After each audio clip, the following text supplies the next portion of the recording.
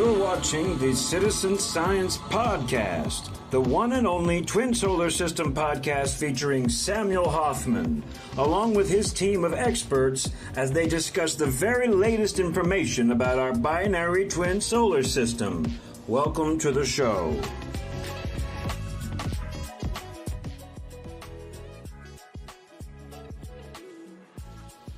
Okay, hello everybody, and welcome to the Citizen Science Podcast. And as always, I'm happy that you all are here. I am Rebecca, as you can see, and it's great that we are already off to a great start. I see several people already here watching, so that's wonderful. And as you already know, let's go ahead and get our guest. I keep on wanting to say our guests. They're not guests. They are my co-hosts, okay? So let's go ahead and start with the one and only you-know-who. It's going to be Mr. Samuel Hofman. Hey, Sam, how are you? Hello. Up here, freezing my butt off. I grabbed a blanket over the shoulder. Uh-oh. Yeah, we had snow today up here in Montana. That's like, hello, wake up with white ground again. Big difference. Yeah. Here it's beautiful. It was 82 or so today for the high, so no complaints, really. So my only complaint that there was nothing to take a picture of. You know, I mean, I am a little disappointed about that, but maybe tomorrow. So, but it's good to see. Yeah, it's 43 degrees here. Yeah, it's chilly. That is quite chilly. So, well, let's check on Jesus and see what the weather in Utah is like. Hello, Jesus Marquez. Hello, everybody. How y'all doing? Glad to have y'all here. Nice, Sam, Rebecca. Good to see you. Good to have you back. Yep. Beautiful day today, but really chilly night. I don't know what's the deal. Yeah. We have had an overcast all week, and today we have clear blues and planets on both sides. I'm uploading some stuff now because I literally just went outside right before I got online, took some video. Oh, and awesome. Now I'm here. So as the show goes on, I'll get that ready for us. Can't wait to see it. Perfect. Yeah, and I can tell Christoper. Let's go ahead and get Christoper added. He's in Vegas. And hey there, Chris. I was watching. I had a bunch of pop-ups from you. I'm guessing you have things to take pictures of because I'm getting your pictures right now. So cool. I'm anxious to see them. No clouds, but clearly you can see, facial illuminations off the planets and light pinching and just a whole lot going on. Perfect. Yeah. All that good stuff. All right. No complaints then. No bad weather for any of us. Thank goodness. No, boy, that was for me. rough. I don't know. A couple of days. I wouldn't say bad, but I would say odd. It gets warm and then it gets cold and then and then we had rain all week. I've never seen it rain this much here. Wow. Yeah, we're going to have another low pressure system coming in off of the Alaska and of course northern hemisphere, way up north again next week. But the low pressure system is currently just over Oregon right now, and it brought in a whole bunch of cold and snow. So we had snow this morning when I got up. Wow, that's in freaking April. That's late April at that. So yeah, I was gonna say, it melted off, but it continued to snow throughout the day. Big chunks, big normal to snow, and it's almost May. Not necessarily, no. I mean, we've had snow in June before, but not normally. Yeah. Now, this is weird. And what's going to come all the way through the next 2 weeks? Literally, the Pacific Northwest is going to be very cold for the next 2 weeks. Yeah. More coming in. Not that this has anything to do with the planets, but it just blows my mind that we're talking about it being May 1st tomorrow. I don't know about you guys, but I'm just like, absolutely. I'm like, how is that possible? I don't know what happened to the January whole year. What happened to the whole year? I feel like it was January just last month. Yeah. Right? Yeah, that's what I'm saying. I remember New Year's Eve, right after it hit 12 o'clock, me and my wife walked outside, and there's an epicity right outside. It was pretty cool. Yeah, it was just like last night. It feels like it's like flying by. Months are flying by. So, but let's go take a moment and look at our comment section and see who all is here, because I haven't had a chance to look at it yet. So let's see. And first, okay, I knew it. I figured it would be experimental, and there she is. It's good to have you, Experimental, in first place tonight. Good to see you, for sure. And then next is our good friend T. Racy. You know they travel in a pack. I always say it. T. Racy and Experimental are side by side. Yeah, good T. Racy. Good to see you. Of course, it'd be Dennis next in line. Hi, Dennis. Much love to you as well. Good to see you, for sure. Always is. I see Jillian. Hey, Jillian. Hey. She can't be with us tonight. Hey, Jillian. Yeah, she's got to get up early in the morning, and it's late. It's like midnight her time right now. So looks like she was checking in earlier today, I see. So, but good to see you, Jillian. And let's see. Next, yes, Katie Joe. Our good friend, Katie Joe. Hey, Katie. East Coast looking up and out Facebook group admin herself, Miss Katie Joe. But good to see you. And I think we have her scheduled to come and join us here soon. I want to say it's a couple of weeks from today. Well, I'll double check. Maybe next. I don't know, but I want to say the 14th. So anyway, we're working on it. We're going to have Katie with us soon. So good to see you, Katie Joe. My friend William said he'd probably want to join us sometime. He's going through some life changes and moving around right now. Well, not moving around, moved from one place to another, but he said as soon as you get situated, he'd probably be happy to come on and join us. So I was kind of stoked about that. I've never had the chance. Well, I mean, I've joined his lives, I guess, but I've never really had a chance to kind of talk to him this way. So it'd be nice. You know? Right. He's an old friend. We go way tell back. Tell him to just let you know, and we'll work it out. I told him whenever he's ready, just let me know, and we'll make it happen. And, hi, Carol. Perfect. Yep, here's Carolyn, our good friend Carolyn. She's our cheerleader. Yeah. But it's always good to have her here, and her input in general, I appreciate. So all the time. Always so uplifting, Carolyn. Oh, yeah. Always. That's why she's our cheerleader. Yeah. So she really is. So, but good to see you, Carolyn. And here is a return guest or listener is Miss Holly Grace from Cairo. How nice. Cool. I love it. I can't wait to learn more about what's going on in Egypt. So very nice to see you, Miss Holly. And here is Rodney. Will there be cake? There should be. If they want me to be there, there will be, right? What's a party without cake? I know, really. Good to see you, Rodney, for sure. Okay, it's Karen. Hi, Karen. Good to see Miss Karen Porter. Always, for sure. And all these people that I'm listing off here, I'm sure we all know we're all regulars, all of you guys. So it's just like a reunion as I'm going down the list. So good deal, Karen. Glad you're here. Oh, yes, I knew it. Brendan would be here from Ireland. And I know it's middle of the night for you. It has to be. So that is devotion and dedication when you're staying up late to be here. I know. So very much appreciated, guys. Yes, very much appreciated. Really. I got goosebumps. Okay. Good to see you, Brendan. And Michelle in Indiana. You're the only person I know in Indiana. So that's special. So it's good to see you, Michelle. And let's see. Oh, hey, here's Nancy. Hi there to Nancy. Good to see you. Always is. Hello, Nancy. Yes.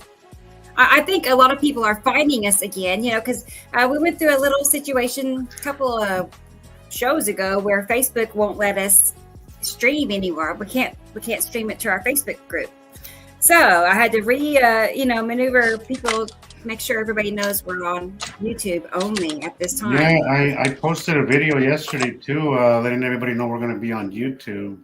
I didn't mention the whole Facebook thing, but I just go over to YouTube and check us out. It was working just great too. I don't know why they wanted to change it, but that's what happened. So anyway, and this is for all of Facebook, or well, you can't post into groups. Right. It says weird, but I am also testing it and posting it to my personal page. Maybe when you get a second, go take a peek at my personal page and let me know if you see that we're on live right now. I'm curious what it shows. So, but welcome to Nancy. Oh, and here is Audrey in South Africa. Yeah, Audrey. 2 a.m. It's 2 a.m. for Audrey. Wow. And knowing her, she'll be here at least till 5 a.m. So, but good to see you, Audrey. Always is. Oh, and here's my friend Irene, our friend, not just mine, but our friend Irene in Florida. Irene, hola, ¿cómo estás? Perfect. Good to see you, Irene. Hopefully your sentence with Facebook is soon over. She had some complaints by Facebook where they put just random bans on her. Just you can't do this, you can't do that. That's No explanation why. She's telling me about it too. I'm like, no reason, none. That could always be. There's never knowing what could bring that on. Maybe some Right. Some as Sam says, or peanut gallery. Right. You never know. Yeah. But I know. I do know. And I want to say hello to Miss Lana in Arkansas. We're not too far away. We might be cousins. Hello, Lana. I don't know. But hi, Lana. I have family in Arkansas. You're not too far away from each other. It would be an easy drive. Yeah. My mom is from just outside of Fort Smith, Arkansas. That's where she grew up. And so I made many, many trips as a young person going to Arkansas. So she's in central northern Arkansas. Central northern. Well, it's not too far. Not too far from Fort Smith, I don't think. Anyway, but good to see you, Lana. Good to see you. Here's Joyce. Hey, Joyce. Good to see you. Good to have you. Appreciate you being here. I do not see your thing running on your personal Facebook page. What? See, if I go look at it, it's there. I'll show you in a second. How far down is it? I'm scrolling and I don't see it. It should be the first thing. Yeah. It should be Nope, Let me not go. on top. If I go look at it, and it shows I'm streaming to my own personal page on StreamYard. But look, it's there. It's there, but nobody can see it. I don't see it. I don't see it. And the top post on what I'm looking at is the one from Jesus. Yeah, it's 13 minutes ago. It came up. Yeah. I noticed last time, I'm like, nobody liked it. Nobody did anything. Yeah, so I wondered if people could not see it. So, yeah, Facebook is not showing our. They're lying to you. They're telling you can see it, but then nobody else can. Yeah, they're not doing third-party streaming. So, okay. Weird. Well, they're probably reacting to what's going on with the TikTok thing because that is pretty much said and done. And China has announced that they're not going to sell to a U.S. country. So we're probably going to be losing TikTok here within a year. So, now, I will point out that it's banned in India. It's banned in many other countries as well. So I know, but No. I'm holding out. I'm holding out hope that it's going to have, something will, I don't know what. They'll repeal it. Facebook did announce on a page that I never got a copy of, but I did see it on YouTube, where they had announced to everybody to stop copyright infringement and stop posting music and all sorts of stuff. Wow. So, that's odd. And because, for an example, it's like Skywatcher Music Room. That's all we do there is post music on Facebook. So, like, they're kind of shooting themselves in the foot there. Now, I understand copyright issues, and they need to work all of that out. Yeah. And, God, it's a tangled web of spiders. It sure is. Yep. I would think sharing a link to a video on another platform is acceptable. It's not like you're trying to share the actual music. Right. And which I get. And especially if it's from like a band or a music group's official YouTube channel, right. You take your pick. And, if you're not making any money off of it, then it's not copyright infringement. Right. Anyway. Yeah, I know. Who knows where we're going to be a year from now? Yeah. It's Wire, and is it Paladin? I say it wrong every time. I always want to say Paladin. Is it Paladin or Paladin? Help me, Sam. Paladin. Paladin would have then it would be Pladin instead of Pal. Yeah. Okay. And a paladin is a holy knight. Okay. Okay. Well, my bad. But I'm glad you're here, regardless. I am glad you're here from San Francisco. How cool. I have never been there. Oh, it's awesome. Excuse me. Oh, That's you. yeah, I bet. Thank I would you. love to see it. Maybe one day. We'll see. But it's great to have you for sure. Yeah, I have And not been to Lorraine. San Francisco personally. Oh, such a San cool Francisco city. is one of the few California cities I have not driven through. Yeah. It's don't know not like why. any other city you've ever seen. It's so cool. I haven't been there in a really long time since I was a teenager, so it's gotten really big. Like Vegas has City gotten by big. the Bay. Uh-oh. Well, we lost Chris. He'll be back, though. We know that. But Lorraine is here. Hey, Lorraine. Good to see you. Good to have you. Lorraine is the name of one of asteroids also, right, Sam? Is that right? Yep. Okay. I thought so. So I'm still learning. Here's Chris. He's back. That didn't take long. But good to see you, Miss Lorraine. Good to have you for sure. Nice to have you here, Lorraine. Yes. And Did you mention Irene? I did. Okay. Okay. Yep. I sure did. Yep. Was I we not talked about paying Irene. attention? Yep, we got Irene. Who else? Let's see. Thunda is here. Yes, got Okay. Thunda. I'll shut up now. You Oh, probably you're already good. did all that. Oh, yeah. I see that you Yeah. already scrolled all past that. Yeah. Okay. Is it Jace or JC? JC. Okay, but it's good to see you either way. It's I'm Jace, glad it to has to have be Jace Ventura, you know. Isn't it like a point Yeah. on Ace Ventura, right? Is that kind of what I'm guessing? That's That's gotta detective, be yeah. it. You know, That's for those of us clever. who actually still remember what that even is, Ace Ventura, I don't, you know, I'm totally dating myself with that, but you know. No. That's another one I never saw all the way through. So I'm gonna go hide now. 'Cause- Hey, don't hide. It's okay that you're not. It's ridiculous in the funniest way. It's just, Yeah. Right, Oh, yeah. I'm it's sure. ridiculous. Yeah. I do like some of his movies though. It's not Gosh. him. It's not His that. best but I is think In Living Color with. I was you gonna know, say that. I was just watching him do Yeah. Vanilla Ice on In Living Color. Just hilarious. It was so funny. You know. right, funny. But yes, so it's got to be Jace. So good to see you, Jace Ventura. Let's see, and we did get Irene, and here is Tara.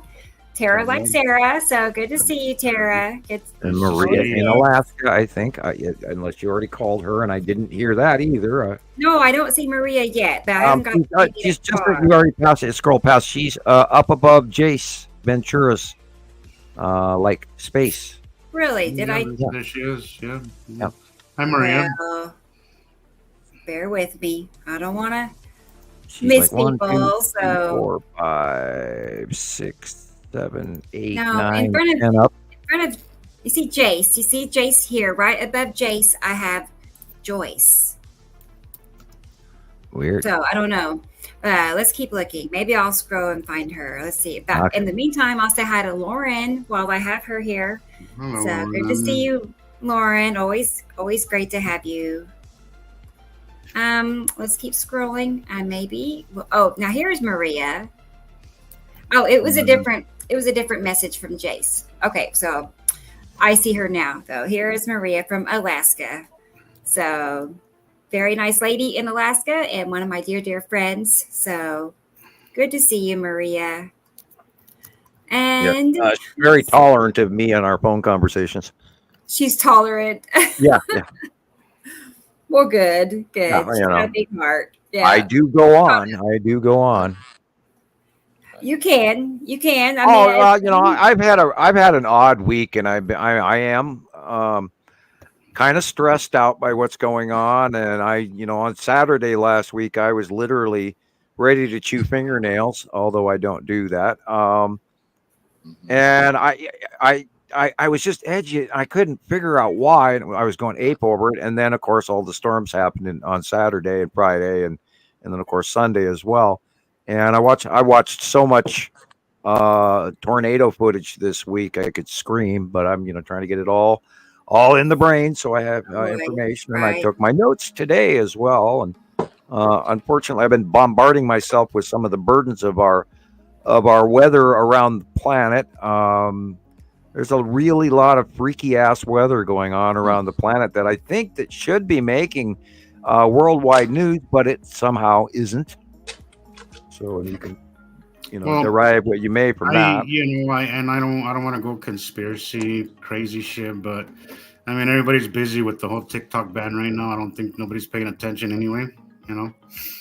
It's always some kind of distraction over something stupid. So Well, there's major flooding in Russia, major flooding in China, and I've got that all down on my notes, and we'll do my notes later. Sure. And yeah, I have clips of some of the tornado situations from the other day, which, it's unbelievable, what was actually happening. I mean, Sam, I was wondering, is there times where we can look back and see that there was, 2 days in a row and this many this day and that? I mean, I'm sure there has been spells before where I just wondered if this was any worse than any time before, I guess. Well, yeah, it is. This is weather I have never, ever seen the likes of on any radar. And I remember radar going all the way back in the 80s because I used to, VHS record the Weather Channel. And I used to have hundreds and hundreds of videotapes of the Weather Channel going all the way through the 80s and 90s. My friends used to laugh at me, but I recorded the weather. And that way, when I got home, I could watch it. And this is weather I've never seen anything even remotely close to. I mean, there's half the time our weather is coming from the south, and currently our weather is coming from the northwest, which is out of Hudson Bay and Alaska and the North Pole, and these low cutoff storms at these rotational lows that are coming in one right after another and hitting the U.S. And this is, of course, why it snowed this morning and why it's going to be cold for Jesus, and Las Vegas is going to cool down in day after tomorrow as well. And we are literally Pacific Northwest is going to be cold for the next 2 weeks. So, and I've been watching the forecast models and doing my homework. Perfect. Well, let's go ahead and let's see. Bear with me 1 second. I figured let's go ahead and look at the latest on the weather here. There's another tornado warning. A new tornado warning has been issued. That's been the biggest issue here lately. Max velocity.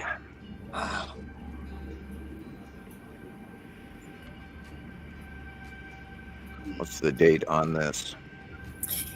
These are all from the 2 days, 26th. Okay, Friday and the Saturday. Yeah. Uh-huh. Oh my God, that is a tornado, isn't it? Yeah. It is. It's going that way. So it's not. Are you videoing? Whoa. Wow. That storm chaser is too close. Too close. Look at that. I don't know if that's brave or dumb or both. But it did make for some killer footage. Right? Look at that! Holy crap! Oh my gosh!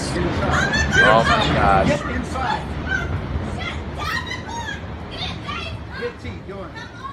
They are lucky they're still there. Yeah.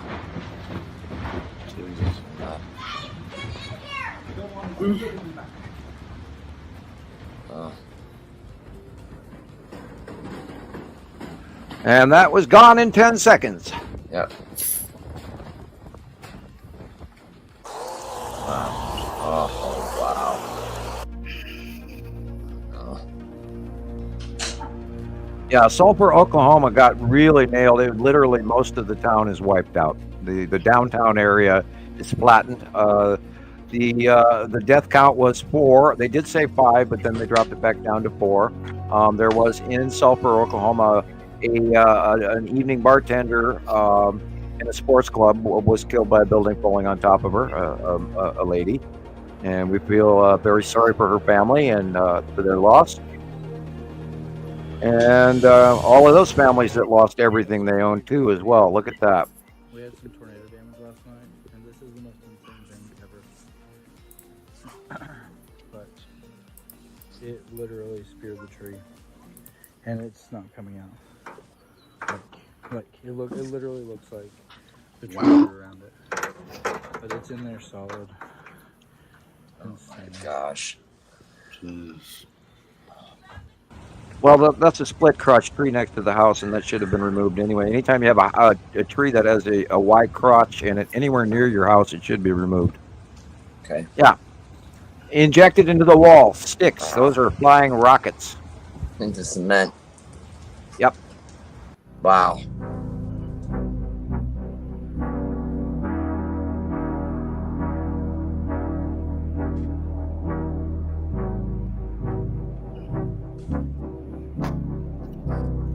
And I do believe these are close passes. I do believe these are close pass related storms. Since when did China have tornadoes? Right. Do you guys see this? This was just yesterday in China. China just had a tornado. Here it is in Guangzhou, China. Look how dark that is, y'all. Look at, oh wow. Looks like when did China have? Here is a lady taking it outside her window. Look at this, y'all. Look, when did China have tornadoes? They always do. Y'all saw that? When? Whoa, that's crazy, y'all. Look at that. Damn. Oh man. Oh, I love his enthusiasm. God, y'all. Yeah, they have major flooding in China, major flooding in in southwestern Russia. There's flooding. Imagine you're driving on the backside of a tornado and a tractor trailer India. literally France. falls out of the sky. That is exactly what happened to Jesse Rossi here at the Marietta, Oklahoma tornado that you can see there. This tractor trailer was thrown up and thrown several miles away, landing on a highway. Yeah, they rated the Marietta as an EF4. Wow. That was straight off of the movie.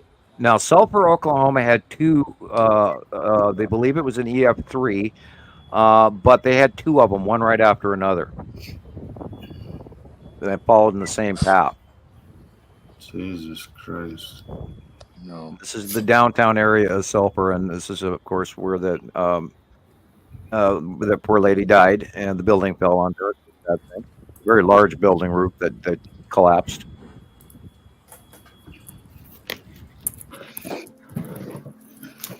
Now, the EF rating, when you have a cement foundation, that's all that's left, they consider that an EF4 to an EF5. Okay.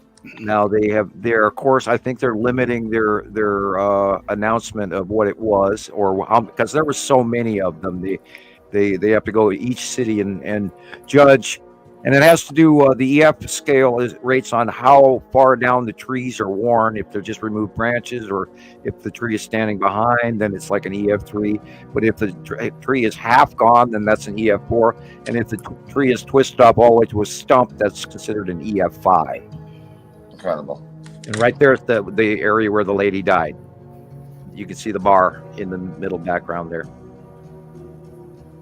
And rest her soul. And this is, of course, the post office behind that. Gosh. Oh.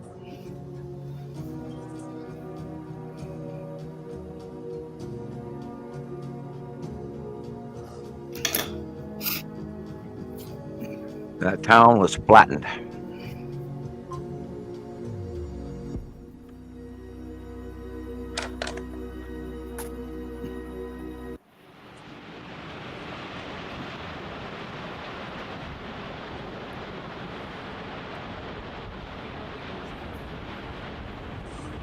This, of course, is a smaller, like an EF1, EF2.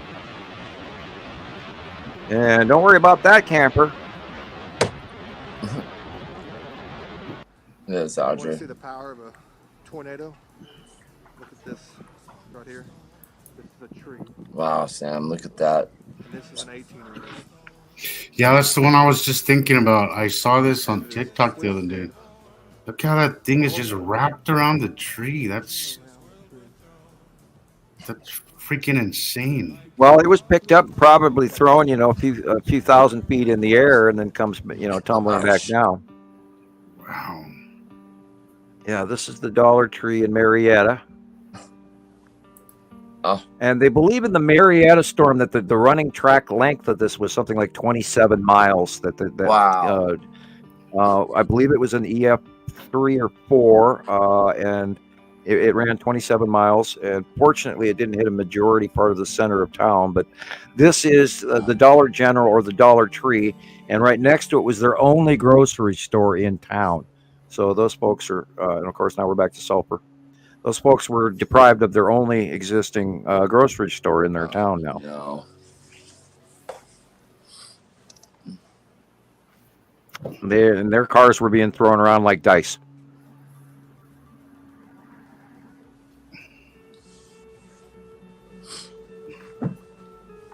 Yeah, I've seen all of this footage at least 5 times. Making the rounds. Yeah, well, I spent the last 2 days watching all of this over and over again on every from Fox to you and Ryan Hall and Max Velocity and a couple of littler guys that are out there. And it only takes a few seconds to lose everything you own, guys. So, and we were, before the show, Rebecca and I were talking about how the loss of life is amazing, that there wasn't more. And if you notice that this entire neighborhood, this development area, is gone all the way down to the pavement. And so that was at least an EF4. And I'm amazed that those folks didn't die. Where did they go? I don't see any basements. Is there, okay, I'm just wondering, like, is there a reason why they would maybe not be honest about the number of deaths? I don't think they would do that. I think they would announce all the deaths, but yeah, I just wondered if there's a reason that they wouldn't. Well, they do have those emergency broadcast systems now, and they try to get them to every home where you plug them in, and they're really loud. So and they're terrorizing too, and they do that for a reason. I'm just like you. I mean, if it's a concrete slab, where do people go? Like, where did they go? You know? Yeah, let's just hope that they actually learn to evacuate into the proper areas. Well, I was telling you guys the other day. I watched till about 4 o'clock, 5 o'clock in the morning, your area over Tulsa, and I was concerned for you guys, and I kept remembering, okay, Rebecca does have a basement to go to. She mentioned it to me that they do have a basement to go to, and pre-plan ahead of time, so I was comfortable. And you were fortunate because all the storms, the first one that went by you in the north, and the rest of them went by you in the south. So it was like, okay. Yeah. Although Oklahoma City did get some really nasty destruction as well.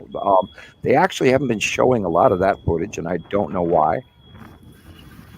I do know that Tulsa seems to get bypassed a lot. Like, it will be like coming right towards this, and it will do that. It follows the turnpike, and it goes north or south of Tulsa. It happens often. Wow. I don't know why. We don't know. We all it was crazy when I was in New Mexico. I was right off of the border of Texas and New Mexico, and then the same thing would happen to us. They would form. We would see the swirling above us, but they would always move towards Texas. It was really rare that we would see them form, and then they would just move towards Texas. But we were right in that area when we would see them form, and then they would never. Well, I mean, they hit us once or twice, but. They usually would just fly over us and just kind of go towards Texas, but because you have the moist right as you have both wind currents intersecting there in Tornado Alley, we would never. I was right there at the beginning of Tornado Alley, so I would always move towards Texas. But I got to see some pretty scary stuff while I was out there. Right. Yeah, people, we have to rethink how we build our homes. Yeah, for anybody who says that, what is a point? There's nothing you can do about it. There's a lot, knowing what the signs are, of what could possibly happen. Knowing the signs of necessity in the sky can mean the difference between getting out and not getting out, guys. It absolutely is useful to know this information. That is so bigger than normal, you wouldn't believe. And look at the speed of that rotation. That is beyond anything we've ever seen in the past. And don't let them tell you this is a superstorm. Don't look just at the tornado. Look above it. I really do think these are close passes. And the behavior, even what's going on right now, even in Iowa, again, Nebraska and Kansas, as we speak, there's new formations of of thunder showers, and that reached all the way up from Minnesota to Texas. And they're having. By the way, everybody out there, if you live anywhere from Minnesota to literally to Oklahoma City tonight, this evening, there are what they're referring to as gorilla hail warnings. So park your cars in places under a tree or whatever, or have that really thick quilt over roped down over your windshield and back window if you want to have a window. Did you see that one? I think it was China as well, where the hail was, God, maybe like 40-pound boulders. Yeah, that was what we did. That showed that on last week's show. Yeah, they were the size that's where I of saw it. antelope. Okay, wow, that was insane. Yeah, the train guy, they broke their window here and all that, and they lost the car. William, how's it going? How you doing, man? Nice to see you here, buddy. I'm on large here, so I'm not reading. Go back down to small again. Okay. Hi, William. Glad you're here. Yeah, we were just talking about you were saying whenever you're ready to, if you want to come hang out. Yeah. I know, you're kind of getting situated, but let me know when you're ready, and we'll have you on, man. That'll be fun. Have somebody new. Oh. Yeah.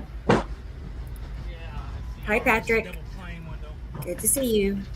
Hello, Patrick. Yeah, I'm sure I knocked the car over. Let me see. Yeah, we got trees and everything else behind us. Yeah. Yeah, it knocked the car over. Yeah, I was watching a lot of YouTube, and all those new cars that have those glass roofs. Oh. I don't think they thought about that too well. And they're just not. For me, they're not very comfortable to sit in. Like, I can't imagine being in Las Vegas or LA in one of those during the day. Oh, it's not fun. Yeah, like I use Uber a lot, and like Teslas are pretty much what a lot of them use. And sitting in the back, you got this. It's just the whole ceiling and the back window. It's just one big. I don't know if it's glass or some kind of alternative or something, but it's just really awkward seeing the whole roof. I don't like it. Yeah, I don't. Is that the highway that goes from Vegas to LA? Is that the 15? Yeah. Yeah, I've been stuck on the 15 before outside of LA for hours. Yeah. And coming from Las Vegas heading down to LA. And I many times got stuck in traffic jam after traffic jam. If I had a car like that with that kind of window, you'd fry. Yeah. You'd fry in that kind of car. I don't know. Some of them have closing roofs. I don't know that, roll up, whatever. But I mean, the newest car I've ever driven is a 2004. So. Yeah, right. Me too. So I don't know what the new cars are like. Well, I'm dating myself here.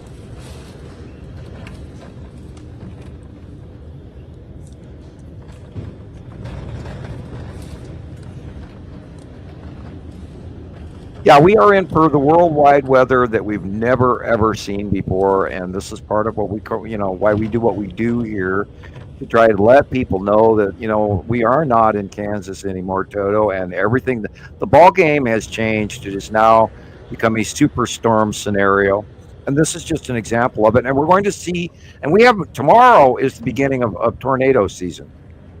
So, and I checked into El Nino and La Nina transfer that were going on already, and that is they're calling for the worst hurricane season we've ever seen.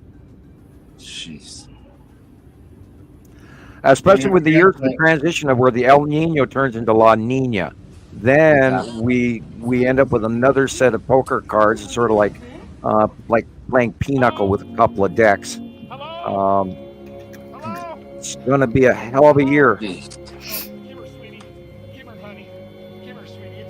Oh, poor animals. Yeah. How can you imagine a poor animal trying to hide, freezing its butt off, and having the hell scared out of it? Made it. Your new best buddy for life. Right.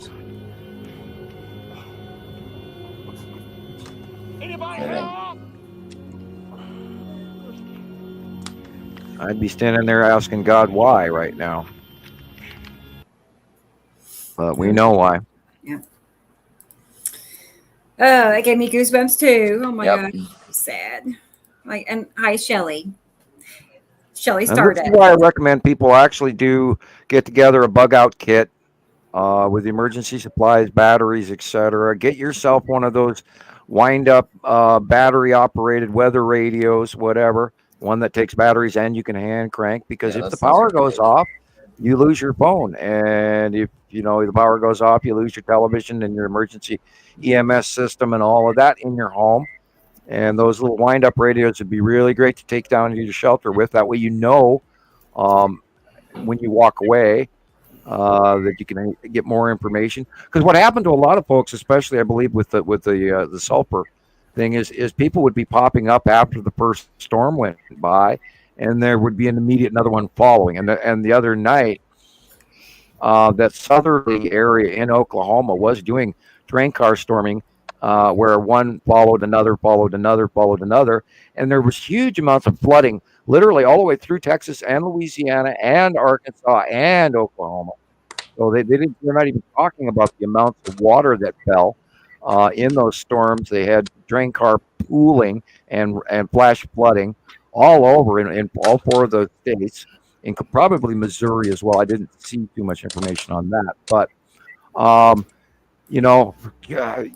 seek higher ground, seek basements, because if you're stuck underground and you get a tree fall on top of you and then a flood comes in, wow, you're in trouble. So, plan on making sure if you're going to go to a basement, make sure it's on a higher hill, not in a low depressive area. And, get a family plan, you talk to your cousins, your uncles, your aunts, your nephews, whatever, and find out who's got the best shelter. And when these things come up, get together, have a cook party ahead of time where everybody gets together and has a family meal together, and then you can all group up and stay in your little shelters as well. And if you don't have a shelter, find one where you can go, because we're going to see more of this. Also, I figure there's a hospital up the street. They have a basement too, but it's better if I could just run out next door, Right.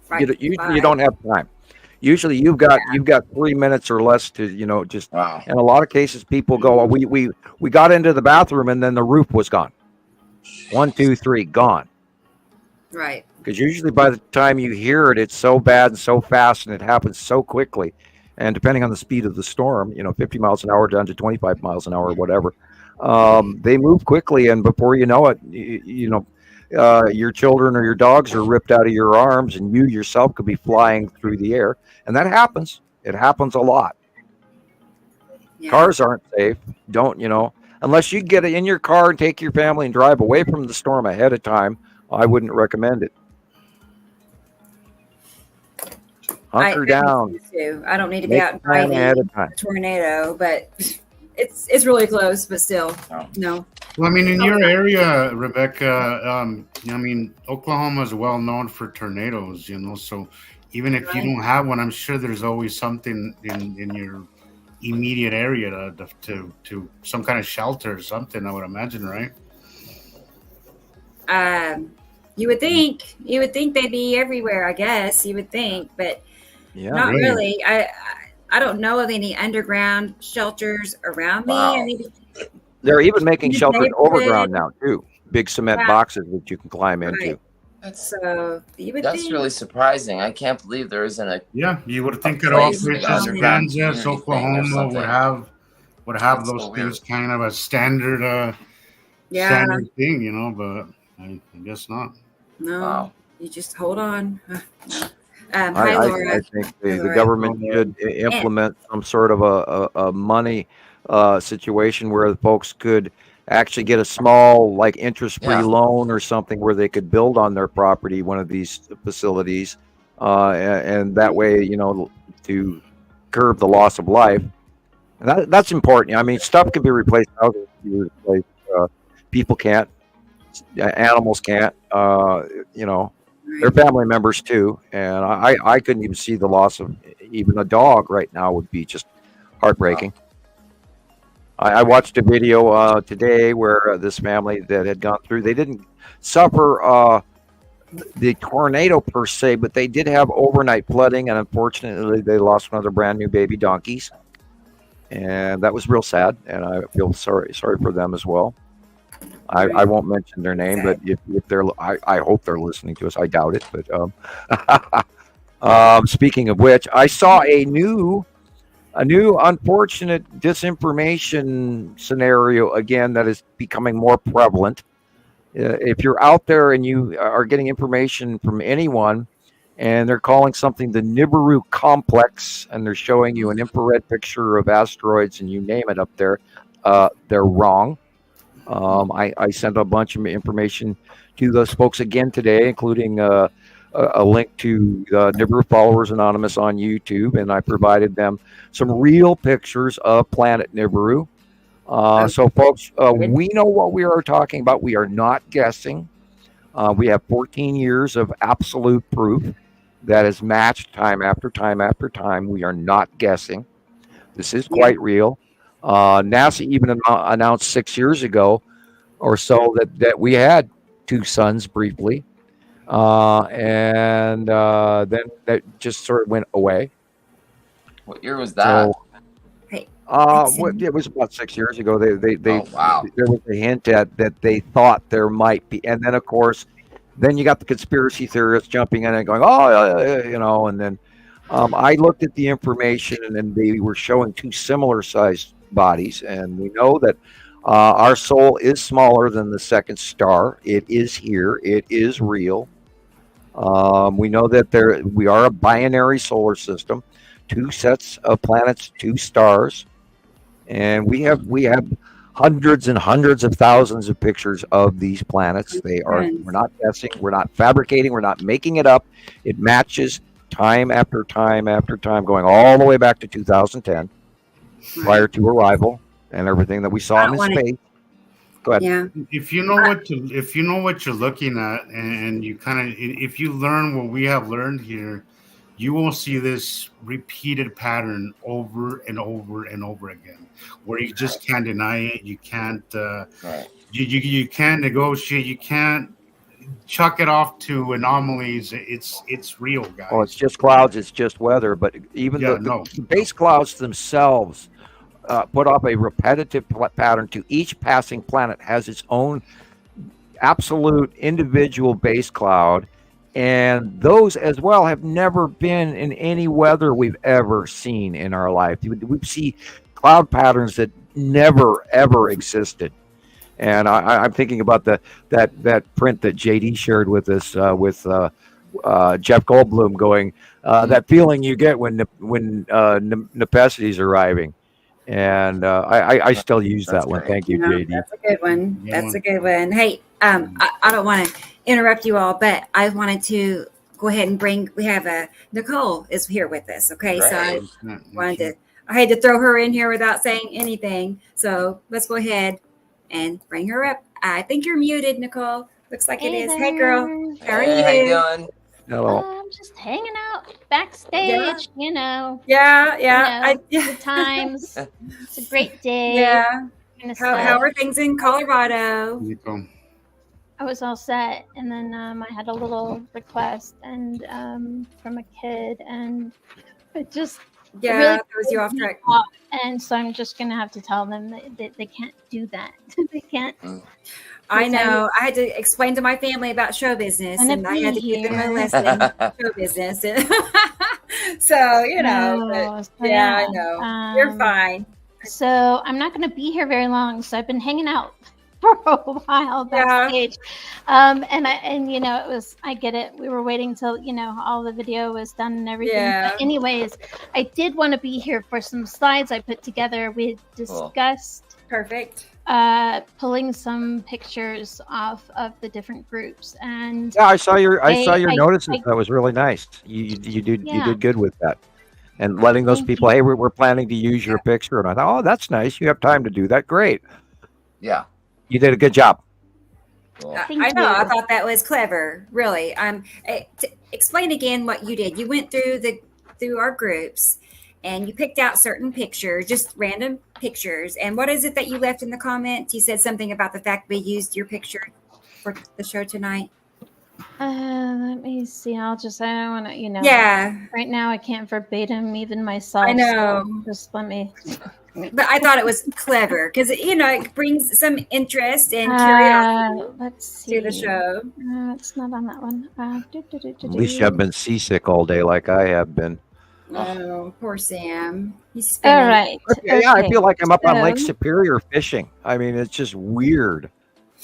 Like, here we go again. Yeah, it's crazy. My dogs have not been doing well, and I want to pin it on their seniors, and so sure they should be napping, but usually they're my shadow, and I don't even see my shadow right now. So I don't know. I think they're feeling it.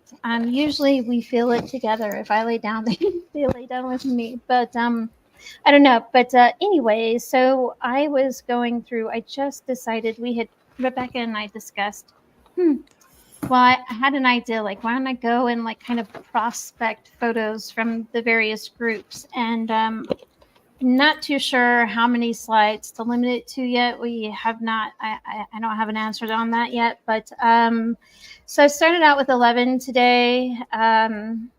And there are some that are vertical, and I don't think that it's a shot that we should discount just because you can't pull that high noon shot without it, right? And you still can get quite a bit, especially if you're using a large angle. But anyways, so Andy Pull is one of them, and I was just looking for eye-catching stuff. Yes. I'm getting Andy Pull, for the record. Andy Pull is one of my moderators on Montana Skywatcher 2 and 1. He's been a member of Montana Skywatcher 1 for many, many years. Thank you, Andy, for your work. Hope you're listening. Super talented. He shared some really cool stuff. I don't think it was his Very post. nice, man. He shared one from I don't know where that was just absolutely insane, man. It was so cool. Well, and this one is from Monique Survive. Vegas. Could be. Around 9 a.m. in Belgium. Yesterday.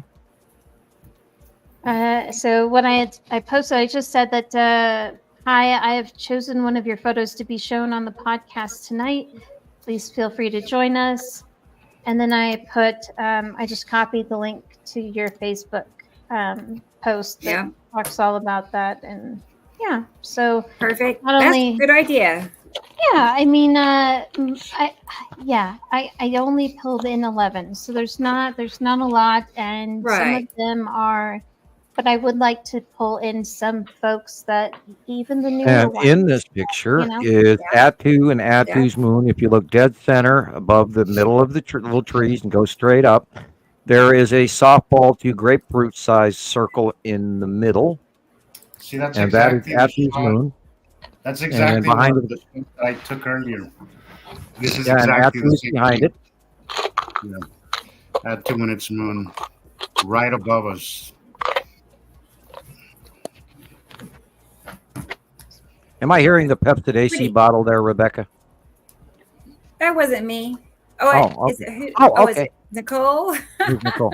Hi. We can start a band. We can start a band with all our bottles. I have mine right here. I have my Tums bottle. There we go. Oh my gosh. Okay. Cool picture. Good. Got our little collection of accoutrements that we need for the show, Yeah. Okay, this looks like the bottom of Necessity. Yes. Look at the color variation. Yeah, and the fingering. No cool. Right, exactly. And this is another of Monique's. And Monique has some great captures. I look forward to her posting all the time because she has a really great views, and she knows what she's looking at as well. So, from Belgium, which used to be Spanish Holland, many years ago. Yeah. I every once in a while I like to look up what the countries used to be named. Oh, it's amazing how many countries aren't really even what they originally started out as, and the moving lines and all these horrible wars that we've had throughout history. Okay, people, let's stop having wars. Time to grow up and do different things. Please. Yeah, this looks like the bottom of Uri. Beautiful. And this is from Kristen Evans. This was 11:30 p.m. on the 29th from Massachusetts. Yeah, that would fit right in with Uri. After sunset. Look at the bottom illumination. Yeah. After sunset. After sunset illumination. So cool. I'm going to get a cocoa. Lines. And yeah, there's Andy. Hi, Andy. I'm I surprised was he's telling here. William. William is he's an outdoorsman, and he's good with the woods, and he's good with survival stuff. I was like, I think whenever you're ready to come on, it'd be a great topic of discussion to hear from somebody who's good with that kind of stuff. Because this guy lives in the woods. That's his thing, man. He loves spending a lot of time out in the woods. So he knows survivaling. He knows all that kind of stuff. So I can't wait to have him on to discuss that, because personally, I kind of lack in that department, and I think it is a good topic of discussion, especially seeing how destructive this cycle is being already. We're not even technically in tornado tornado weather, but doesn't technically start till next week, and we've already seen 50 plus tornadoes in one day. Wow. Yeah, I know that name, William. I recognize his name. Like, I've seen that for years and years, basically, in our groups. Yeah, so he's on Skywalker 2 all the time. Connect, with him. So I like that. And Andy is up at 2 a.m. So that's devotion. For his picture. Devotion. I know. It's devotion. Yeah, you reeled him in, Nicole. So, and here's Robin. Hey, Robin. Good to see you. Good. Glad you're here. I can't. Every time I see Tony's footage, I'm just so jealous. God, what a beautiful area. This was sunset in Switzerland. That is insane. And in the upper middle is the red asteroid, which is that big yellow, followed by the middle is the spiral asteroid. Wow. And behind it is Attu and Attu's moon. I have this on and you video. can see the edge of Attu between the two yellow clouds, right there between the two. You can see the cutoff dividing line of Attu. And Nepesity is behind it to the right.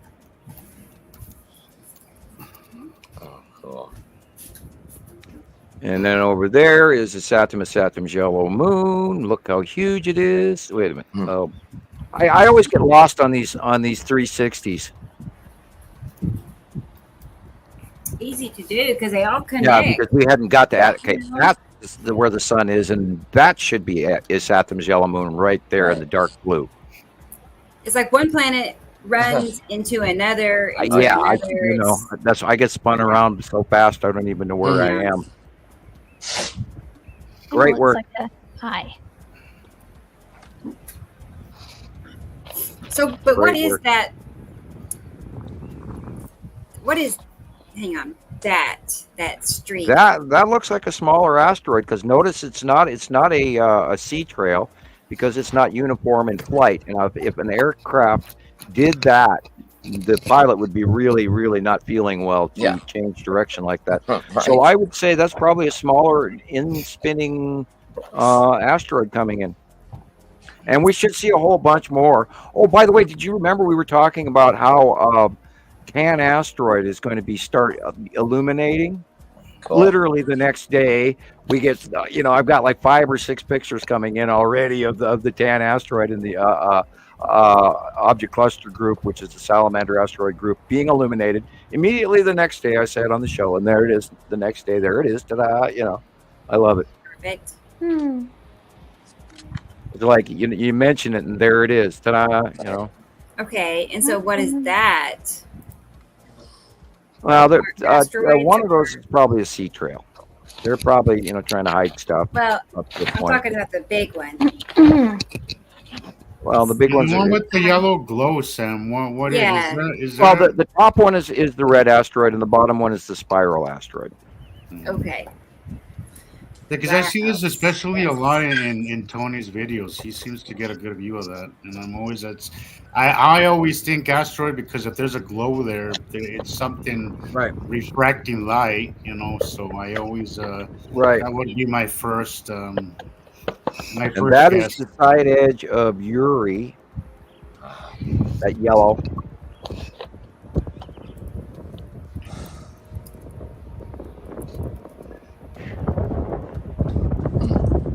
Yeah, we never had skies like this when I grew up. No. Gosh. No. Right. I don't think anybody could say that. That would have made for fun sky watching then. Oh yeah. Okay. I mean, I've already seen like one that looks like Godzilla. I posted it. Right. It's like a baby Godzilla. There we go. Yeah. Okay. Love it. All right. Moving on. Okay. Hey, we've got Jennifer Dema. I hope that's right. If I'm not saying that right, let me know. Hi, She's Jennifer. from Colorado. Yeah, Jennifer's a really nice lady, a dear old friend from Montana Skywatcher too. And then we've got, I believe it's Lottie Lynn from South Africa. Now that's really interesting. That to me reminds me of like Uri onset. And I looked at this picture the other day, and I just sat there and went, "What am I looking at?" Mm-hmm. Because if that is a planet, how come the illumination is the way it is? But I have no set. Mm-hmm. Mm-hmm. I mean, Probably weird clouds. yeah, you're talking about the right hand. The one on the right, yeah, the right hand one. Body, yeah. The one on the left is of course asteroids. See, I've from noticed Jennifer. when Uri is around those clouds, and it looks like the sun is just pressed up flat against the clouds. It's like it has a very unique appearance. Our sun when Right, Uri the is one nearby. that Jennifer took, the upper rounded area is the Tan asteroid, and the bottom rounded blip underneath it is Poppy, which is named the asteroid named by Leandra. And Lorraine is up off, just slightly up off the dead center, half in, half out of the top of the frame. Those are our two new named asteroid. I was going to say, I'll have to have you show me Poppy. I have not. Yeah. I don't know what Poppy looks Yeah, like. I will add a corrected. I've got a little capture that I can add on to, or make a new. I'll make a new one. And I'll get you a copy of that. Perfect. So Okay. right over the U. I spent more time researching this week than I did actually spending on time online. Sam. Poppy is right above the U on Saru on this drawing. Okay. Oh, okay. And it's got the two little asterisks next to it because I couldn't remember the name she told me. And I wrote it down, but it was on my notes, and then it got thrown into the note bin in my pile of old notes, and I couldn't find it back. So that's why I had to ask again. And then, of course, Nicole corrected me, which was a good thing. It helps. It helps when you have another brain to keep you in mind. This is, of course, Atu's moon. This is Atu's moon, very close. Jennifer. Another Jennifer. Yep. Colorado. Yep. Mm-hmm. Wow. Look at that. Yeah, close pass of I wonder if Atu's they moon. can And we're storm seeing it. Atu's moon Do you closer think- than we have. Do you think Nephicity is behind it, or It would be to the right. Okay. yeah, or it's dark? Yeah, Dark. and behind. Yeah, Behind and to the right. that happens often. Okay, I cannot wait to see what happens this summer. Oh my God! It's elation and dread at the same time. I know. Now, I fear what's coming, but it's going to be cool. Okay. Does anyone know how to pronounce the Italian names? Is it going to be? I'm going to say Tiziana. Tanya? Tiziana. I know. Tiziana. Every time I see that name, I say it to myself. Bastianelli Bastianelli. from Italy. Yep. April. And we apologize if we butchered your name.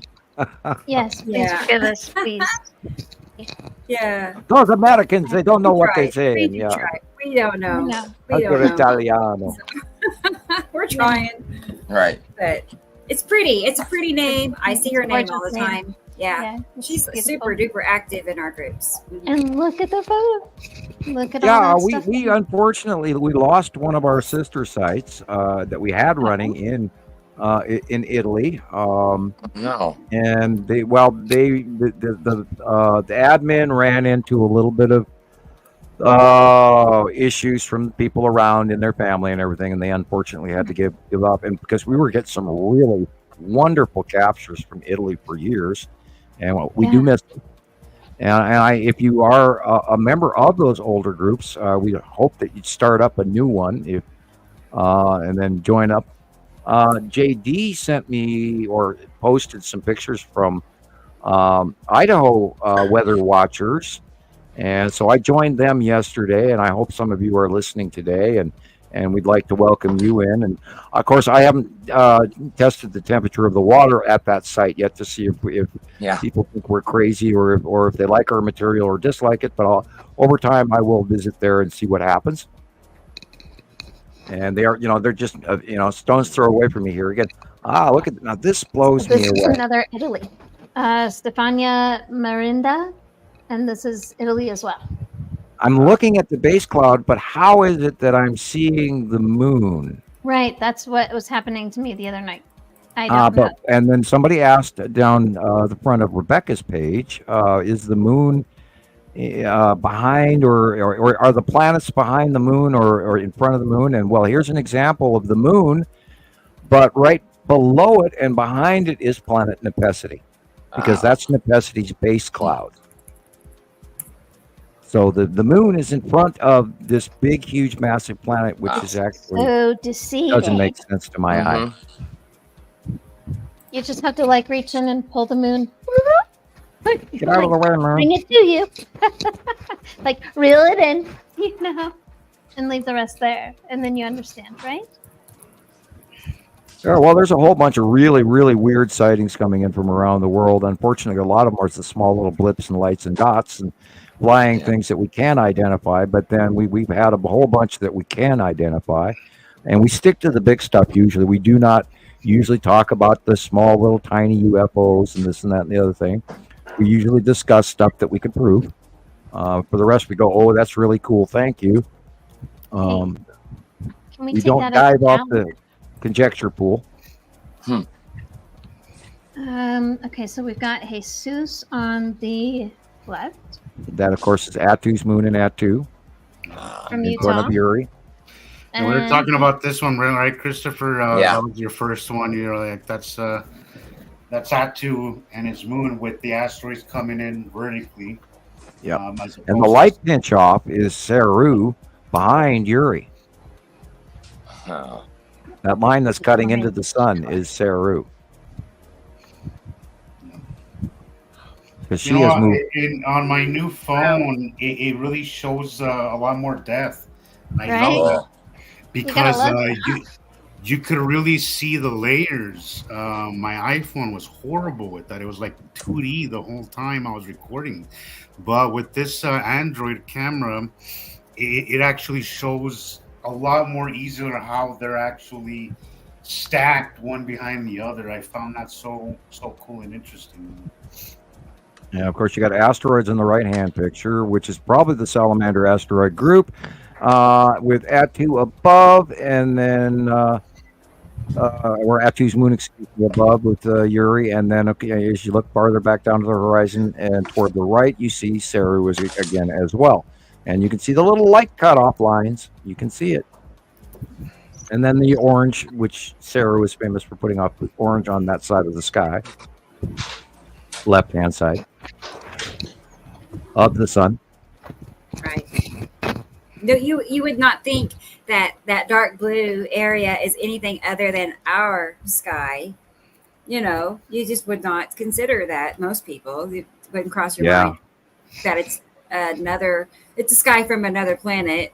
That's well, you know where I think people get really confused is, and I did too in the beginning, and it took me forever to kill. Is that when you see planets in the day, they're gonna look blue, and I think that really throws people off. And I've really been trying to emphasize on that because you have to understand that our skies are blue. We have our atmosphere. It's literally like, and Sam, I know when you said this, it's literally suspended water and gases Right. in our And then with atmosphere. a blue hue. So it's like looking through a pool, So and then they have atmospheres too, which also look blue in the daytime. So you're gonna get this blue, in the day, and that throws people off. People see white, they see clouds, and then they see blue, and they assume it's our sky, and that frustrates me because I really hope that people understand that our skies are blue for a reason. It's because of our atmosphere. We're also seeing the dark side of the back and we're of seeing the the planet. dark side as well. Now, I wonder what they're going to do once they go beyond us in the next year or two. We're going to, and we're already seeing those illuminations, Sam. We're already starting to see and then when they get farther away, we'll see the colors. I was seeing the last episode during the time that I wasn't on the show because I came on a little late. A Saturday show, there was a few of them that looked like one of them was like the Aurora Borealis, but I did think that some of them were probably just nighttime illuminations.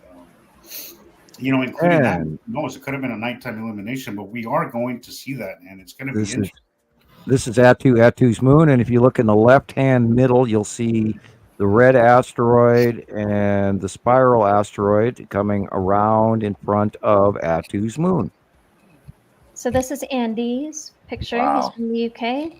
And if we could go back 1 second, when you can get a moment, I just wanted to let you know that the picture on the right side is from the Maldives. From Afan Ahmed. Perfect. Thank you, Afan. Wonderful work as usual. Yes. Always great work with Afan. Great to have you on board with that location. What a location to have. Yeah, he does. Imagine getting to be born in a resort town. I don't know. It seems kind of fun. You might get bored. I don't know, but. Unless you're trying to pay a mortgage there, then it's not fun. No, I know, right? Back there because you were born there, or someone else was, and you go back there with them, and then they don't want to do anything touristy because it's home for them. It's home for them. So they're like, When I lived in Las Vegas, I bet you I was like, I bet you, Chris, when's the last time you go down the strip? Oh gosh, it's I think we went around like Christmas Eve just to walk around. Yeah. And then maybe 2 years before every local that I would pandemic. every local that I would talk to in Vegas was like, "Come on, we haven't gone to the strip in months." Some people would be like in years. And now that with the Golden Knights being so popular, that's probably the only thing that the locals would go do. Yeah. Go see the And then they want to charge you. They want to charge the locals to park their cars down there. Like what? I don't know. It's like $50, for the day or something like that. I don't know how much it costs. There are some diehard fans, man. I'll say that. There are some diehard fans. Every time there was a game from the Golden Knights, it was a total disaster downtown. But once you live in a place, you just hate doing those kind of things, man. I saw myself going less and less to the strip. I just couldn't stand it after a while. Not only that, they don't bring you beer fast enough at Pirates Cove. Us Montanans, Yeah. It's okay. Don't mind them. They're drinking from the pitcher. They're from Montana. They don't use a glass. Yeah. Oh no. So this is JD Martinez from Wichita, Kansas in the U.S. See, that is going on today. This is what I woke up to. Basically this, where you have what looks like the sun smeared all over the front of whatever is going on here, but exactly the same view I have this morning when I got up. And always go to work, JD. Always good to see your personal captures. Right. Ones. I think this is the first one I've seen from JD. His personal. Yeah, it's been a minute. Yeah, he puts a lot of other folks' pictures, which is cool. too. You know. Yeah. Yes, the exception. One of very Yeah, few. he's one of the few people I let get away with that because he knows what he's Right. doing. Right. So please Exactly. mind the rules. Otherwise, please. Yeah, and he's been a member for many, many years. He knows what he's doing, and that's why I allow it. Right. And also, he's down in Kansas, so he's way down at sea level. Oh. I can't imagine he gets that as much sightings Yeah. as some of us up here in the higher regions do. So I bet you that's a factor as well, you know. Okay. I think that was the last one. Hi, Aaliyah. Oh, I said that, but I meant to say hi, Aaliyah, and hi to Esther. I saw Esther here. There she is. Hi, Esther. Esther, Aaliyah, Holly, nice to see y'all here. Hey, Esther. Perfect. Hi, Holly. And that was the last one from that folder. So thank you, Nicole, for putting those together. Of course, I like that plan on- idea. Cool. That was I cool. plan on pulling those in from more of the groups. Some of them, so since there's so many, I have no idea which one, who's who, and I know Right, Katie's, right. and I know Leandra's site, and so I do plan on. Well, it'll be, you know, maybe if it's popular, it'll bring more people in to watch, and if they're proud of their picture and what we have to share, Right. then maybe they'll share it with their friend or family member. Maybe they could maybe understand what it is that they're capturing as well if we discuss here on the show, because I know a lot of people are taking some really crazy pictures but don't quite really understand what it is they're seeing. So it's always good to kind of straighten that out and put it on the show and then kind of explain to them kind of what's happening, you know. So I think it'd be a great teaching tool as well as you know, nice picture cameos from everybody. So that'd be nice. Great idea. Perfect. All right. Perfect. Yes. Okay. Okay. Let's And thank you, see. Esther.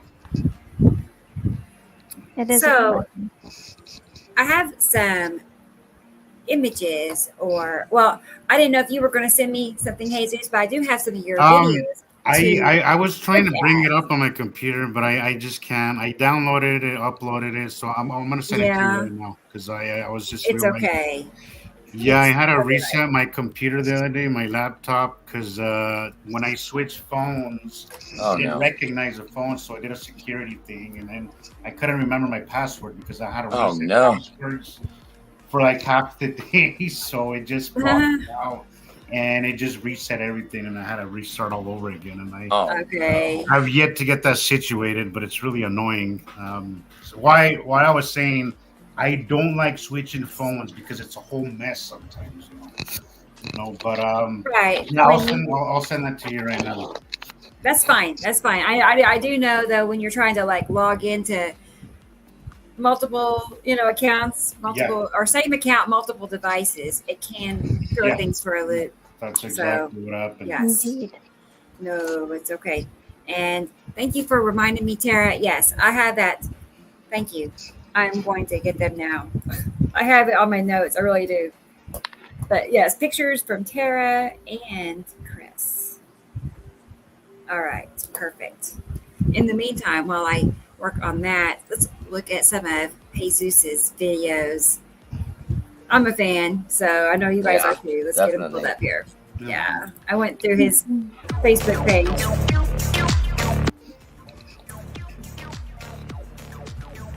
He's a jamming. That is the Saturn's yellow moon. I was gonna say Saturn's yellow moon coming in. Yep. This is the one I used to advertise today's show. Hopefully that kind of got the ball rolling, because I know now with Facebook not letting us post on there, it's getting kind of weird. Disappointing. I mean, definitely, we're seeing a slight decreased number in views because they're just not, you know, it's not being seen by as many people. And here's I wanna look at the blues, guys. So yes, you do see blues here, but look at the difference in the depth in the ball, the blue ball, and the blue sky to the left. There's obviously a depth difference. You know, you're seeing something much closer in the middle, and keep in the middle, and the faceplate that really trips me out. The faceplate of of Saturn's moon just really trips me out. And thank you, Carol. And Atu's moon, dead center, light blue, sort of right top. And underneath at the big flag there is where the red asteroid and spiral asteroid are. This thing was taking up just about the entire sky, man. It was insane. It wasn't higher up above the horizon that we can see underneath of it now. Whereas before, Yuri and Atu even were literally down to the horizon, and they are rising up. They're going up and above us, and they'll be heading toward our right shoulder as we stare at the sun. Yep. Yeah, boy. Yeah. See the dark blue here. You're seeing the ion tail of the Saturn's yellow moon going up, and the lead asteroid is in front of it. Also, look, guys. Again, you'll see the depth difference between the blues on the right and the blues on the left. You just can't deny that the blues on the right are much closer than the sky being the blue on the left. Moon vertically asteroid. The red is in the middle, followed by the spiral on the left. On just left of the sign there is the spiral asteroid, and behind the sign is the red asteroid. In front of Atu's moon and Atu. To the fisherman, depth. What I mean by depth is that what you'll see is the blue circle, and then you'll see more blue behind it. But you have to see, you have to think in 3D. You can't. I know what we see looks a little more 2D, but you have to think that there's space between these objects. A lot of space. A lot of space, exactly. So you'll see the blue coming from a planet or a moon, and then you'll see the blue behind it in our sky. Here's another perfect example. The dark blue is much closer than the blue. Well, you can't even see the sky too much on this one, but look how close that blue is. And look at the horizon. Look at the white skies at the horizon underneath the bottom of all this. Exactly. And if you think that's normal, it is not. And you can see how the light is being blocked coming in from the right. You can see how there's something blocking that light from the rounded edge to the right. Here's the one a little bit more subtle. You can see how at the horizon you have light blue, and then look it up here. It's just dark blue. This is a little bit more distant, guys, but it's there. It's just a little higher and a little further, but it's there for sure. Right. These blues should not be different colors. If there was nothing there, our blues would be all consistently one color, not extremely dark in one side. A circle. In the 80s and 90s, it was all light blue all the way up, all the way down, everywhere left, everywhere light. It was pretty boring. Just go back and watch old movies. That's why Crayola named the color sky blue. Sky blue. Right. And midnight blue, my favorite color. Yours really, that was my favorite. Midnight blue is my favorite. I've always loved midnight blue. But yeah, now you've got all kinds of different ones. There's an ion tail, guys, which is repeatedly to the right of the sun. That's really cool. Look at how it's coming in, blocking in the sun's view. But it's not just moving left, but it's also moving away, if you notice. So there's a lot of movement, guys. You're gonna have rotation, and then you're gonna have movement as you move away. Typically, as they move away and over us. Yeah, the reason that I sit so still is because we have a still picture of me because I can't run my camera and my microphone at the same time. I apologize, but my upload speed is horrible, and so this is the only way we can do it. I apologize. And my favorite joke is, well, that way I don't have to wear pants. Yeah, look at the difference in look at the dark here. Which may or may not be true. I am wearing pants. I promise. Mystery. Oh gosh. I guess we'll never know. Look at here. Somebody commented on this video and said this was normal. I'm like, oh, okay. I don't know where to begin with you, buddy. Yeah. Like look at the sky on the bottom. Yeah, that's normal sky. The rest is planet. It has been a while, right? So we're a while into this. These came in 2011, so it's hard to remember, and I want to say that remember how you have a kid and they're growing, and pretty soon it's like their shirts are like this, and they're like, I need some new clothes.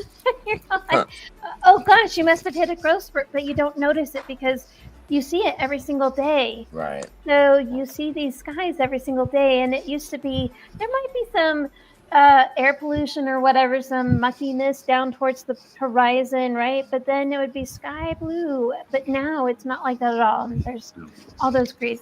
And the hardest thing is getting that younger generation to know that, because they don't know any different. They don't know. Right. These skies to them are as normal as they've ever been.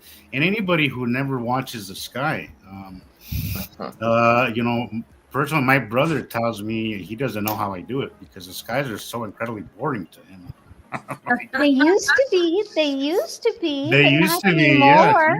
I'm like, I don't even argue with him. I'm just like, dude, you have no idea what you miss. I saw a video on YouTube the other day where somebody was having to describe to lay people, your run-of-the-mill newbies, no offense intended, what the difference between the moon and the sun was. Oh, no. Yeah, and I went, wow, you're kidding me. So, you know. You would think that was basic information. One would hope. Right.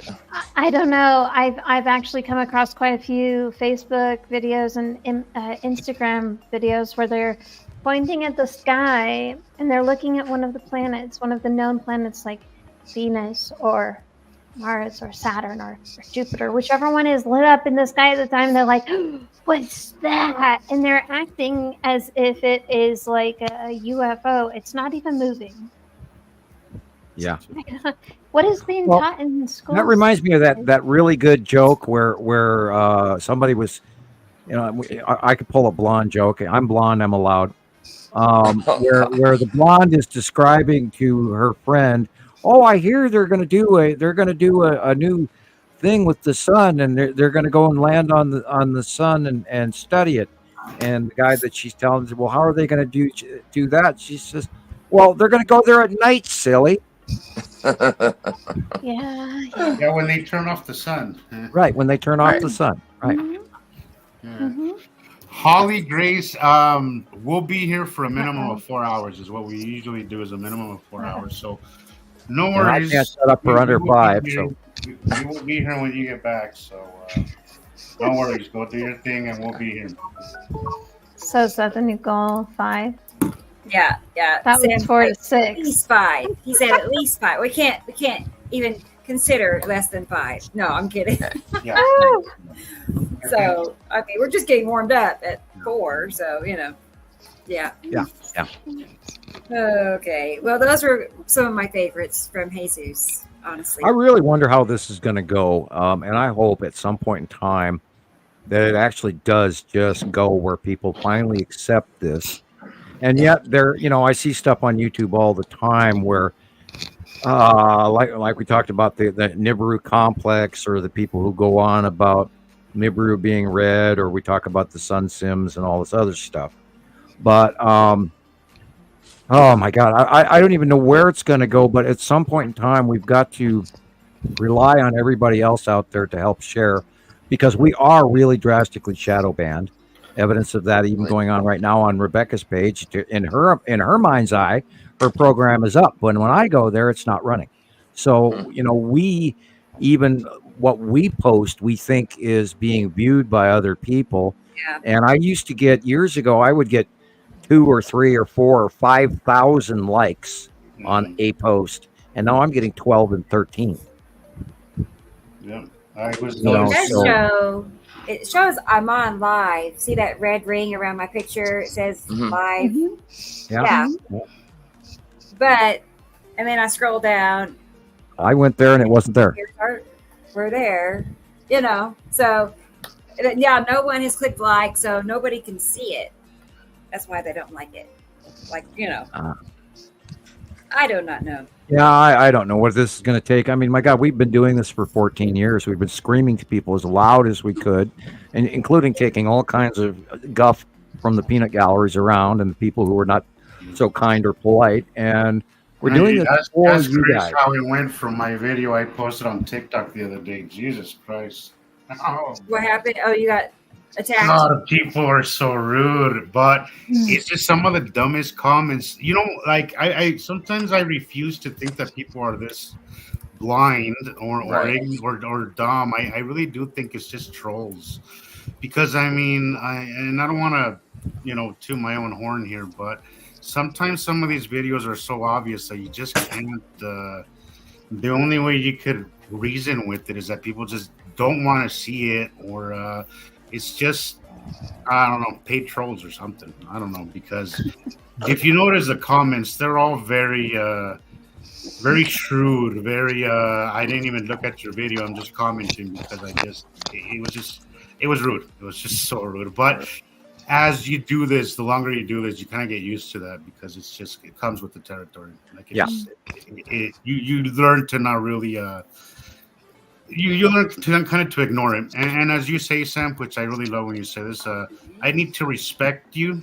I need to, before I get offended by your but before I can before you can insult me, first of all, I have to respect your opinion in the first place. So so the way I look at it is it's like a child telling me he knows better. So I'm like, whatever. Okay. Okay, Skippy.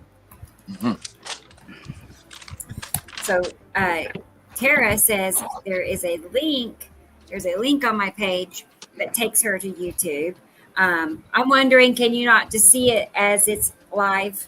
Like, you can't see it as it normally appears. I didn't even see it at all. I guess I can go back and look, but if I research, I'll take it. Right. Yeah. Anyway, Facebook. All right. They're picking on me and Irene. I know that much. So, but I want to show you this picture that Andy sent me. He said, wow, this is older, but he loves it. That is so cool. I can I have never seen this one. Jesus, that is so cool. Wow. Yeah, I can see why it's his favorite, or one of it. How can you have a favorite when you have thousands of pictures, But this is the top. This is the top one, though. I gotta say this. But coming from Andy, he has had so many cool ones that it's kind of hard to. But this is definitely up there for sure. Right. And Andy is going to be getting different pictures because he's moving. I hope you found a new place and everything's moved in, and for you and your new wife. Yeah. And we hope you're comfortable and safe. Yes. That's always a chore. Congratulations. Yeah. Oh my God, I can't even imagine. I don't want to imagine. It's like, no. Yeah. I went through my last year's eviction thing. We were packing up, and I went out and bought a whole bunch of boxes, and I probably have $150 worth of boxes now. I don't have a use for them, but they're stored. Because we beat the eviction, thank God, thanks to the help of all the people who sent in their hard-earned dollars, so I could afford a lawyer and all of that. And then at the end, they just sort of said, "Oh, we've decided to change our minds," and they didn't even apologize for what they put us through. It was horrible. Yeah, it was just like it was nothing. You just want to uproot a family. Like it was just business as usual, no problem. Yeah. And it put my children through a lot of stress. They were really upset. I think that's at the heart of the problem now, is people are removing the humanity in everything. I was seeing this little article on my phone recently, how now what they're doing, and this accounts for a big part of why rent is going so high for everybody, is that now what they're doing is they're using an algorithm, right, that goes by location, demand, and all these things, and that algorithm is it promises to increase your revenue by 7 to 10% yearly, but it is going to come at the cost of evicting people, And I think greed has taken over. And at times not even having tenants, And once you remove the humanity from choices like that, we end up with what we're seeing now, with rent being outrageous, with food prices being outrageous, and it is inflation, but it's also greedflation as well. So we need to get back to being human and being kind, and recently we just got a roommate, right? I had mentioned this in one of our last episodes. We got a roommate, and my brother had just had his house appraised, and they told him that he could rent the room for $1,300, and he said, "I'm not going to do that. That's insane. I would never feel comfortable increasing the rent almost. He rents it for $800, which I think is reasonable, and even on the low end." He said, "I might increase it 100, maybe in 200, but increase it a full $500." He said, "It's disgusting." He said, "It's just disgusting to do that to people. Just because you can do something, doesn't always mean that you should." It's just, and let's not learn it the hard way. Yeah.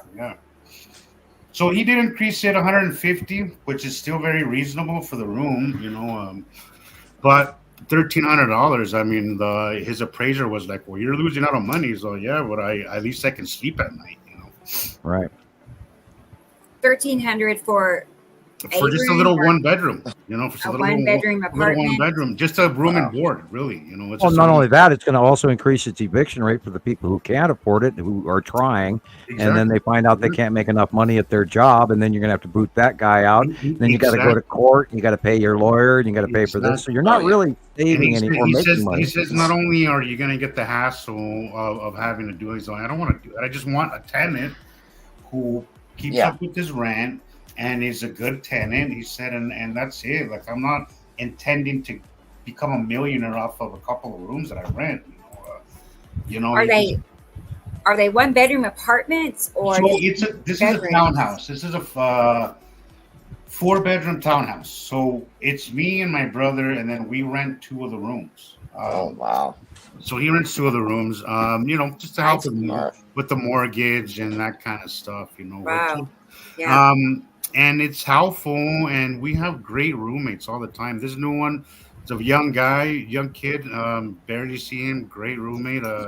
But we like to foster a comfortable place where people ain't gonna feel like it's all business. Like, we want somebody who lives in our house who's gonna feel like family. Because if somebody's gonna live in your house, you have to be you're gonna be family. You have to have some decency, and where it's a back and forth. And we've had roommates that have followed us from other. When my brother moved here, he had his roommates come from the other place that he rented and move in with him here, because it's just this home is a home, and anybody who rents a room here is gonna feel comfortable and feel family, and that is more important to us than making a few extra dollars. We just trying to get by like everybody without feeling like we're robbing somebody. And I really wish that people understood that, that we need to stay human and we need to stay grounded, but now everybody, like, it doesn't matter. People are, I can't tell you how many people I talk to on a daily basis who tell me the rent just increased almost double. And they don't know what they're gonna do. There's a lot of displaced people because their rents are increasing like crazy, and it's just unreasonable because yes, everything's going high, but wages aren't keeping up with those skyrocketing prices. So people are still as broke, paying twice as much, and we all see it here. Gas prices, everything, food bill, everything is so much more expensive. I really wish that we could come together and be human again and treat each other like human beings again. And sadly, it's just going to get worse. And I don't like saying that all the time, but it is. And we've been watching this predominant pattern, and I am a pattern watcher. We've been seeing the pattern of our weather and our worldwide things going. Food shortage this year is going to be unbelievable for folks in Russia and China and Asia. We're going to be in a world of hurt, and we're going to have to learn either humanity or how to fight. And I think the former would be better than the latter. So we're in dire trouble right now, and this is part of why we're doing what we're doing, to warn people. That way they know what is really happening rather than whatever lie we're handed. And don't buy into the crap they hand you. Always, even if they hand you the information, ask why or what. And then you'll get a better idea. You have to ask questions. You cannot just accept that. And come together. Remember to be have the community kind of sense of pride, guys. We all need each other, and right now we're seeing everybody for themselves, and I think that's a horrible place to be. We really need to kind of get it together and be more united and more neighborly and more human and decent to each other. It takes a village to raise a child, and it takes a village to grow a crop of wheat. And I was watching a thing on the numbers of food groups that we should buy right now because of the coming times that are happening. And I occasionally dip my toe into the conspiracy pool a little bit, just so I can see what other people are saying. Flour is a very big important. You can flour will put in a tub and a packaging and sift the bugs out prior if you're smart. But buy those foods right now, those little extras. And think about what you could or could not cook easily with, and then have yeast on hand and things like that. I have a ton of yeast right now. I have more yeast than I'll ever use in my life, and I don't have enough flour. I did last time at Y2K. I ended up with 400 pounds of flour, and I ended up having to give it away to everybody. And unfortunately, I stored it in used pickle buckets, and so all that flour ended up tasting like pickles. And so, it made great pickle bread. It really made wonderful pickle bread if you like that sort of thing. But I got to the point where I ended up literally throwing the last 200 pounds away because it all did smell like pickles. 200 pounds. So if you're gonna use buckets, be sure to use new ones, not used ones. Lesson learned. Yeah, because those pickle things, they definitely they linger. That dill does stick to it no matter what. Yeah. I remember when one of my first jobs at McDonald's, we used to get the bucket full of pickles, and those buckets were no good. They were no good. Sometimes we'd have people come and ask for them, like, "Hey, man, if you want your water to taste like pickle, go right ahead, man." Yeah, it does not come out for a very long time. I just wanted to throw this out here that these pictures are from Jillian in Scotland. She sent these to me, so I just wanted everybody to know. Yes. I'm sure she's and that is a Saturn, I think. Let me see. I'm trying to see where the light's coming from. This could be. Yeah. I believe it's the Saturn's yellow moon with lead asteroid in the front. Let's see if she responded. I asked her what. It's hard to tell. The light's hard to judge. I need my shadows to judge right. This could actually just be Atu's moon and Atu quite easily. Esther, yes, I agree with you. That's exactly the kind of communities that I think are going to be the ones that survive in the future. Communities that grow their own food and plant their own vegetables and barter with each other. That kind of stuff and trade. And I think those are the kind of people that are going to survive in the end. This high tech, all this stuff.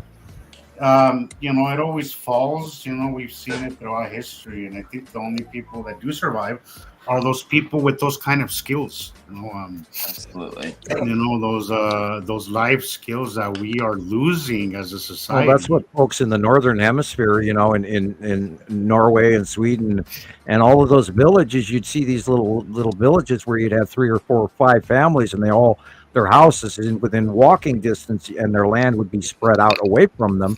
But yet they all, in the winter time, if you're in trouble or your cows are freezing or whatever, and you need help, well, then you have a short walk to your neighbor, and then and granted, there are those occasions where you live next to people you can't get along with, but that too is social skills. You have to learn how to other people as well, not just you. So think about that. Think about how you're gonna get by, and so grows all the carrots, and this year I grew the onions or the potatoes or whatever, and I'm gonna grow extra so I can share with my neighbors, because if they're starving and you didn't grow enough for yourself even, and those poor folks are starving and they're 50 steps away, and that family is suffering, well, you're going to have to take your supply and give them some, because nobody's going to let other people's kids starve. No one would do that. No. And so you have to think about that. When I was young, I didn't spend as much time in Mexico as most of my other family, but when I was like maybe sixth grade, I spent maybe a couple of years out there. I even went to school there, but I remember getting together with my friends, and guns and stuff was really common for kids to handle those days. So we would go hunting, right? As little kids, and we'd go hunting for rabbits and whatever, and then we'd come home, and then in the neighborhood we would all get together, and one would bring potatoes, one would bring the vegetables, another one would bring this, and we'd all get together and we'd cook up the rabbit and we would all eat out of what we all brought. And I think about that all the time, and I get nostalgic about it, because even as little kids, you know that you need each other, and we helped each other, and there was kids in the neighborhood that wouldn't, if it wasn't because of that rabbit and what everybody else brought, they probably wouldn't have had dinner that night. So it was just it's great little experiences like that I think kind of stay with you, in your life, and I hope that we come to a place where we behave like that again, where we just help each other and look out for each other, because times are gonna get, and I'm not a doom and gloom guy, but I mean, look at the weather, look at what's happening, guys. In an instant, I mean, look at Oklahoma, how they got hit. That town is gonna have to come together, and they're gonna have to, and hopefully that sense of community brings that town together, and where they help each other and they rise up above that, because that's the only way that we're gonna survive all that's coming, guys, is to come together. Right. I hope they don't waste all that debris either. I hope actually people go through it and save the wood that is savable, and save the commodities that are savable, and give away. Some corporations and some companies won't even give away the food in the destroyed stores, and I hope they just override that and start handing it out to people rather, and write it off on the insurance rather than hauling it to the dump, which is the Russians are doing that right now. They're destroying a lot of food, which is really freaky. There's a lot of really unbelievable practices going on around the world from lack of concern for other people, and we need to. It's time to change, guys. We cannot keep doing what we've been doing, and we're at a new stage. It's time to grow. Yeah, I can't stand seeing food thrown away like what they do. Just at least give it to a pantry or something. Yeah, Don't just throw it away. When I was in New Mexico, we had a lot of truck stops right off the interstate, right off of Route 66, and every so often, and this would happen maybe once or twice a month, where one of the trucks would derail, or some truck driver had an accident, and all the load would just be all over the highway. And they would call the town, and everybody would go out there. Sometimes it was meat, sometimes it was lettuce, but they never let it go to waste. It's happened twice here in Salt Lake, and they protect that truck. And most of that stuff is, I saw once where they were loading stuff in garbage, in garbage trucks, and I was like, most of that stuff is still good. It just hit the ground, at least give it to people. There's a lot of, here in Salt Lake, we have a huge homeless community. Like, go give it to the homeless. Do something with it. Don't just, I'll never get it, especially coming from a Mormon community. I was expecting better than that, but. Right. Well, unfortunately, sometimes religious folks practice their religion on Sunday, and then they practice greed on Monday. So. That's right. Absolutely. And Mormon Church, they have over $40 billion, and yet the homeless community here is virtually has no. They used to have a few shelters that they shut down because of political differences. Well, people have to look around. There's homeless communities everywhere now. Portland, Seattle, San Francisco, Los Angeles. And a lot of people, Denver. Yes, it is a drug. For a lot of people, it is a drug use problem, but for a lot of people, it isn't. I was seeing, even in California, they were showing videos of people who have 2 jobs, but because things have gone so expensive, and rent for most of them, again, rent almost doubled for them. They couldn't afford, even with 2 jobs.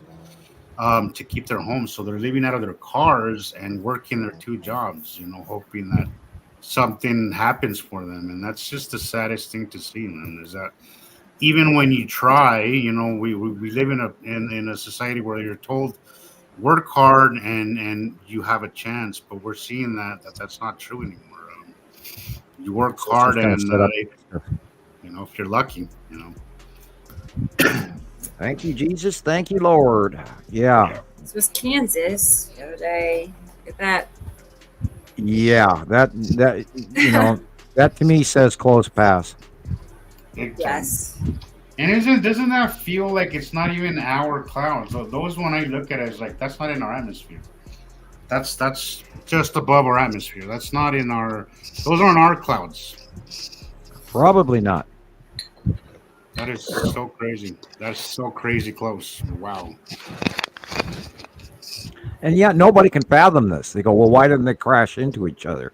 Well, I was watching that 6-year-old video where they're talking about this lady. We were talking about this before.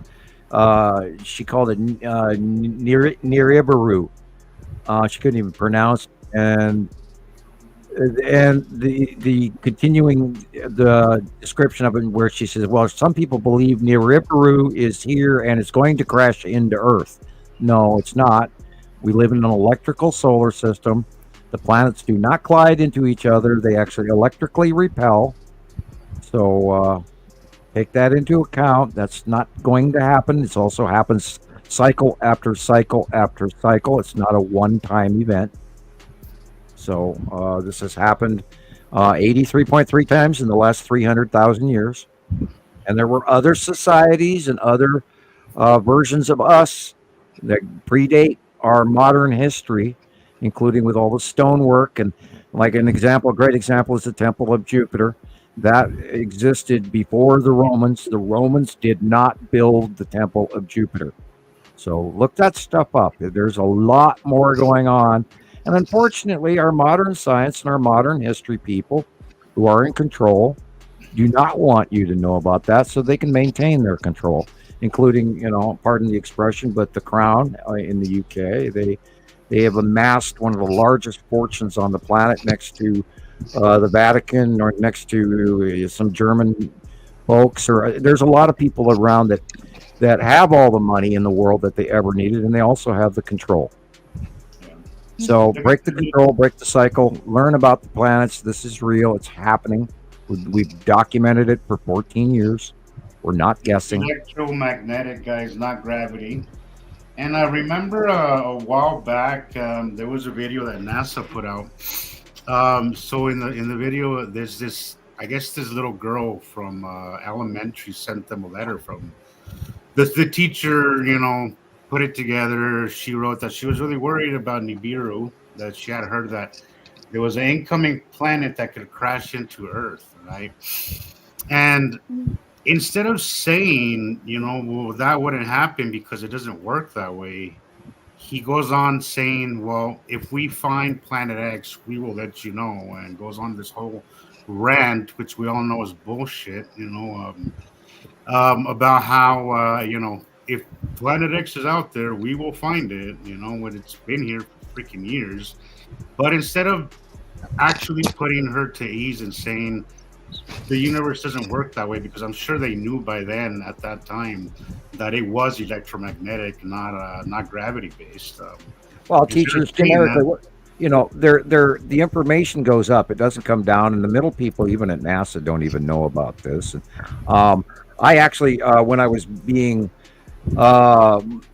released from the government service in handcuffs, I had actually asked to go to NASA and to work there, and they basically told me no, because I already had too much information and I wouldn't be able to go there.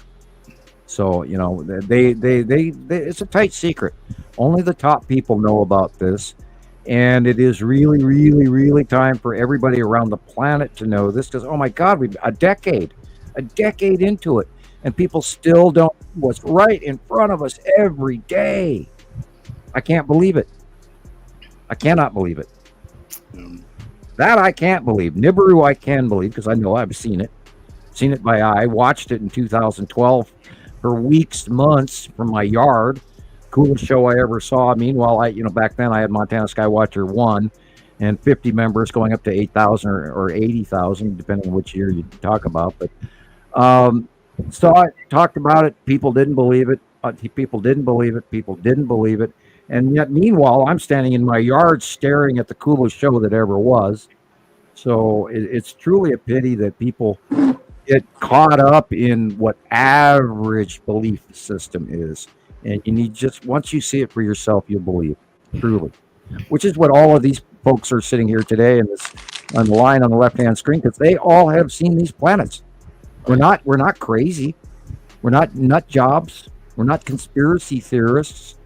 We're not people, trying to get your religious dollar or anything like that, or sell you a pair of golden tennis shoes. Pardon the expression, but it's real, you guys. These are real. That's what this is what all about the Sumerians and the Egyptians even knew about it. You do a little bit of homework, you go into some of the older information, and it all fits.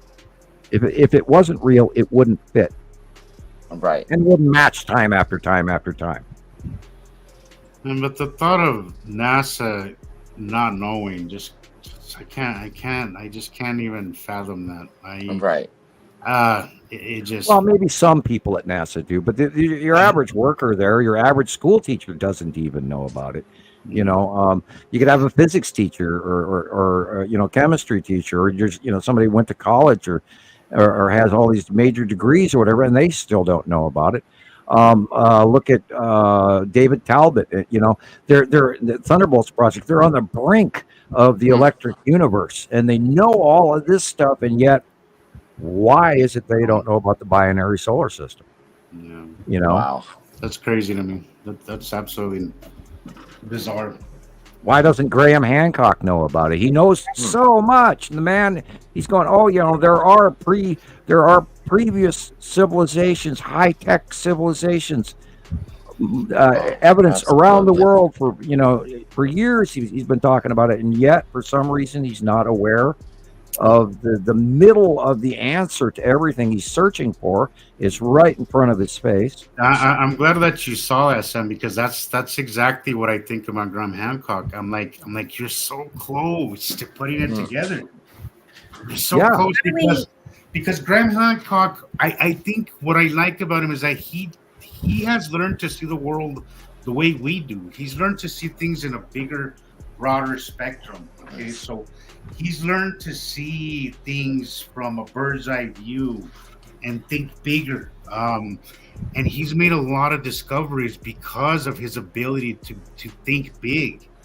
And I think that's a huge thing with people, is that we think so small and so just our little, what we can see with our peripheral vision.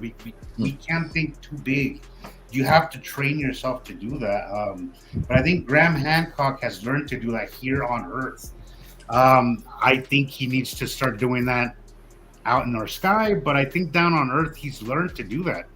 And I feel like he's like I would love to get together with him and put it together. Like it would. Oh yeah, that would be a great conversation. It would absolutely be amazing. That would be a great conversation. Just get together, share the knowledge that he has, and then share what we have, and see how that meshes together. I'd have to bring a notebook and pen too, because I'm sure you'd be telling me stuff I don't know, and I've watched a lot of his material, and I sit there and I smile and I go, but you're right on the cusp of it, and if you just reach just a little farther, you're going to have your answer. Yes, every time that I see him, I think that exact thing. I'm like, man, you're so close. A little bit further, and you have the answer. This is why the repetitive cycling of other civilizations in between, and there's a lot of room between now and 65 million years ago when the dinosaurs got whomped, and a mass extinction, and I to this day believe that we're many civilizations in between now and that 65 million years ago. And now with the James Webb Telescope, they're discovering that their 13.6 billion year old estimation of the Big Bang doesn't make sense anymore. Thank God.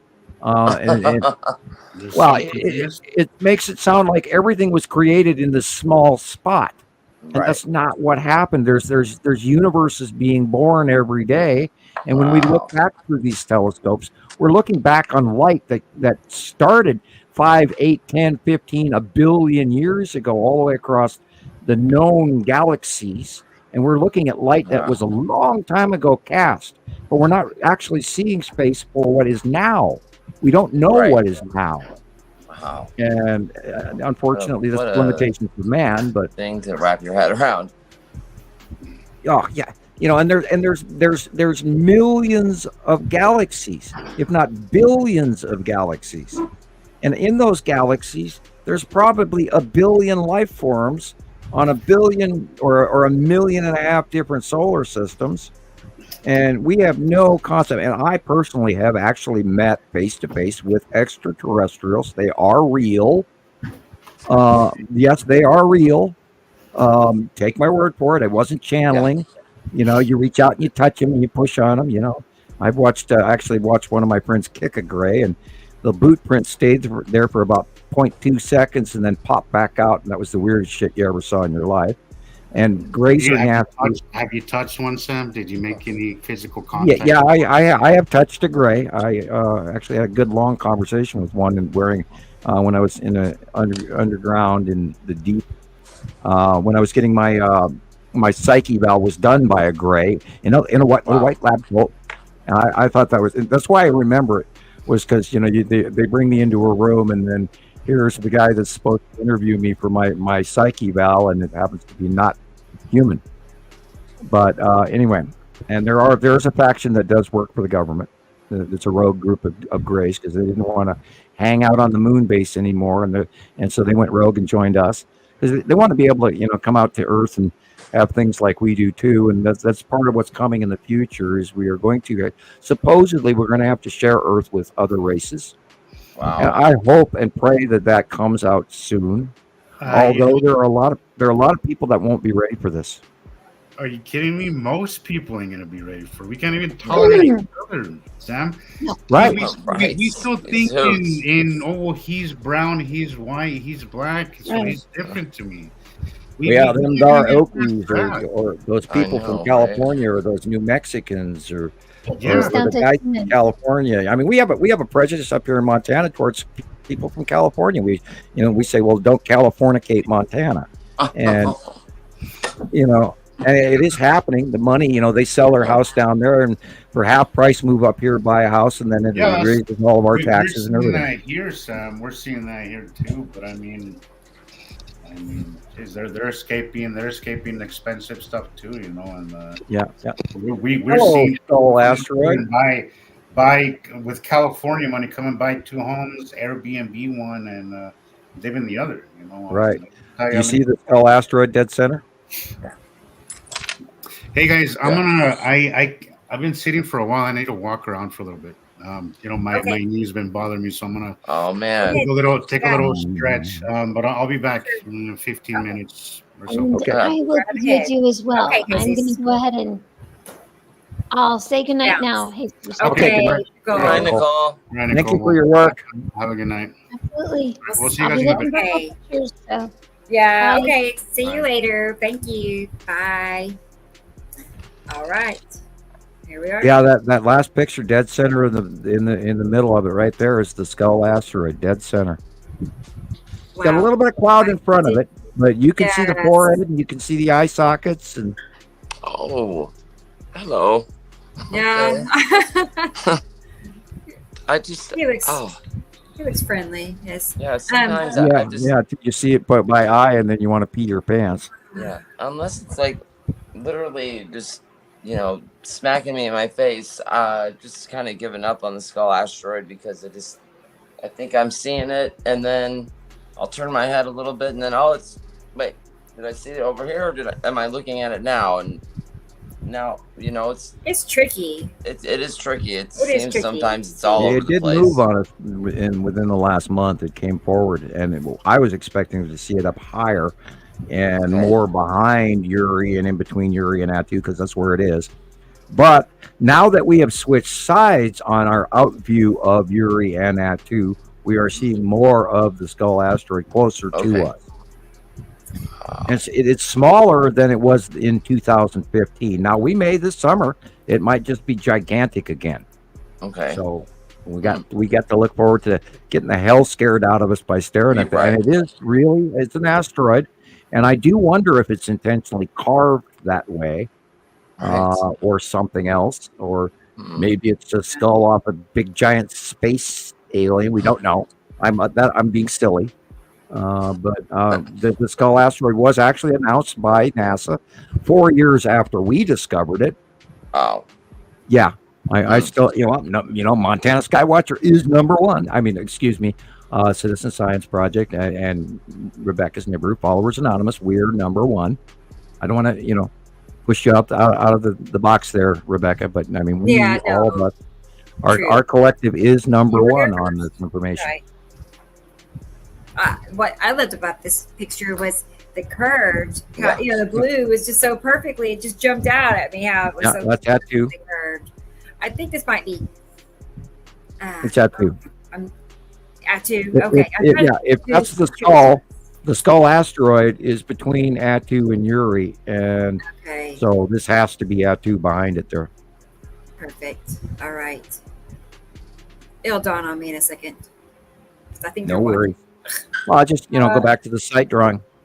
Yeah. Perfect. But the Skull asteroid is like I have. I see faces. Okay, so but so it makes it hard to pinpoint the skull because it's like, is that the skull? Exactly. Or is that the skull, or is that the skull? I mean, there's faces everywhere. Well, so. look at the light illumination on the forehead, and how that is completely different illumination than any of the clouds that are with it. Yeah, it is. Wow. Different. That helps. Okay. It does. He has a forehead. Around it, it's a different intensity. Right. It's a solid where the rest of them aren't. Sorry, I have minor hiccups going from my Coca-Cola. Uh-oh. Yeah. I agree with Audrey though. It's fresh. Like this information is so fresh because you can't, you're not finding this everywhere, so it's not like we're repeating ourselves because, it's always something new and different. Always. Oh, yeah. Wow. Yeah. Or nipicity. It's like so obvious once you understand those lines. Yeah. Once you learn the base clouds of each of these planets, you will automatically recognize them. And it's a little hard at first. And there are a lot of people that, will go, well, I'm older and so I don't get this. Well, no, it just takes a little bit of practice and has nothing to do with age. I think actually the older folks are getting it better than the younger folks in most cases. And like this, the picture we're looking at right there. See that big white edge line of the planet? Learn that. The facial illuminations occurring on that big rounded side that's being lit up shows you that it's there. Right. You have to learn the light. You have to learn to look at the dark areas first and then work your way to the light, not the other way around. Otherwise, it's going to blend in and you won't see anything. But if you start at the dark areas first and then work your way to the light, you will see. Katie Joe, are you seeing the planets now? I mean, we know that she started new, and I believe she saw some of it. But have you? Boy, look at that. That's spiral asteroid if I ever saw it. So cool. I figured. Let's see. There's a new name, Mustang Mac. I noticed that a few minutes ago too. I've not seen Mac here before, but good to see you. Welcome. We hope we earn your subscription. Like, subscribe, share, hit the notification button. Well, that's a strange shot. I thought so too. Look, the lines and all the lines, just different. That is like a different shot. I'm actually getting warm. Yay. What is in like what's in the middle of our? Is that just Probably like just a cloud. cloud? Just cloud? Yeah, probably just a cloud. Probably normal. It's a cool shot. I don't really see much in it. Well, I think the shape of the sun is strange, but Well, maybe you know, there it's are, you know, it could be just have normal weather, a weather front in front of the sun. yeah. Okay. This, however, is a completely different story. This is literally probably the bottom of Nepacity. And the core base cloud's over to the left. I'd have to look at there is next to no shadow here. Yeah, that is completely, and you see that big flat line. If that was just clouds, that wouldn't be that big flat line at the horizon there. That's a planet. Yeah. And yes, they are that big. Yes, they are that close. And even the small planet, with Nepacity, is the smallest of them, with the exception of Matim. Matim is bright blue and very, very tiny. But Nepacity is small, but when she's close to Earth, she looks huge. Exactly, Katie Joe. I know. I don't remember seeing clouds that created like a wall in the sky. That's not normal. Not like that. No. No. And that. And that's green. I know. That's Nepacity green. And it's like also when the clouds aren't out, and you're seeing clear skies too. If some days you can actually see a difference between our sky and the skies of the planets. Like it's almost like it's not only a different texture. It's almost like a different definition. Sometimes it almost looks like it's more solid defined. It's too. defined differently from what you're looking at. Yeah. There's a sharpness to it where our clouds don't have that, and then you're seeing these things above us, and then you go, "Oh my God, look at that absolute sharp edge of that round!" And then you see the illumination change as you watch it, and then you get to see it transcend in that illumination, and you get to watch the light go around the face of the planet. And once you see that, you'll never forget it. Right. I'm happy, Katie Joe, that you are watching those. And look at this. Oh boy, I am. Wow. Okay, the light is coming from behind us, I believe. Wow.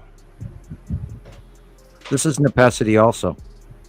Wow. Can't be Uri because it would be on the other side. So this is Nepacity. See the green line inside the illumination above the core. And 1, 2, 3. This is the snorkel coming down, and this might have a great deal to do with the amount of rain that we got in, literally from Texas to Oklahoma to Missouri as well, and all that flooding in Louisiana and Arkansas and everything. That just they got way more rain than normal. And notice we've not been given any rain totals from the National Weather Service. Boy, look at that! Wow! Wowie! Wow! Definitely. Now, this is sort of fisheye. That has got to be in Dubai. Yeah, it's Dubai. I know the tower. Yeah, definitely. I'm tempted to say this is the bottom of. Let's see. Where's the shadow? Okay, the shadow is coming. Okay, the light is behind us. I imagine. Well, no, the light is over to the right. Yeah. This could be the bottom of Uri. I doubt it, but it could be. Or it could even be the bottom. Now, if it's in Dubai, it's in the middle of the planet, in the tropical troposphere area. In the center. This could actually be the base cloud of Saru. Wow! It could be, because I can't define it as any other base cloud that we know other than Saru. Okay, so are you saying like? And if they've got a better view of Saru than we do here in the northern hemisphere, because we're still watching Uri in the way of Saru. But down farther south in the lower half of the planet, Uri is up higher to them. And so they would have this. I would bet money that this is the bottom base cloud of Saru. And I would, Rebecca, if I was you, I would keep a copy of this. Okay. I'll send you a copy. We'll have it too. You can have it too. Now you can mark it even if you wanted to as well, or do put it into a comparative. Because that really that to me that screams, because the base cloud isn't like anything else. It's not a Uri base cloud because there's no asteroids around it. It's not a Nepacity base cloud because it would be an open core. But we know Saru has an immensely thick bottom base cloud, and this falls into that possibility. Are you talking about the darker rounded area? Yeah. Or all of it behind? All of it is the planet, but that circle is the base cloud at the bottom of Saru. Wow. She has an immensely. It's almost tornado. Supercell like, but this literally falls into what the bottom of Saru's base cloud. That's what I'm saying. Save a copy of this. We may see more of it. Right. That way we can do more comparison.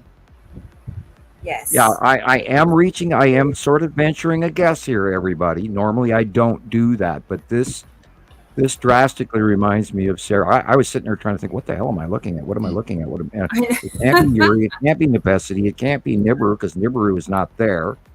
And on that side where the light is, we know the light's over to the right. So what else can it be? It has to be Saru. I have some bad news. I have to back out because I have the error. I have an error. Okay. All right. Back out. So I'll come back. I'll get my kids in here and have them sing God, what's the name of that song? Sea chanty. The Wellerman. Soon now the Wellerman comes to bring us tea and sugar and rum. Yeah. They knew that song before I did. I chuckled. I was like, how do you guys know something I don't know? Oh, Dad, the internet. It was like, okay. Oh, no. Right? It's incredible this, the internet and what it's doing for this generation. It can be a learning tool or it can be a stupid tool too. You can get dumber doing it or you can get smarter. And I apologize. I don't mean to sound rude like that, but some things on the internet will make you dumber. Oh, everybody absolutely. In the neighborhood's IQ points just went down for what you just said. Yeah. Yeah, these kids also know how to use this computer in ways that I'll never understand. Yeah, they're teaching me. They're teaching me. Right. It's like I'm still brain stuck back in Windows 8, Oh, that's great. Windows 7, Windows 8, and I'm running Windows 11 now, and it's annoying. I know, right? It's like why? Well, it's set up for the phones, and it's not really computer friendly. Where Windows 7 and Windows 8 were computer friendly, and then Windows 9 and 10 started heading toward the phone, and then Windows 11 is pretty much phone-based app, unfortunately.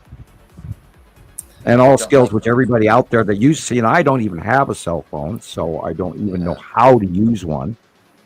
My last phone was a flip phone. Hey, those were great phones, those Motorola's. Yeah, those Razor phones or whatever they were. See the internal core and the dip on in the middle, and that little illuminated dot there in 2011. Believe it or not, that is planet Nepacity.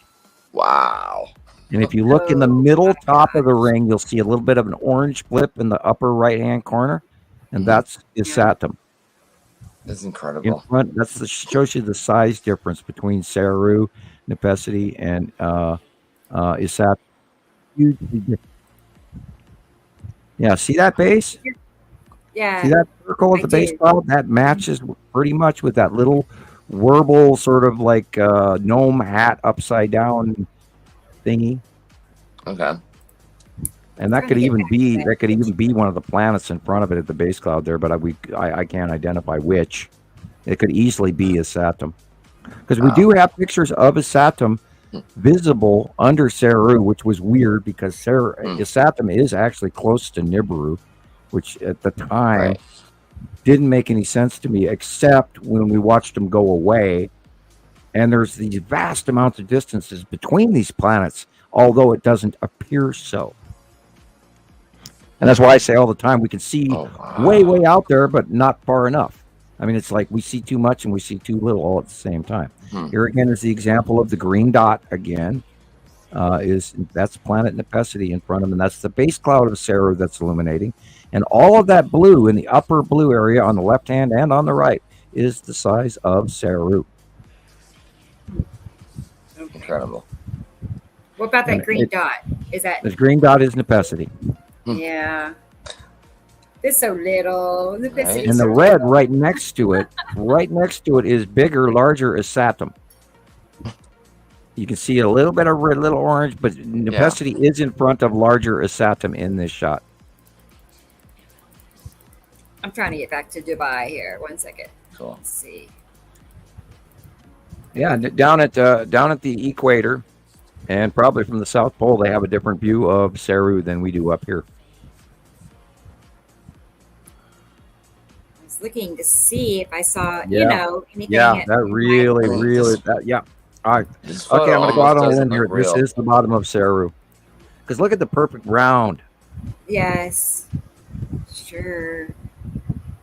And guys, these earlier pictures were taken in 2011, and this is 2024.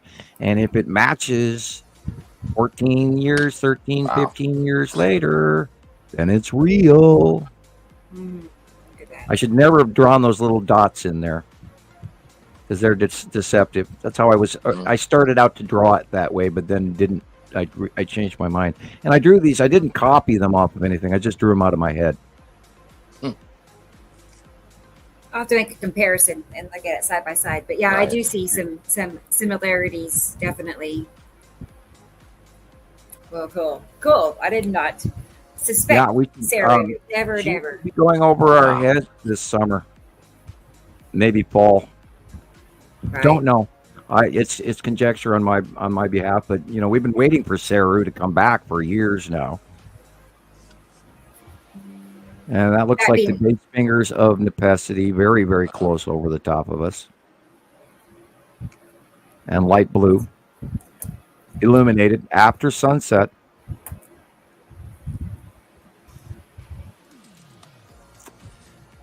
Spooky. Oh, I just wish, that's a punch cloud of some sort.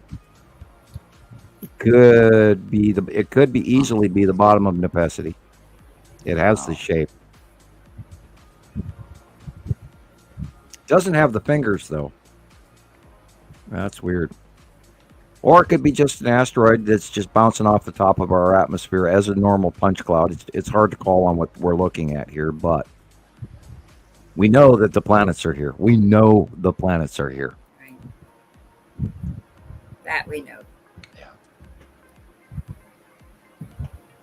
I mean, just the other day, I'm sorry. This could easily, notice where the light is. This could easily be the bottom. I was going to say Nepesity at the beginning, but I'm going to say this is Nibiru. Me too. I was thinking that too, Sam, because I have been seeing that quite a bit. Almost every time I go out live at sunset, I notice the fingers of Nibiru. And it's not very often we see them. I think Nibiru at sunset, Nibiru is literally in the north by northeast sky as it's rounded away from us and the sun goes down. Nibiru has moved farther. It used to be in the northwest last year, and all the way up through the middle of December-ish or so. And then literally this spring, Saturn started getting in the way, but then it was moving literally to the north sky. So if this is about sunset, and we are sort of looking northeast, this could easily be the fingers, the odd fingers, in the bottom of very large Nibiru. Somewhere I had a good video of Nibiru fingers. I'll see if I can find it. Because it's not something you see too often, but it does initially look like, Nepesity, just right off the bat. Yeah, but the fingers are not uniform enough to be Nepesity. They're scattered like Nibiru's are. Yeah. Nibiru looks more like a hand than a paper plate, and the bottom divisions on the bottom Nepesi almost look like the segments in a paper plate. Right, and then they're doing this like split ends thing going on at the tips reaching of the up fingers, and around. Yeah, I would say this is Nibiru. Wow. Planet Nibiru. Yeah. And this is, of course, green Nepesi again at sunset. Boy, those windmills look small, even though they're real big and way far away. Out there killing eagles. That's a joke. There's a certain group of people that are downing windmills because occasionally a bird gets killed by them. That in Wales. I'm bad joke. I'm reaching into politics. I didn't catch it. Well, there's a group of people out there in the political world that are trying to. In the political world. Yeah, trying to make really stupid statements that are just completely based on lies, so they can distract people and collect more money. This is the discharge of one of the overhead passing planets or an asteroid coming in, because if you look at it, it does look like an asteroid group coming in at an angle. And this could be an asteroid discharge, which is part of the 180-day cycle, which we keep warning about. And enhanced weather and screwy, nasty, scary shit happening out of the blue that the forecasters didn't call for, and yet there it was out of nowhere. An example of that is what happened to South Carolina about a month ago.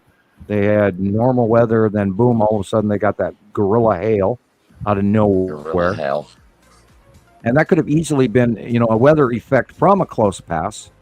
Now, the close passes probably are a little higher away than they used to be, so let's hope and pray that's the case. But then I don't have the exact model of exactly how they're orbiting past us versus this year, last year, the year before, etc. I just have an imagination of it, or a good idea. 2 a.m., huh? Okay, thank you, Sandy Cheeks. Nibiru rolls through my area at 2 a.m. Wow. It would be in the north sky about then, heading towards the east. Yeah, about north by northeast by around 2 a.m. These are some pics from Katie Joe. Cool. And that is an asteroid crossing in front of you. Wow. It could even be the cube. I don't know. Kind of looks a little bit of cube liney there. This one's above the sun. Atu's moon normally. I can't really tell you on this shot, but I do try. How about them Brooklyn Dodgers? Anyway, yeah hello. Yeah, that one's, I love it. Star Wars, anybody? I see him there. See those little triangles there, everybody? Perpendicular lines, little tiny perpendicular. Hundreds of starships are parked outside of Earth right now, and I'm amazed that the world doesn't know about it. Absolutely in awe. And that too adds to my stress level, because I know all of this crap is going on because we've had thousands of sightings. And yet it's very frustrating because we want you guys to get this information out there. Don't know. I don't know any other way to do what we're doing, but we're doing it. So Thunda is asking about breakaway clouds that drop low to the ground. Do you know about those, Sam? That'd be normal clouds. If they're in our atmosphere generically, they're our clouds.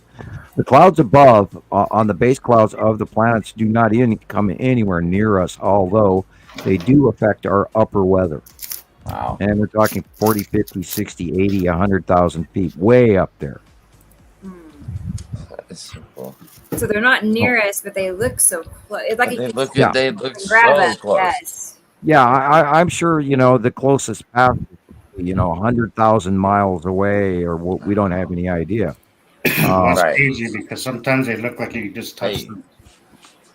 Welcome back. Yeah, and I believe our outer atmosphere goes somewhat like 3,000 miles outside of Earth, and that's Wow. just our electrical magnetosphere.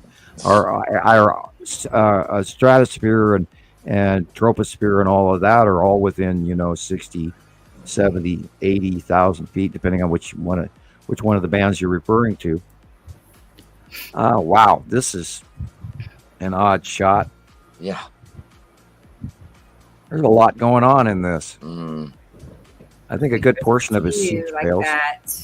Yeah, lots of streaks. Wow. It's a lot of. No, we know that the Texas cube is up to the upper left there. We know it. So, and these, of course, there could be star destroyers that are leaving these little pathways, space chemis. Because they do leave eddies when they travel. I don't know. Looks a little like long box seat to the right there, don't you think, Sam? It would be on there. Yeah, I was thinking that first as well. But yeah, we could have both cubes in here, in this one shot alone. On the left would be the Texas cube. On the right would be the long box. And they do get captured occasionally, right in the out view, right next to each other, but they're not. But in the out view, they do appear to be close to each other, and they're not. And this could easily be, what we haven't seen recently is the space tube. Yeah, I haven't seen that. We have not seen the space tube recently. I wonder if they filled it up and then sent it away. Because I always see that as like a cargo tube where they're, or any number of these lines could be created in space. Well, yeah. And look how small the sun is. Look how small the sun is. Yeah, something's definitely clipping it off there. See, this is the kind of view that I was getting a lot last year, the year before that, and it's confusing. There's just so much going on that it's something's definitely hard to make sense of anything. Well, that's why a lot of people freak out about the sea trails. And and then they focus on that, and then they don't see what's behind them, which is why they do. Well, it's partially why they do it. Most of what sea trails are is to put a particulate in the atmosphere so we do not fry. Wow. That's some of the extra light. And any amount of extra light being refracted away from Earth is good. Yeah.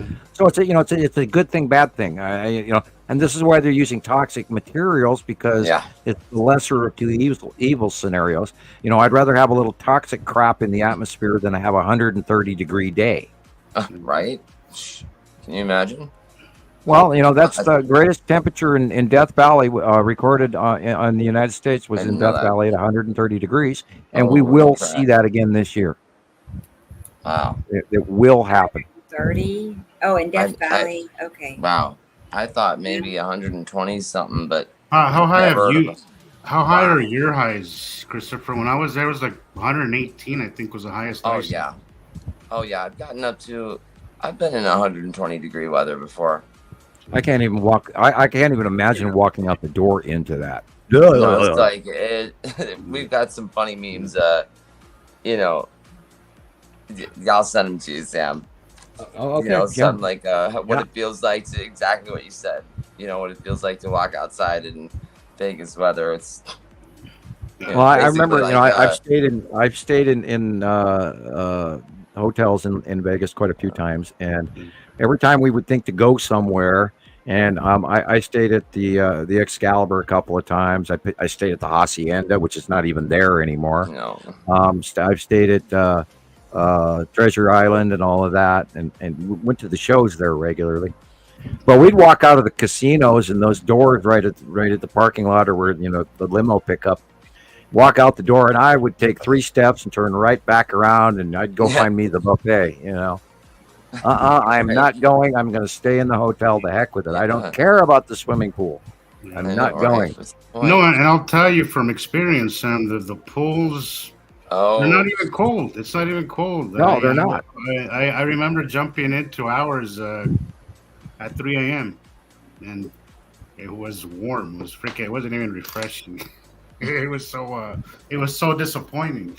Yeah. Well, up here in Montana, we have hot spring pools that we love dearly, and you jump in, and it's it's 110 or 112 degrees, and it's like unsittable, and 90 degrees is acceptable, and then you have your shoulders sticking out, and you're freezing, so you always want to be at least chin level down. But yeah, Right. swimming pool in the desert, and when it's hot and you're still not getting any relief, that's not good. Yeah. And I think if you want to build a new pool here too, you can't just build any size you want. I think they have a mandate now where you can only build such a, I don't know. It's pretty small Water what you shortage, can build now, and then that's it. Yeah, I was gonna say that it's probably a water thing. Yeah, Colorado River and all. And they don't even use the sprinklers on those big fountains anymore as much as they used to. And that was over a decade ago that when I was last in Las Vegas. God, even longer than that. It's been many years since I've been in Las Vegas. You'd be shocked the way it looks now. It's just it's changed. unrecognizable. And what is the deal with that? What is the deal with that roller coaster up on top of a building? Are those people out of their minds? New York. What there's New York, which is that's just a regular roller coaster, and then they've got the Stratosphere has the one. I think they took that off. No way I would even go up there, let alone get on that. I know. I've been in the IDS Tower in Minneapolis on the 98th floor and all of that. Yeah. When they were building it caught on fire like 3 times, and it was awful. That Stratosphere Tower it's tall. It's size wise, it's impressive. You have but to be a ugly. major thrill seeker to go up there. Yeah. And then get on that ride. Oh my God, I can't even imagine. I don't want to go on the roller coaster at Silverwood in Idaho. Thank you. I was gonna say, roller coasters, Sam. Are you a roller coaster? Not anymore. No, I don't do those because it's not good for your brain. Because it yanks you around. You get whiplash from roller coasters and head injuries. So I kind of treasure my brain a little bit too much for that. Thank you, and I don't want to have to pay for it on top of it. Right. Pay for my kids wanted to do a lot of that. If it was fun, I'd do it, but it just doesn't sound fun to me. It just sounds scary. And I don't particularly like the feeling of being scared. Some people seem to like that. Yeah. I don't get it. I do not get that one. When I was a young adult, I worked at two different carnivals, and I put the octopus together one time, or many times actually. One year, I put the octopus together, and then we would take it apart, and we'd load it on the truck, and then go to the next town. And putting those same bolts back in time after time after time, and you're looking at them, and you're cranking it down with your ratchet, and you're going, "This is what's holding this on, this one bolt." And then you go to the guy, "Oh, this bolt doesn't look good. Oh, put it on its spine." It's like, are you sure? There's people going to get in this. And after that, I never got on the octopus ever again. After I put one of those machines together, never again. No, thank you. Wow. Sorry, we're talking carnival rides, not planets here. I do apologize.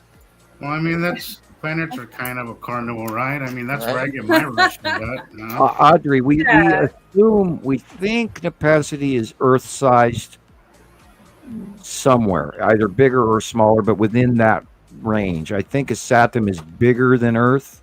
Wow.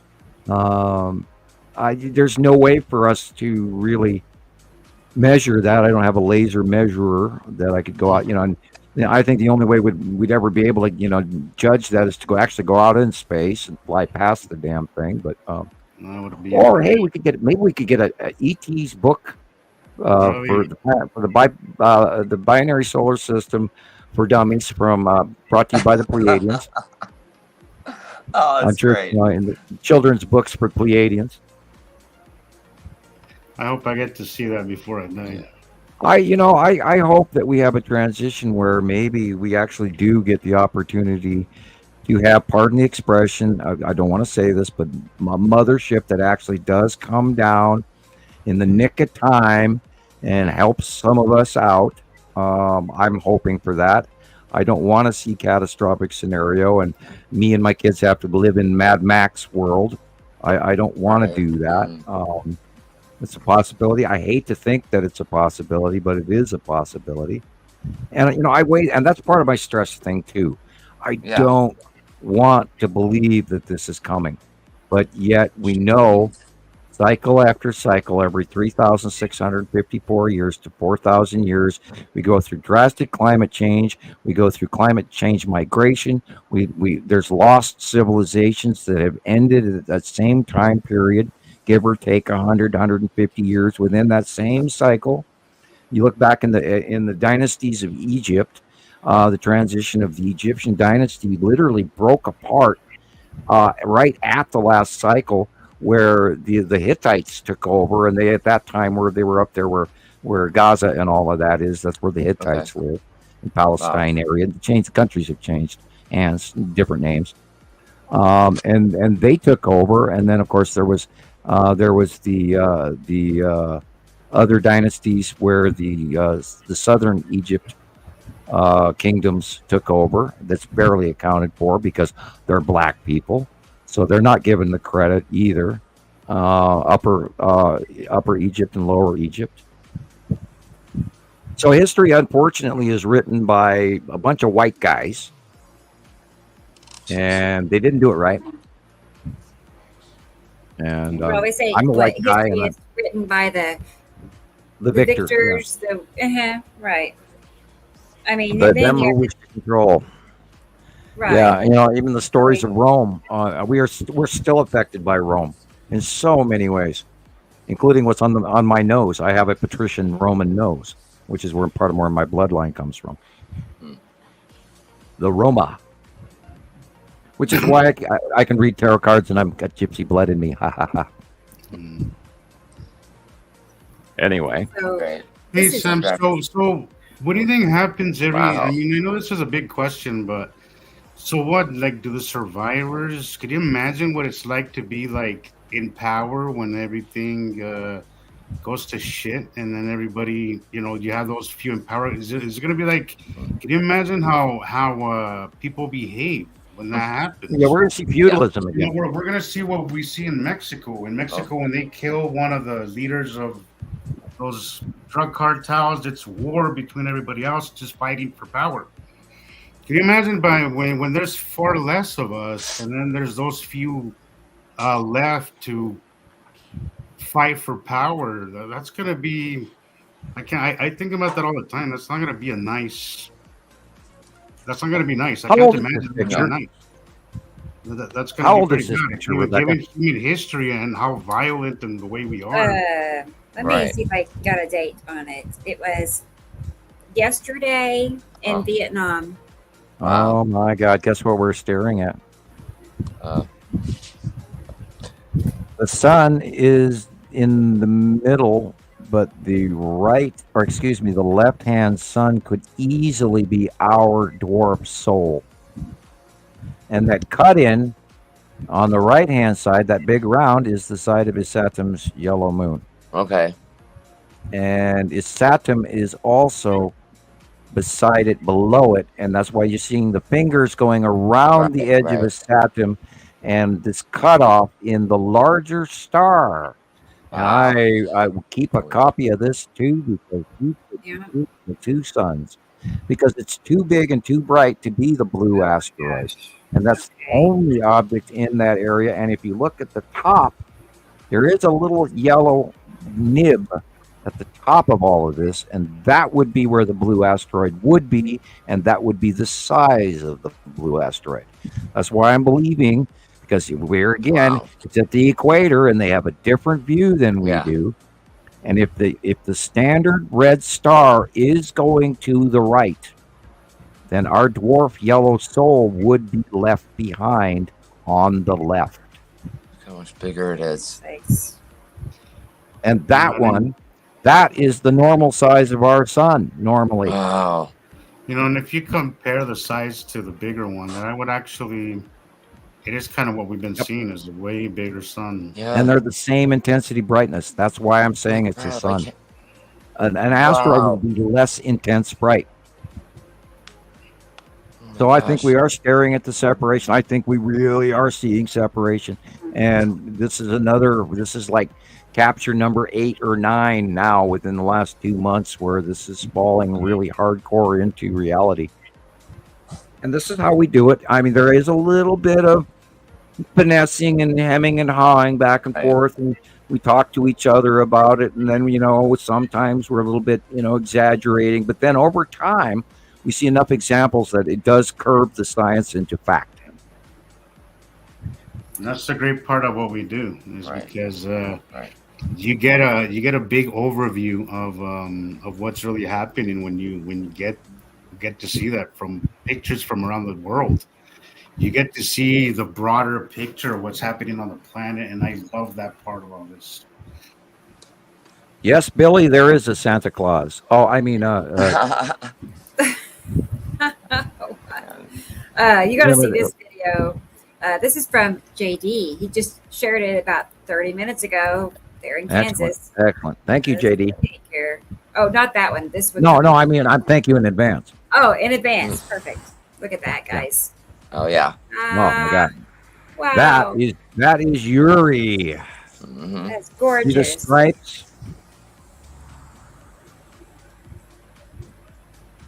What a show. I wish I was there. Jesus. See, that was such a view in 2018. That was cool. That is such a 2018. There's Matthew's moon. Yeah. And then Yuri is behind it. Like that in so long. But I have a video that matches exactly this. Wow. That is... And Nepacity is somewhere in that mix. That's a hard call. They're blending in together, and it makes me crazy. Right. I don't like having to speculate. But see the angled asteroids down at the horizon going away? Yep. Yeah. That could easily be right there. Could easily be Nepacity in the background of the side mixing in. And then, God, it's hard to call. It really is. That's why I like single shots rather than the 360. I didn't mean to do that. But this came up. But what do you think, Sam? I like it. I like it. Right. That big dimple thing is actually very. It's not going to be hard to recognize Saru with that big old dimple thing. That is very particularly. And that base cloud is usually very orangey yellow illuminated, but on this occasion it is not. Jesus, that is enormous. Yeah, and look at the strong circle at the top. That is so strong, an absolute definitive line that is not clouds. That is a base cloud of it's got to be Saru, and especially if it's in Dubai, it's in the equator region, and they see a different out view angle than we do up here in the northern hemisphere. Wow. We'll have to talk to Robert in New Zealand. I saw some of his work here. He typed me a message here. Thank you for talking to me again, Robert, in case you are listening. Keep your eye out for that, because you being down on the southern part of the planet, perhaps you have a completely different view, and maybe you can get a capture or two for us, please. I'm sure he will. He always does. Yeah. And this is what makes it so wonderful that we have all of these people from around the world that work with us regularly. And this is why this is fact, not supposition, is because we do talk to people around the world every day. Not once a month, not once every year, but every day. And Rebecca's friends and Jesus's friends and Christoper's friends and my friends. And we fill a very large pool of people. And I hope to God you guys get this info out, because we have to make it go viral somehow. We are only, a small group, and the only way we can get this out is if you folks out there follow and pass this on. I was having that conversation. I was talking to Jillian last night on the phone. We were talking about that.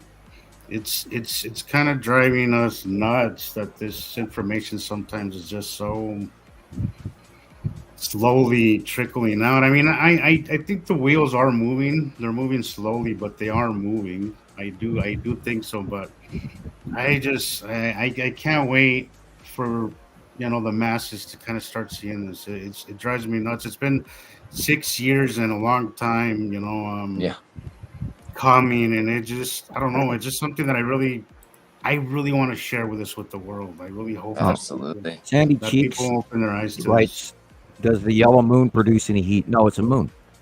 It does say it is so close to its atom that it leaves an ion trail. Why, we don't know. It's probably an electrical occurrence between the bodies. Okay. And then there's a trail that goes around either side of a Saturn, which comes off of the yellow moon. But I don't believe it produced. It might actually be, well, close proximity. It might be more volcanic. It might actually put off some amount of heat or something to produce the ion tail. I don't know. But generically, no. The only thing that puts off heat in that really cold space out there, because space is 440 degrees below zero out there. And so, no, I don't believe it. But that, the smaller moons, I mean, there are moons around Jupiter and stuff that are volcanic, and yet there's moons out there that are covered in ice that they believe that are life forms in the inner oceans underneath that ice. And we know that there's creatures under the ice because they're now discovering that in Antarctica alone. So, good question, but no, I don't believe it does. It may put off a small amount of volcanic, being the proximity to the planet. Maybe there is an ion electrical interaction that keeps it more volcanic. We don't really have any major close-ups of. That's what the one, where is it? Titan or whatever, one of those moons. Yeah. They say that it has volcanic activity because of the gravity.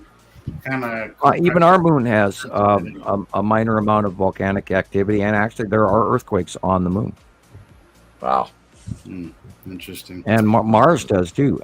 Boy, look at that perfect circle. Look at that perfect circle. Yeah. That's not a chemtrail. Oops, I said that. Yes, that white line look is at how edge. precise they are. Look at how precise. You said it. They're trying to distort the eye. What do you say? They're trying to distort that curve, but you could see it clearly there. And guess what? We know the light behind us. We know this is Atu. This is what I was talking about that I saw on Tennessee, whatever the guy's video on YouTube. That's what I saw last week, and it's because the sun's behind us. This is the facial illumination of Atu and Atu's moon. Now, when they're farther away, when they get away from us, we will be able to see Atu's moon as white, and you can see the craters, and you'll see Atu purple. But when they're this close to us, everything's blue. We don't know why, but we learned that.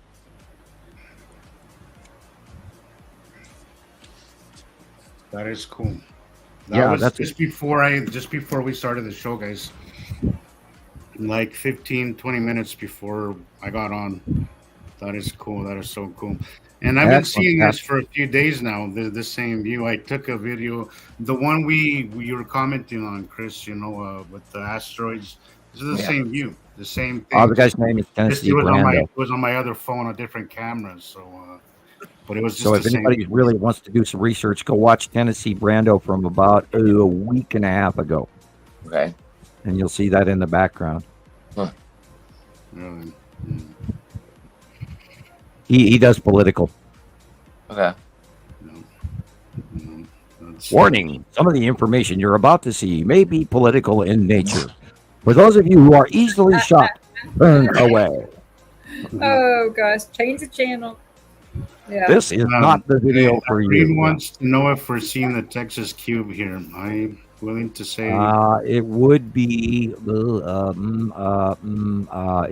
higher up and on the right hand side. I'm not seeing it. But I think what we're seeing here is the asteroids kind of going vertically down, Yeah. Right down the middle, which is the exact same view that I had the other day. That's so cool. Not even a week ago. So yeah, remember there's numerous asteroids. Irene, it's the asteroids coming down vertically. The ones we draw and the ones we talk about are only the big ones. There are tens of thousands and millions of smaller asteroids that we haven't even cataloged. Yeah. And probably this summer we're probably going to catalog 4 or 5 or 6 new ones, but we don't do a lot of cataloging of the objects because we have to watch them for a very long time to get to the point where we know them, and then we can actually. And now that we are adding a couple of names and stuff, so we will of course get more information as all of this unfolds. Stay tuned. Perfect. All right. I'm getting Chris's pictures. Barely sipping on this pop, not that I had the hiccups from it. I'm such a lightweight. Hold your breath for 20 I can't seconds. handle the Coca-Cola. It's always works for me. I don't know why. If I drink 2 or 3 of those things, I'm talking 300 miles an hour with the caffeine, Right. Oh, no. I already do that bad enough as it is. Little Coke and 300-mile-an-hour speech, and you got yourself a problem. Yeah, they'll be taking me to the rubber room in the white truck. This is 3 o'clock. This is my videos from this past week.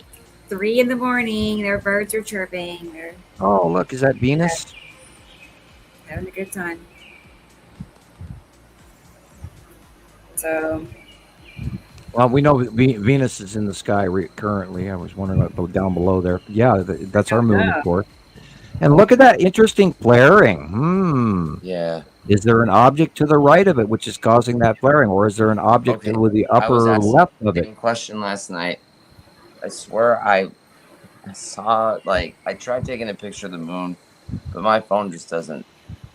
It's not going to do it. So, especially obviously the moon's out at night. Okay.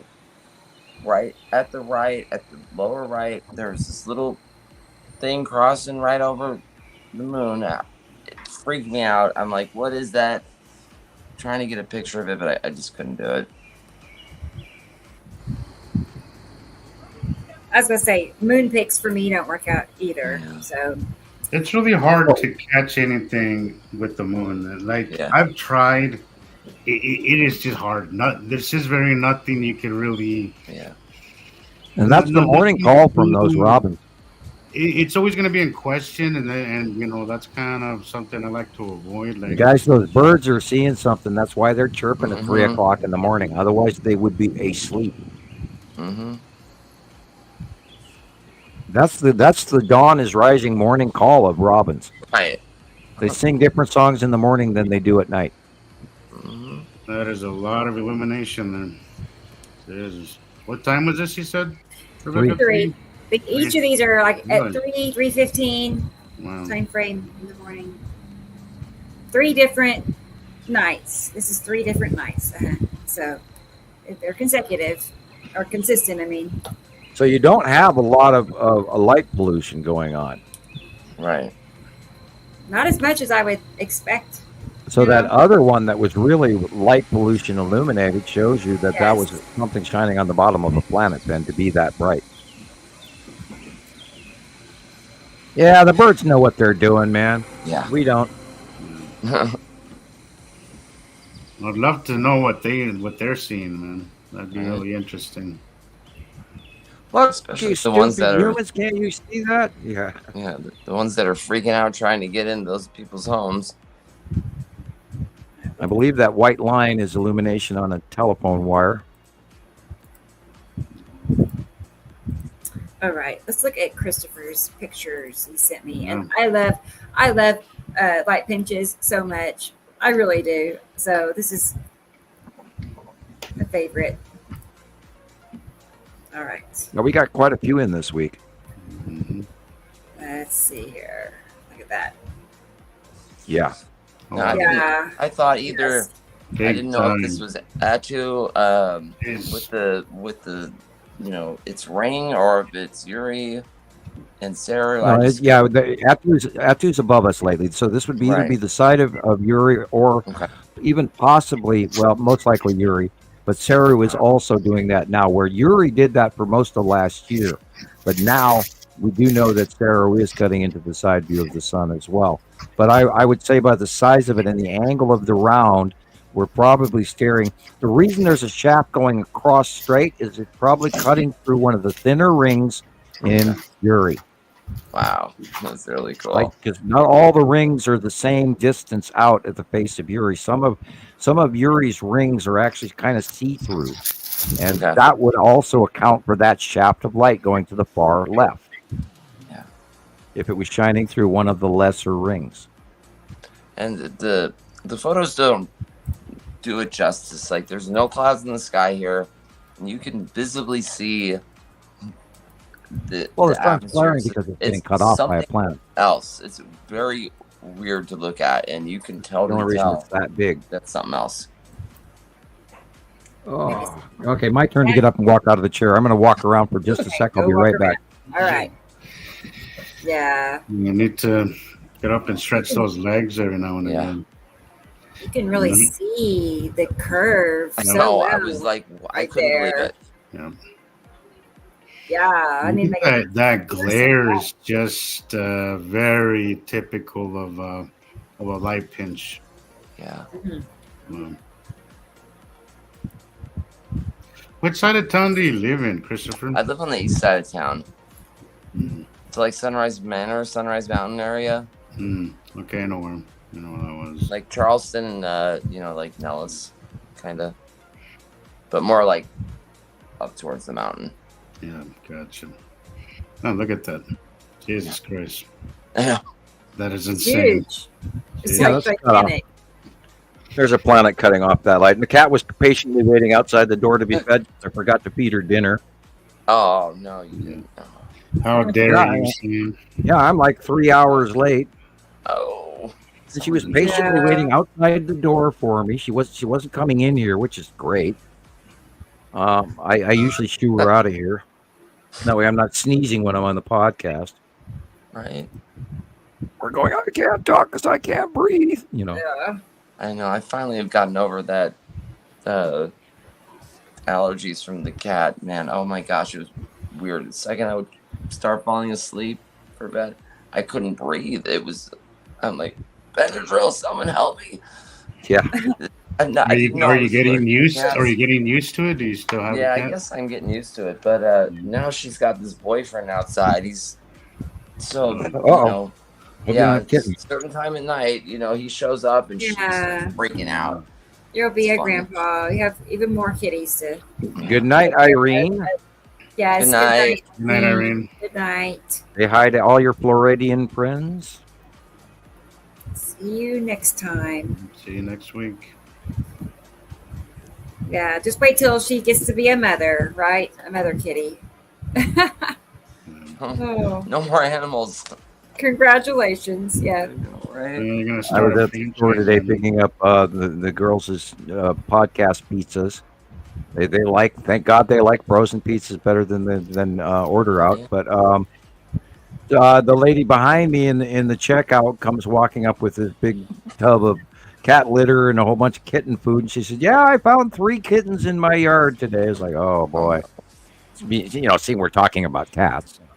You are, yeah. Yeah. This is, of course, this could be a pinch from the wires, but I doubt it. Right. That's an odd shape on that side. Yeah, look how hazy it is too. Weird. Thank God we're not doing what we were doing a couple of months ago where everything was black and weird. Yeah, this is a cut off of the side of Uri, definitely. Love that one. And that the angle is showing you, the shaft lighting going to the side is showing you that literally we're only seeing half of the sun. The upper half is being flared through the atmosphere of the planet. Did you see this one, Sam? You stepped away for a minute. I don't know. It just, that curve, so cool. Yep. That's Uri. Yeah. I gotta make a comparison with that one too. And Uri is getting smaller, oddly. It is, because it's rising up, and it is getting smaller. Not by, like that picture that JD posted that showed this massive Uri, but in actuality, the movement has completely changed too over the last few years. They used to be smaller, and then they'd come in and get bigger and bigger and bigger, and then go over us and then away. And now they're just right in our faces. So it's a whole different ball game than it was even 3-4 years ago. Learning curve as we go here. Here are some pictures from Tara. Tara sent me some pics. Yeah. Okay, yeah, that is on that's sunset, of course. And I believe we're looking at the left-hand side of the sunset. I do not know. Hard call. But planets. Right. The real sky is kind of pinkish, light blue green, and the upper area is planets, of course. Apparently, I wasn't out of this chair long enough, man. I'm achy. Planets. No, I don't know, but it seems logical. I don't know. Oh yeah, I truly believe that part of what's going on with everybody's feet and the neuropathy and all of that, I think a lot of that is planetary. I really do. Right. There's an electrical, tingly, weird thing going on with our planet and our electricity and Mother Earth and all of that. There's a lot to that. She said, "Oh yeah, it was today, 30th." Okay. Didn't notice that till now. That looks like long box cube on the right. I'll show you. Let's see here. Like, I don't know that angle though. I don't see it, but yeah. Well, we'll see. Maybe I'm wrong, but that rectangle straight look to the right. There is a little line, straight lines there. Let's see, where was another one? There was. Sorry, well, never mind. I'll get back to it. I didn't mean to fly through those, but yeah, I mean, it just looks so straight. That's why. Whose are these? Oh, Terra. These are Terra's, in Texas, and it was not. I see Terra and Texas got this, and JD in Kansas got, a huge show. And here in the Oklahoma in the middle, it was nothing. I mean, we didn't have a cloud inside. I think that illumination, if you go back to that picture, I think that illumination is not the sun. I think that is the asteroids. What we were talking about how the tan asteroid is going to start being illuminated. Because I think because I don't think that is the sun. I think what we're looking at here is Attu's moon, Nepesi, Uri, and even all the way down in the far, but where that illumination is the side of Uri in the asteroid group. And then the lead asteroid is above the tree on the right-hand side, dead center. That I can tell you is the lead asteroid. The rest of it is confusing. And I'm thinking the gray cloud is the bottom of Nepesi, misshapen, just to the right of the light pole. And then in the center middle is Attu and Attu's moon above. And then Uri and Saru on the far background left. My generic. And but I can tell you for a fact that the lead asteroid is just above the tree on the right middle.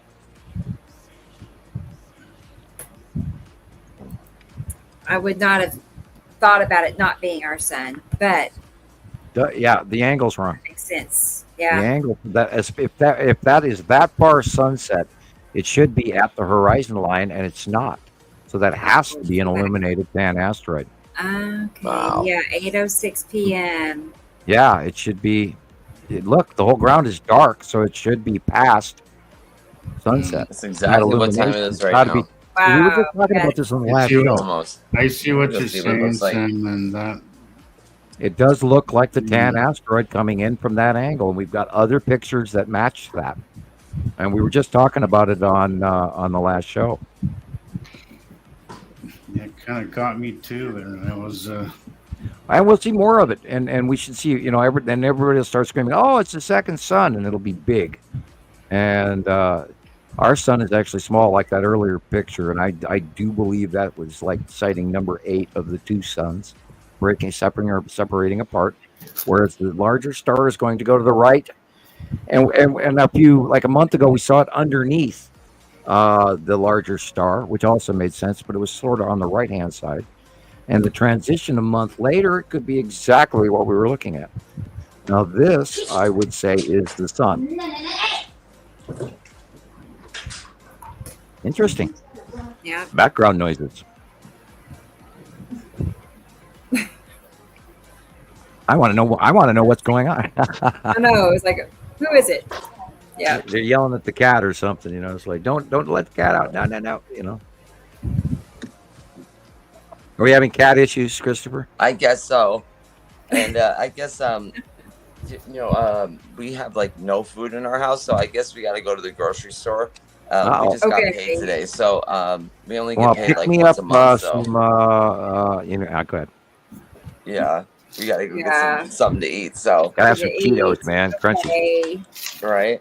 So, I don't eat Cheetos. They're cat problems. So, but before I leave, there's like the whole west of ours, like not the west, but more like northwest is still lit up. It's really weird, and we had, I think sunset happens at like 7:30. So yeah, I'll go take a look. We've been having a lot of that here lately too. Like, the sky's still illuminated in odd spots that shouldn't be illuminated after sunset. Like I could see if it was in the due west, but it's not. It's weird. So I don't. Very strange.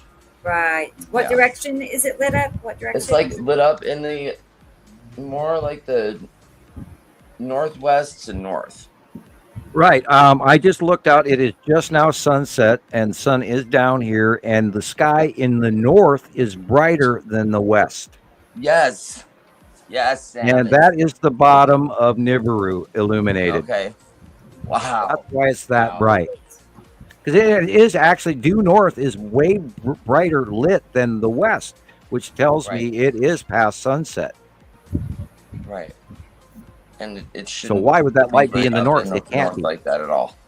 Right. It's the bottom of Nibiru being illuminated. Wow.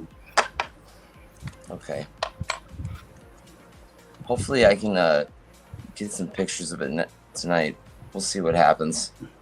I'll try to take some pictures of it. I'll try to get some pictures of it right now. Yeah. Perfect. When you see get what happens. All right, you guys. You guys have a great night, and I'll talk to you guys later. Okay. Careful. Have a good one. Be careful. Okay. See you later. Bye-bye. Grocery store journey.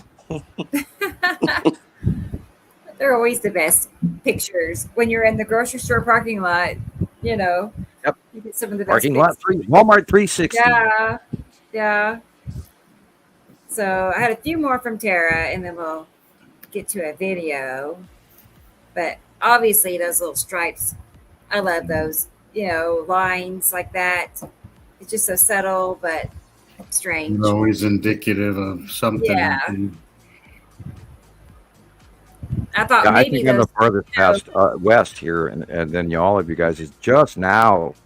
It's still blue out, light out. It's not dark out yet, but it is past sunset, and it is brighter due north than in the west, which is weird.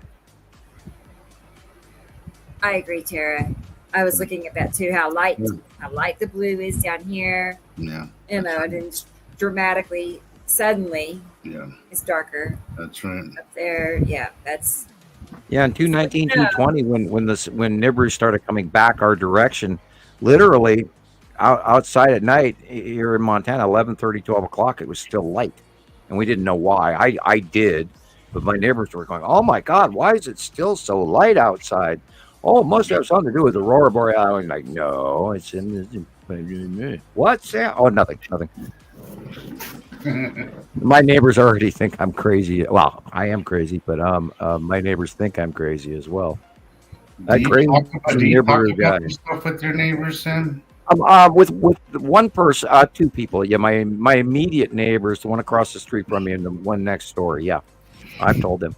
The rest of them I don't really talk to very often. But how do they react? I mean, the professor across the street, they just moved in with a few years ago. They're great people. He was patient and he listened, and I could see his eyes roll and his attention span wane. And then I took and I pointed out to him, I said, yes, you're an academic and I can understand where, you're kind of caught up in your world where you would believe what science teaches and doesn't teach. And you could think I'm a little bit nuts and go right ahead and laugh. But then I said, in parting, I would point out to you that they don't gather up a 17-year-old kid from Montana slap him with a 30-year non-disclosure agreement for being wrong. And you could see that he sort of shifted and went, okay. Then the tip of the head went, like, maybe you do have a point. You know, that little jack of your head when you go, oh, you know, that kind of, oh. So I don't think he believes me. My immediate next door neighbors, they kind of believe me, but I think they think I'm crazy too. So, but I've told them, and I and they said they wanted to watch our show, and I do need to go over and ask them if they are watching our show, because he said he was interested in this kind of podcast thing. So, okay. I don't know. It's unfortunate. It's unfortunate that people don't even try to see if this is real, because as I've said before, I dare anybody who actually tries to even disprove this. Yeah. Well, I spent years trying to disprove it too. I didn't want to know what I was seeing was real. I was going, nah. Oh, and then I kept seeing more of it. That's the reason, Sam, why I got good at what I that's the reason why most of us do this, and we've gotten good, is because you just have to prove it to yourself over and over, because you're like, I'm freaking crazy, right? Yeah. Oh my God! There it is again. Am I nuts? That's kind of my drive, Sam. You know, well, first of all, because it's just cool as hell to take a video of a planet. That is by far the coolest thing I've ever done in my life, right? But also the fact is that you just got to prove it to yourself over and over, to just remind yourself, I guess, that you're not crazy, and it's just. And also to try to prove it to other people, like, look, I've proven this over and over. That's my drive, but people don't take the time, and I think that's all they would take, is just to take the time, even if you're completely in disbelief. If you would actually give this the time to actually see if it's real or not, you could take about the same amount of time as to read about a 500-page novel. Exactly. You're cheating yourself out of the most incredible thing to happen to us in modern day, you know, and it frustrates me. Again, I was talking about that with Julia last night. I've gone through that, 8-10 times. It's frustrating. I go through the cycles of being irritated, and then in trying to ignore it, and then being completely overzealous, enthusiastic about it. And I go back and forth and back and forth and back and forth all the time. Yeah. That's exactly. And we've gone through wave after wave of newbie. We went through, the first few years, it was just every new cycle of new folks that came on board with it. You'd have to go through the whole story all over again from scratch and started. And Rebecca, how many times did you have to do that? Thousands, right? Where you start with people from scratch, you start and you feed them the story, and you bring them up to speed, and you go, okay, come on here, I'll show you this. No, all the time. But it's gotten better since I have made videos, so now I can just drop a link to a video and send them, that direction, versus having to just, type it out over and over again. So well, back in the days when I would hand out 15 and 20 comparative pictures going down the feed, and then you wouldn't believe how many websites, Facebook websites, kicked me out for that. And oh God, I got thrown out of so many sites you wouldn't believe. And then I was in Facebook jail like 50 times. Most other Nibiru groups are intolerant to this information. Either they will laugh, or if they hear or see your name or see your drawing, it's not received well. The other day on Nibiru Followers Anonymous, I did I went into the admin section and I checked to see if we were in any violations, and we have no violations on any of our sites. Good. Zippo 0. So perfect. We're doing good. We're following our P's and Q's. And I've got thousands of membership requests. And it's really hard to get into Montana Skywatcher 1 and 2 right now. We've been having some issues because of bots from India and people from India. So I have been I'm only adding a couple a week. I apologize, but it's been hell. And still, when I add people, I still have to ask a few of them not to come back. And the hard way, I just boot them. And I kind of learned from Jesus about that mentality where sometimes you just have to boot people. Because I was always trying to bring everybody up. I was always trying to bring everybody in, and I was too nice, and then it ended up sometimes actually biting me in the ass. Pardon the expression. But, go ahead. Yep. No, you're good.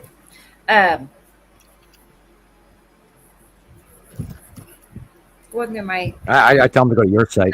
Go to my Nibiru Followers Anonymous or Montana Skywatcher Anonymous. And I haven't added anybody on that our dual site. I leave that up to you. I do a little bit of admin in there, but not much. On the new our site. Yeah, it's under control. On our joint it's a site. Private site, and it's right.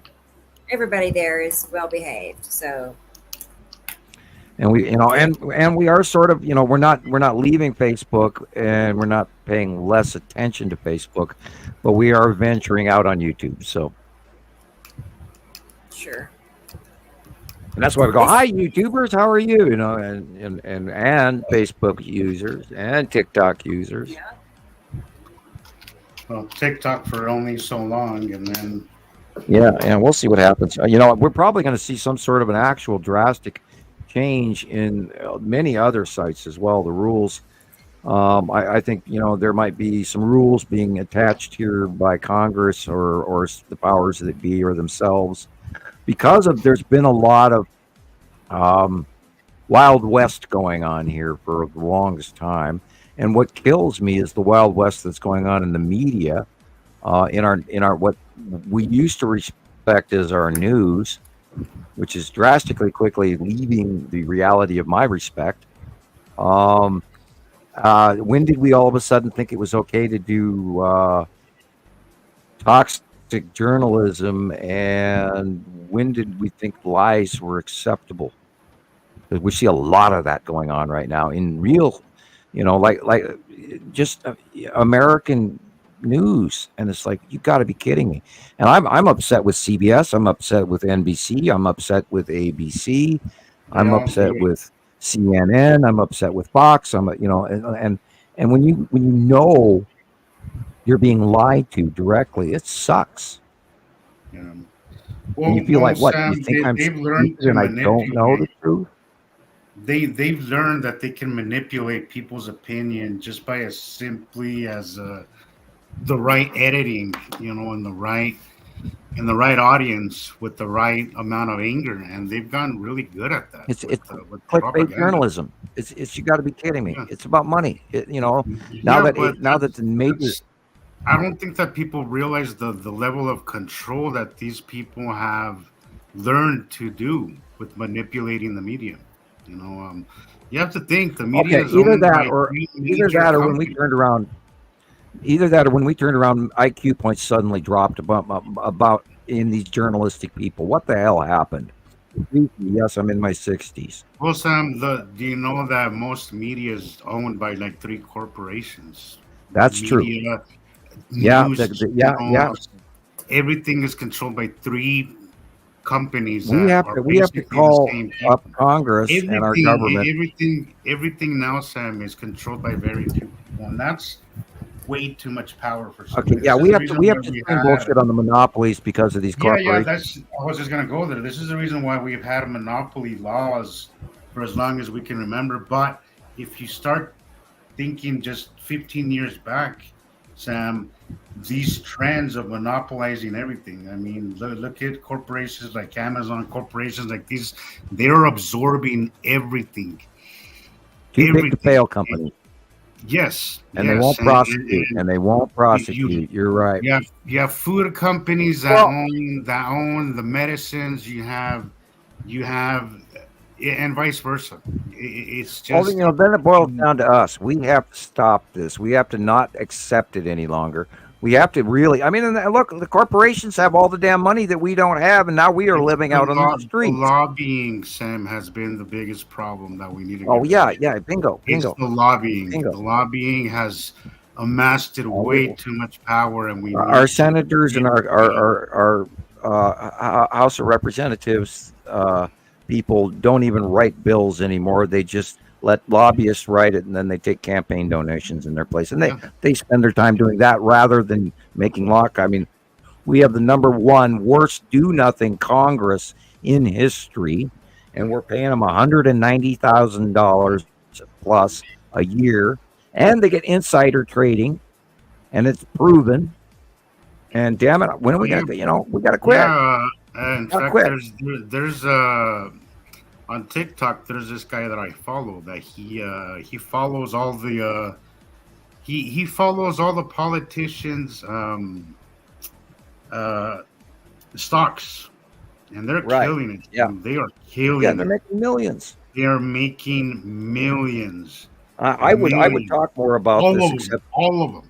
That's a problem, Sam. That's a problem. These people are passing laws that help their pockets, and that's all it is now. And I don't think people realize what an enormous problem that has become in America, everywhere, really. I mean, in America, especially.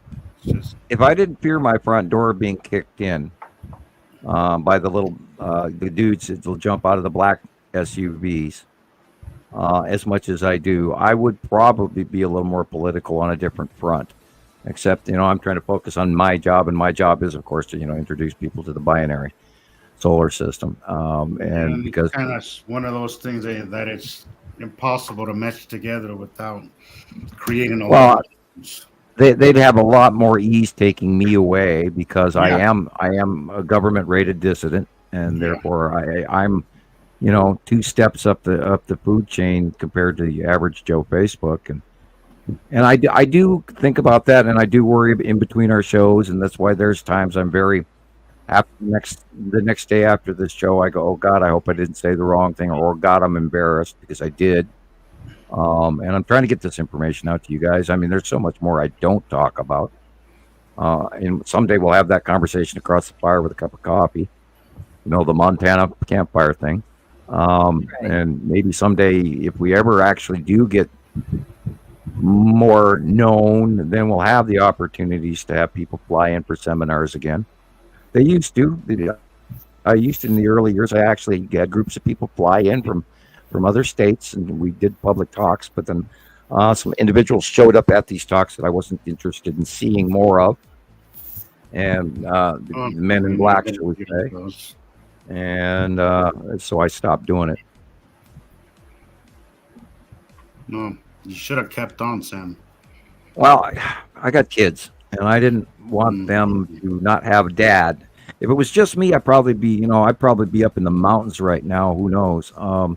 Talking to you, Charlie in the Yellowstone 2012, the guy that eats pickles and has beer and visits the guy when his kids are up camping, and he meets Charlie, the crazy guy who's announcing the destruction of the earth as up in Yellowstone as it blows up from the movie 2012. Do you remember the scene? Yes. Okay. Yeah.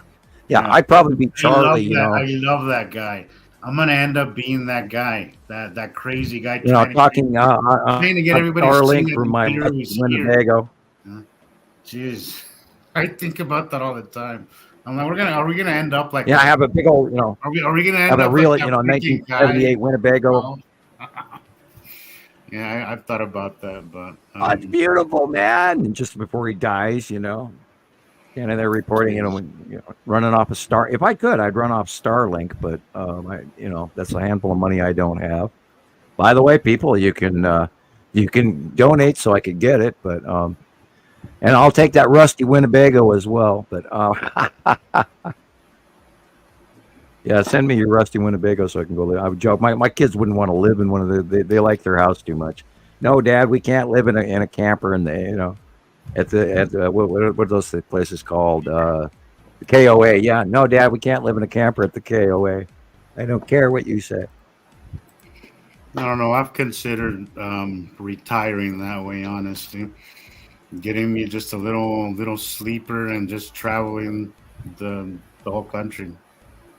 Yeah, it's fun as long as you can, I can do what I do just in about every state.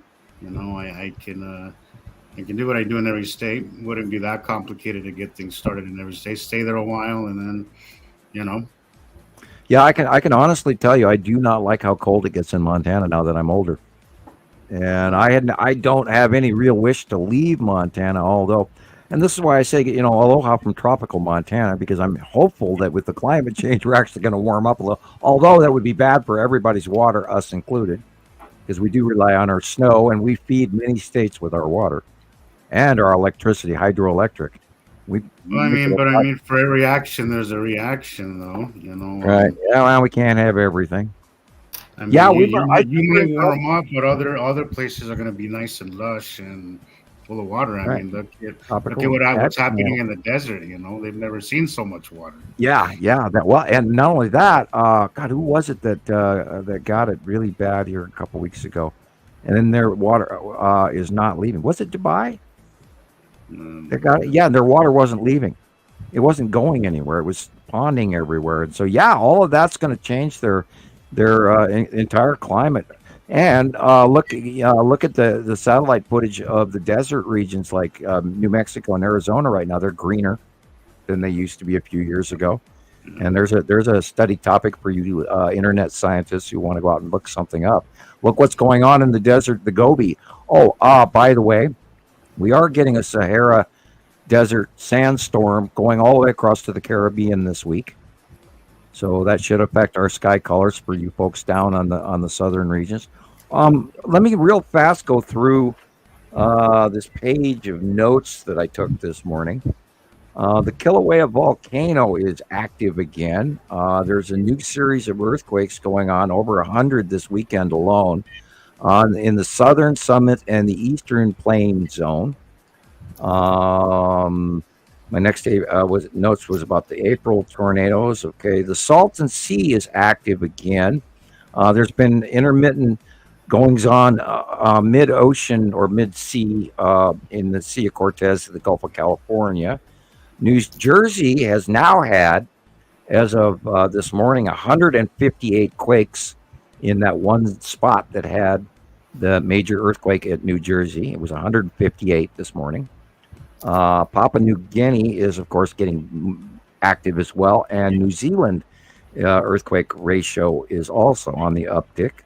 Puerto Rico is just having non-stop shocks. And they're all anywhere 2.7, 2.8, 3s. Quite busy in Puerto Rico. We talked about the El Nino and the La Nina transition. We're going to have a really nasty hurricane season this year. There's going to be a series of wind things in the Caribbean as well. There is already a storm crossing from Africa along with this dust storm. The sea surface temperature anomalies are changing because of the La Nina, El Nino change, and that's already visible off the western shores of South America. And they're actually seeing cold spots already, which means that's a quick temperature change from the El Nino. That's when it's really hot at the equator in the ocean temperatures. And then La Nina kicks in, and that's when it goes cold. And then the colder deep sea water temperatures rise up, which also changes what they refer to as the trade winds. And that's where the trade winds move one direction during the hot part, and then they move another part during, and that's seasonal as well. So that, and the trade winds are headed back our way again, supposedly off the coast of Africa. Okay, that big blob in the southern Atlantic Ocean that showed up on that radar that everybody's been freaking out about. I did a little more in-depth checking, and there was absolutely no evidence of any interruption in the shipping lanes off the west coast of Africa. All normal. Nobody saw any waves, and I did a background look into that, and there were no reports of anything in the shipping lanes. So therefore, it was a computer-generated anomaly, so far as we know. The boats even if it was a craft underwater that created. But isn't there 85 another wave. one, Sam? I just seen that there was another very similar. Yeah, it was a couple of days later, but that company is new. They are a new company. They just formed that web page. Oh, they're already messing shit up. Okay. Oh, and there are people out there that won't listen to it. They all we know it's a ship underwater, but see, and that's why I went in and I checked the shipping lanes. No, there's times where things are just anomalies that were just something a malfunction. Yeah, and it's generated by a computer. Now, if that was you can't tag along something. You know, if we saw that anomaly on a real radar, that'd be one thing. But that was a generated computer model. So anyway, Russia, China, northern India, and that whole area are all flooding. There's a huge flood in Kazakhstan, and there's huge flooding east of Moscow and everything, where there's a lot of people are under a lot of water. A lot of dams failed, etc. And that has to do with rain. Same thing with Pakistan and China and all of they're just flooded out like crazy. Now, literally, we've been talking about China every week since December, and those poor folks. We really got to send our. Not only that, their economy is hell, and they've got a real problem with unemployment. Going into covering China. Let's see, I'm almost done to my thing here. Okay. Now tonight and tomorrow, there's going to be strong storms from Texas to Kansas. After about 1 a.m. tonight, there will be more chances of hail. Snow in the Pacific Northwest, northern Montana and Dakotas, and Seattle and Idaho and Oregon are going to start on Thursday. It's going to get cold again. Let's see. Low pressure systems in the Pacific Northwest. Yeah, that's it. Covered all of it. Okay. Yes. Notepad goes into the box. That is a lot of activity. Right. That is a lot of activity. Speaking of activity.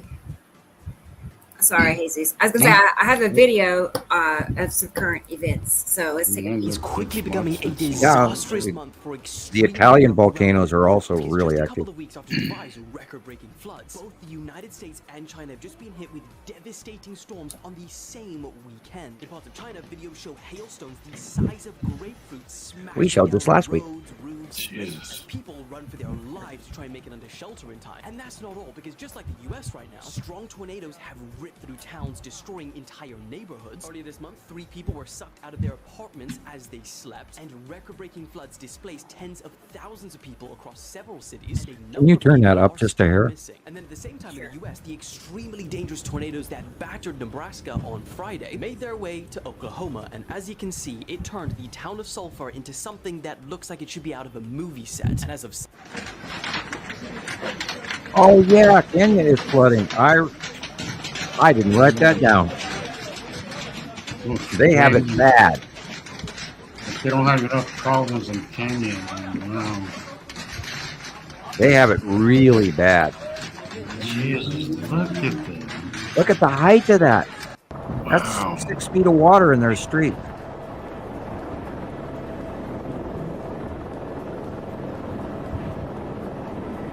And they don't have the resources to rescue people.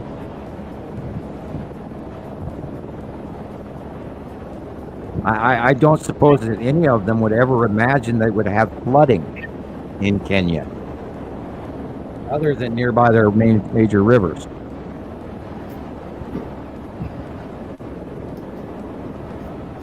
I mean, correct me if I'm wrong, but generically, isn't Kenya a semi-mountainous country that is not necessarily that wet?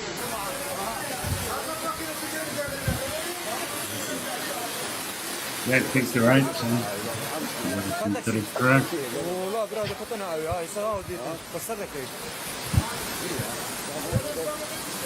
They're like arid tropical or something in the desert tropical with mountain ranges.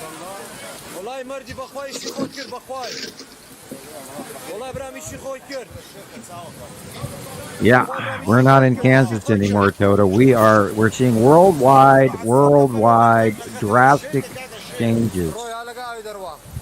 All those people, over the years, they say to us, well, if Nibber were here, wouldn't we have noticed it by now? Right. And we're noticing it. It's because they don't even know what's really happening. That's true. They don't Most really likely. even look for the information or the news. Yeah. Right. I've talked to people, they say, I don't even watch the news anymore. It's like, what? Right. Well, I mean, I could understand why they don't see mainstream news because that just sucks. All of it. I can't stomach it. But there's very important news happening, but you have to seek it out. I used to rush home to be in time to catch the news years ago before, Now before it's just internet, before garbage cable. and propaganda and just nothing. There's nothing news, nothing really significant or important to humankind.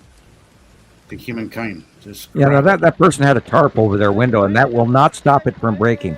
You need to have a big old comforter, a multiple folded, old handmade grandma quilt if you're going to protect your windshield. And hope your car doesn't wash away. That's silly. Are they driving? Or just there? I think they were driving. Wow. Bad idea. Yeah, bad idea. People really underestimate the force that water has. Just 2 inches of water is enough to sweep you away. Just a few inches. Now, even if you were to stand there and say that the planets aren't here, climate change is absolutely going on. And you have to ask what real climate change is.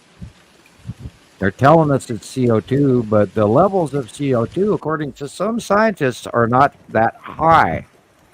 So you have to maybe think, well, why are they taxing us? Why?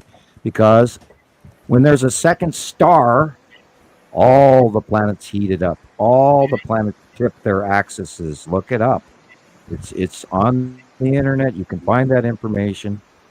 When the second star got here in 2011, and in 2012, they did the backblow CMEs, where they joined and co-orbited for a while, and we do believe they are separating now. And we've been pointed in that direction for quite a few months. It was also expected because of the transition of the planets and the movements and the changes and the stuff we've been watching and our scientific study of it. And I really think we are seeing the separation of the two suns. I might have to actually draw it in. That'd be a trip. Yeah, that would. But right around that same time, Sam, you started seeing the poles on Saturn light up. Right around that same time, Right. Right. A lot of activity on the poles of Saturn. Right. Yeah, all the planets started illuminating and having the North Pole and South Pole unusual, not normal illuminations. Yeah. And because that second star is a very large battery. Yeah.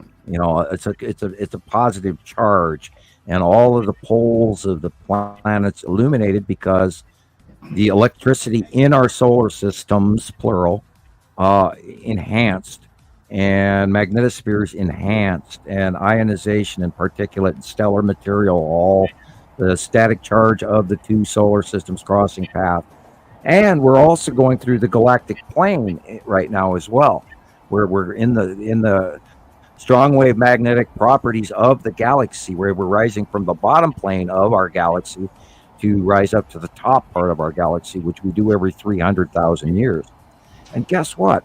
Isn't that about the time that we got taken over by a certain other faction that made man what man is? And maybe it's time that when we get on the top of this, we can break out in a favorable way for everyone, not violently, because the only way we're going to evolve is through diplomacy. Yes, but I how would that happen without them losing their system that they depend and don't? Well, the decree is that some of us get to evolve. Yeah, well, that's what I mean. I mean, some of us, but what about Yeah.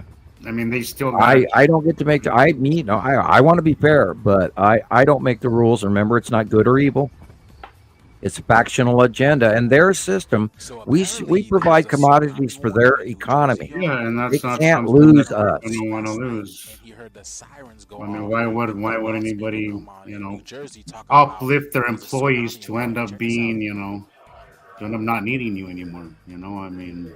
Well, we are self-replicating biotools already, so we are the robots that they would send here. We are, we're bio beings that they placed here to do this for them. So we have to be smart enough to earn our way out. The sirens were going off, and then the guy came on the loudspeaker telling people. And we can't piss off the boss. Mom and Dad are here, and now we have to clean up our bedroom. But how about a mass awakening, Sam? When has that ever been a thing?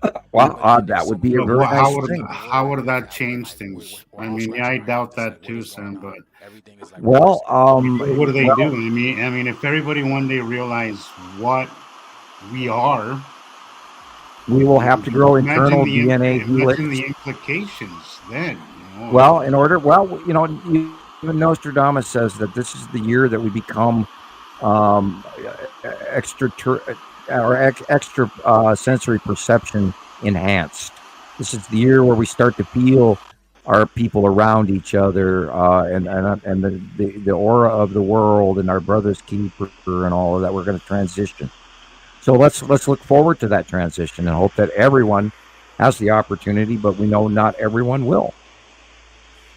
There are some people that will not believe this no matter what. Sabrina, evil is the concept of Rome. Unfortunately, Sam, we see that every day. And it doesn't matter what I show them. It doesn't matter. It's, right. And I've had some captures that are very undeniable. And, I will agree with Sabrina. Greed is running our planet, not evil. Greed. Greed. Yeah. Well, I mean, breaking news, you guys. I think you're right, greed, but I don't know. I do believe in evil. I don't think it's. I'm not going to give it credit. I'm not even going to acknowledge. I get that. I get that, but. Our next story comes with a sinking feeling.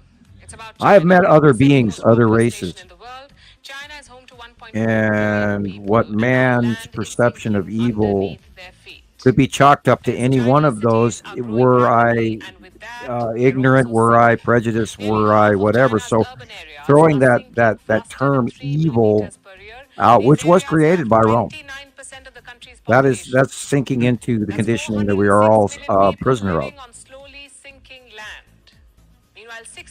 So I will say, not very kind individuals who are greedy. That sounds about right. Now, this is Gravitas, that news service I watch. They are very accurate. They do in-depth reporting. They do their homework. And I do watch India Gravitas. Yeah, I watch Sounds that like you too. still have ice. I watch that myself too. Sounds like you have ice in your cup there. And my Coke has gone warm. Yeah, no, I do. I definitely do. Then got me a Coke when I went on a little walk along. 2 mules in a barn, man. Ow. Hello, planets. Hello, age 63. I'm going to be 63 this year. Holy cow. Goodness sakes. Yeah, it scares the hell out of me, frankly. 63. Oh, no. Okay. I know we're like 8 years apart. Now now we'll say, the 60s are the new 40s. Yeah, right. You just say that to make yourself feel better. Yeah. Yeah. I didn't tell anybody, but today's my birthday. Well, happy birthday, gosh. I know. It wasn't a big deal. I was like, saw something last time on one of your profiles, but I was like, I went on to your other ones and I was like, it didn't say anything, so I was like, well, yeah, giving out that information online too is giving out private information is also sometimes uncomfortable. Like Facebook thinks it's a different day. I won't elaborate, but that's fine. They're allowed to. But right, yeah. Right. But now you told everybody. Thank you, guys. Thank you. Yeah, I know, but they won't remember by next April 30th. Oh. Hey, did you have your colloidal silver today? I did. It's in the other room, but yeah. The taste is Alan is out there. Is Alan taking colloidal silver, and has he stopped throwing up? He has stopped throwing up. Yes. Excellent. Yes. Excellent. So, I think his worst problem is the neuropathy overall of everything. Because it's made it to where he can't get up and do what he wants to do. Well, he has to get up and walk around. Has to. He can't feel his feet. He can't feel his feet. He can't. Wow. He's walking on them, but he can't feel them. Wow. But they hurt. It's like they hurt, but feed that man more garlic. Get some garlic going. Heat up that system. Get that blood. Get his blood to heat up. Shallots, onions, garlic, colloidal silver. Maybe even get him. That's just it. He's losing weight. He's not eating enough. It's just. Yeah. Well, like I suggested to you, Jesus, maybe just get a copper wire loosely on each ankle. Just see if that will do anything to increase the body electricity. You see how that's happening to a lot of people. I get have mine. Luckily, I've managed to more or less stay immobile, but I do have my times where I'm immobilized for a week or two at a time. Well, I noticed neuropathy in my feet right after COVID.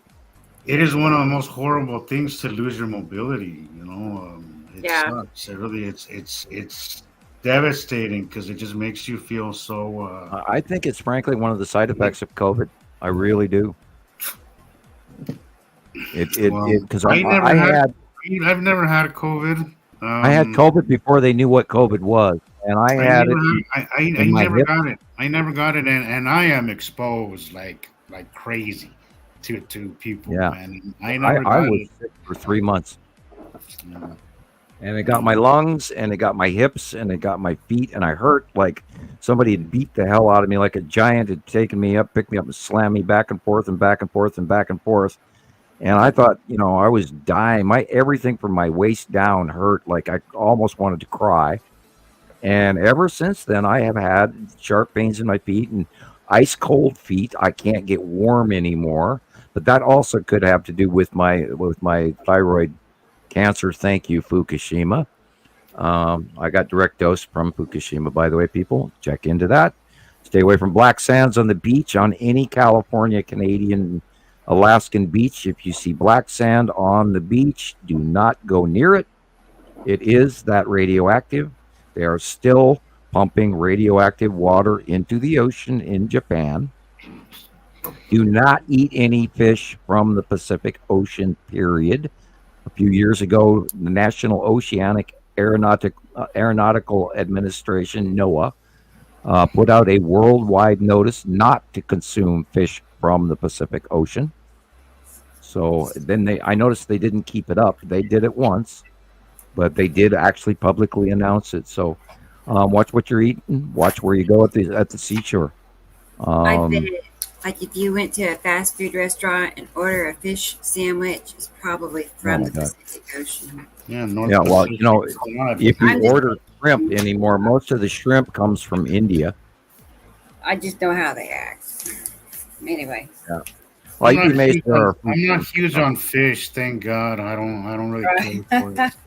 So. I'm the same way. Yeah, I rarely have fish. Really. I used to eat a lot more. I don't now. Once in a while, I'll have a fish stick or two. With I used to live on lobster all the time. But I prefer I don't like it too fresh. I feel it's a little gamey, if that's the right term. I'll just go with the breaded fish sticks. That's the closest I'll get to eating fish ever. Oh man, that'll make you sick. Yeah, with a little bit of tartar sauce. Yeah. Shiloh used to love. I'm telling you, when I'm craving junk food, that's not bad junk food, but it is junk food.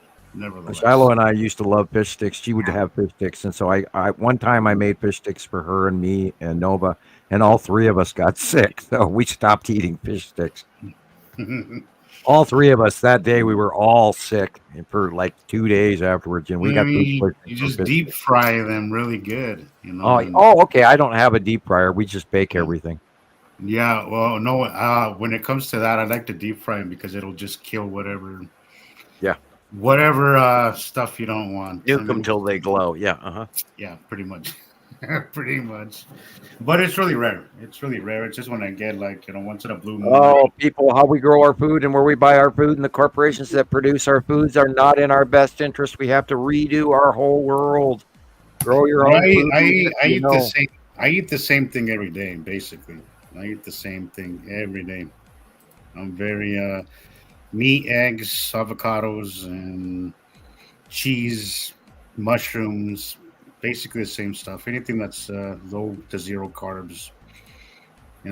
Very boring kind of food, but it works. So, well, you're healthier, so if it ain't broke, don't fix it. Exactly. You're doing good. Yeah. We're all proud of you. Yeah, whatever works for you. Yeah, Sandy Cheeks. I love. I make a mean chicken in the air fryer. I love chicken in the air fryer. I've never used one, so it's a good, healthier. You're not using oil, but it basically tastes like fried chicken. It's just so good. You season it right. I use this red seasoning. I throw it in the air fryer. Oh, delicious. My brother loves when I make that.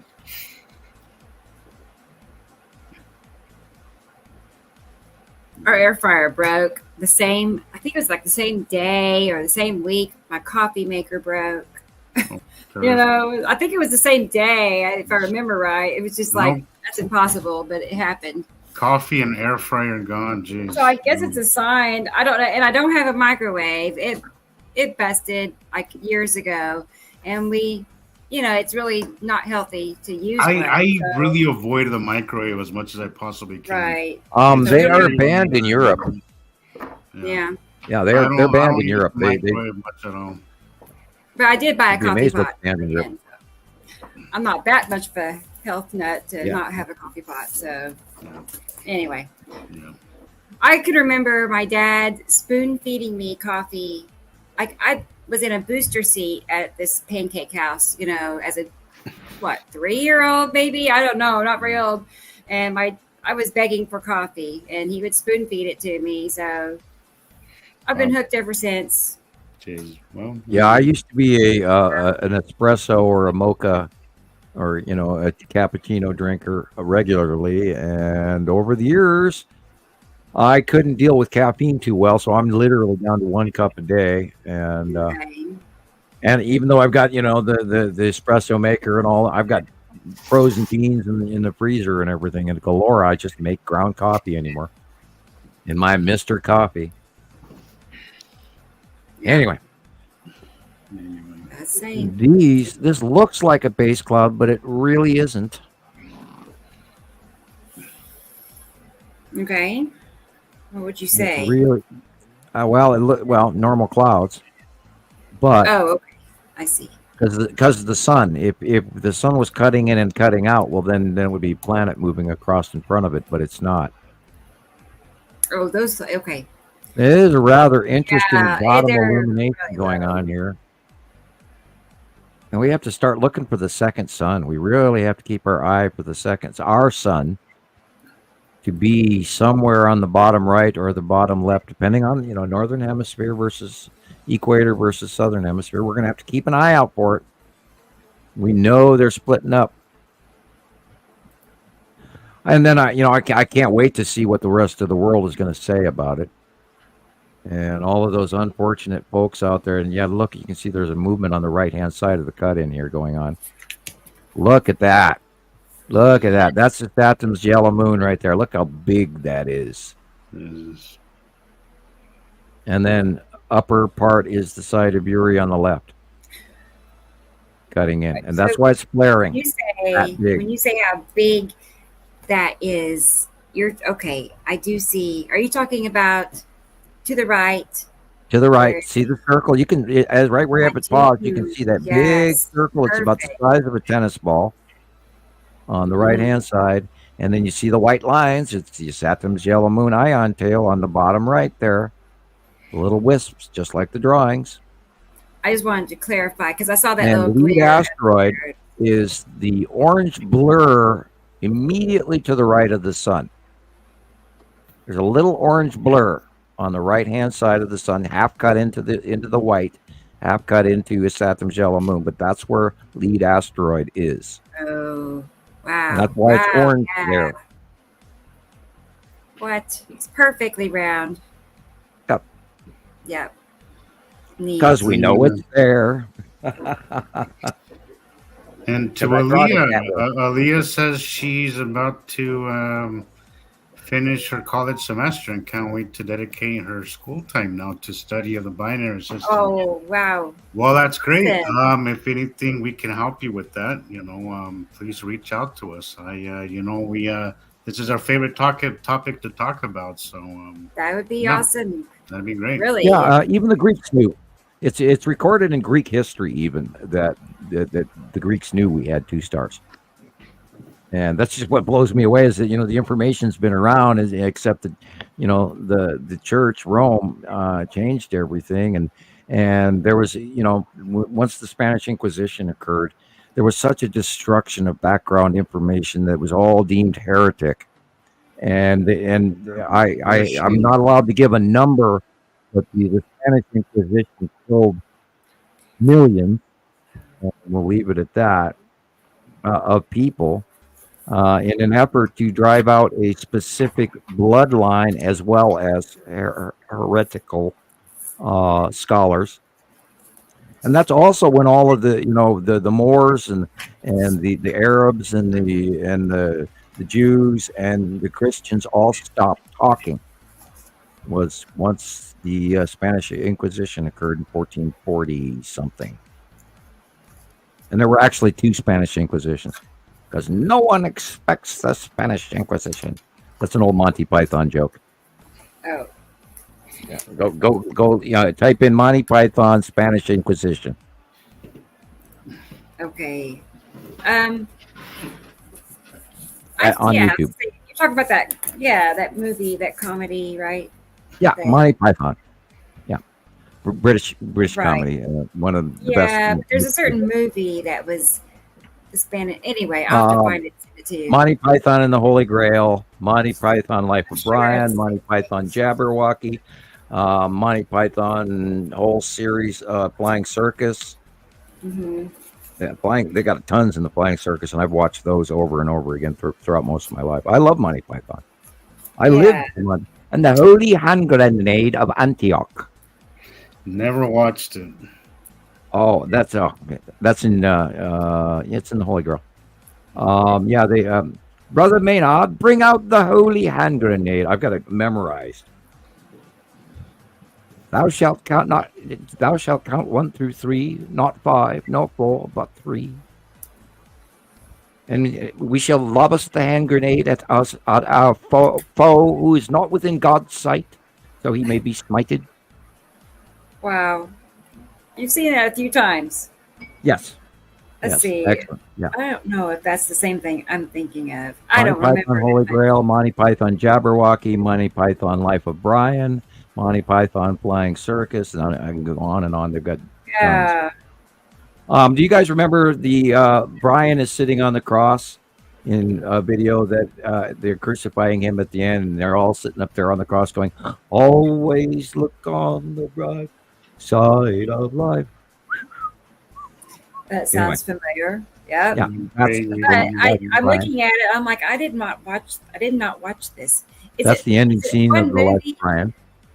Is it one movie or is it a series? Oh no, it's not a series. They put out quite a few movies, but the series was Monty Python and the Flying Circus.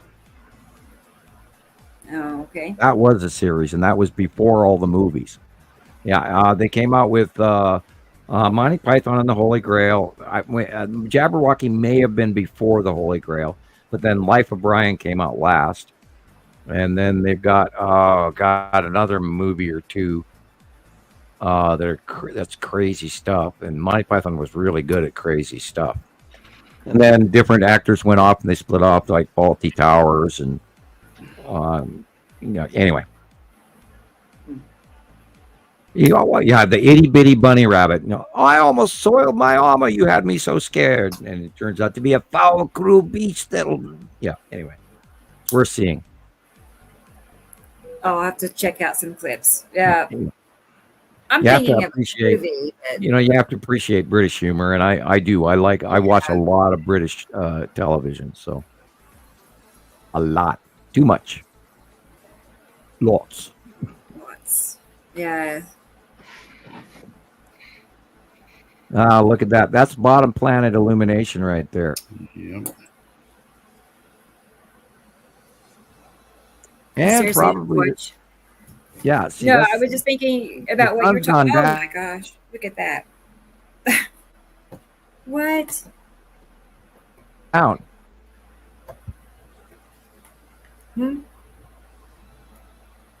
Was I patching out? Oh yeah, you got quiet. I'm like, but look at that. He's quiet again.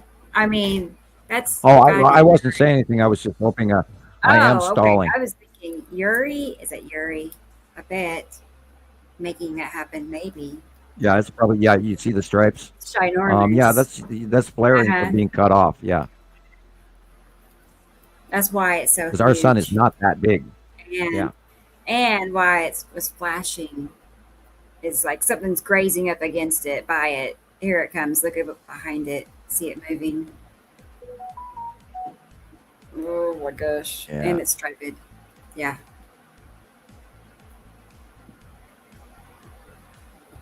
And remember, they're between us and the sun, and so we are seeing the dark sides of them until they pass Earth.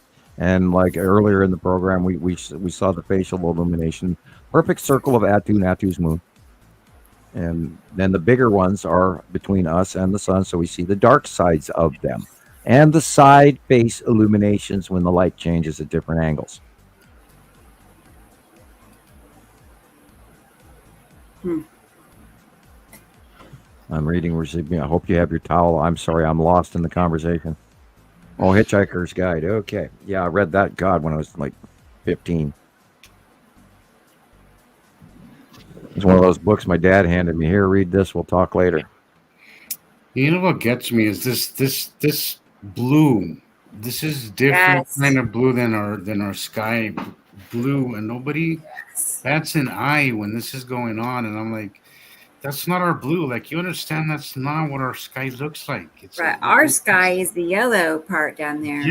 Yeah, and nobody bats an eye. I don't get it. You could even see the white illumination sometimes, like as you're seeing here from the sun illuminating it from the bottom. And nobody bats an eye. It's like, fine, white and blue, different skies are perfectly normal. And the rotation and circulation of it. It's rotating. That's right. Light blue rotating. How interesting, That looks like Nepacity skies. Yeah, green. Zap. That Dubai, that had to have been Nepacity. It was so huge. Yeah, all that rain bombing that we got going on around the planet, I'm sure. But that was insane. Just seeing Look at the illumination above. Yep. Look at the illumination above. Yep. Wow. Green illumination.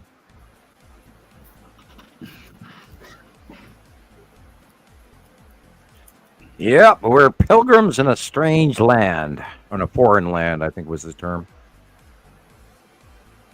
Wow, look at that brief red hue there and yellow. I think we just saw a sunrise, didn't we? 6:25 a.m., yeah. I think sunrises are my favorite. Even above a sunset, I think sunrises are just because it goes from dark to gradually bright, and it makes for great time lapses. Oh yeah, right before sunrise, if you can get up and go outside and look in the northeast sky, you will see planets right before sunrise in the northeast sky. Yeah. Because of the angle of light. And you'll see the shine on, and as it rises, the angle of the shadowing changes, and it shows you the planet.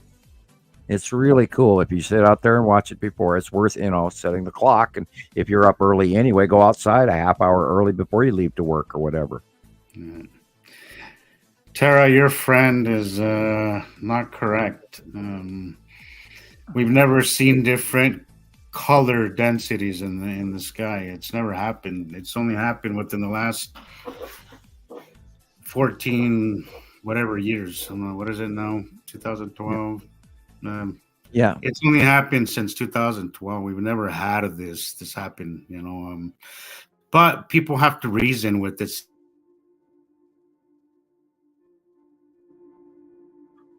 somehow because it's easier to reason with. Yeah, you locked up there for a brief second to me. I don't know if it was just me or you, but really, well, I'm suspect anymore. Well, it's easier to reason with something, even if it doesn't make sense. It's easier to reason with something than it is to deal with it, and that's what I get a lot from people. Like I could show them the craziest thing, and they'll always come up with something to reason with it, and that's fine. I think it's a coping mechanism, Right. I think it scares people. I really do. Yeah, absolutely. And people don't like change. People want to we refuse change, and that goes for all of us, some more than others, but we don't like change, and this would change everything. And people ain't comfortable with that. They'd rather just, as Tommy Lee Jones says on Men in Black, people think they got a good beat on things, Well, you know what I do? And they don't want to know. I whip out, when they get really, really questioning, I whip out the 2011, 2012, 2013, 14 pictures of when the planets were small. And, I'm going to send you one, Rebecca, that we don't post very often.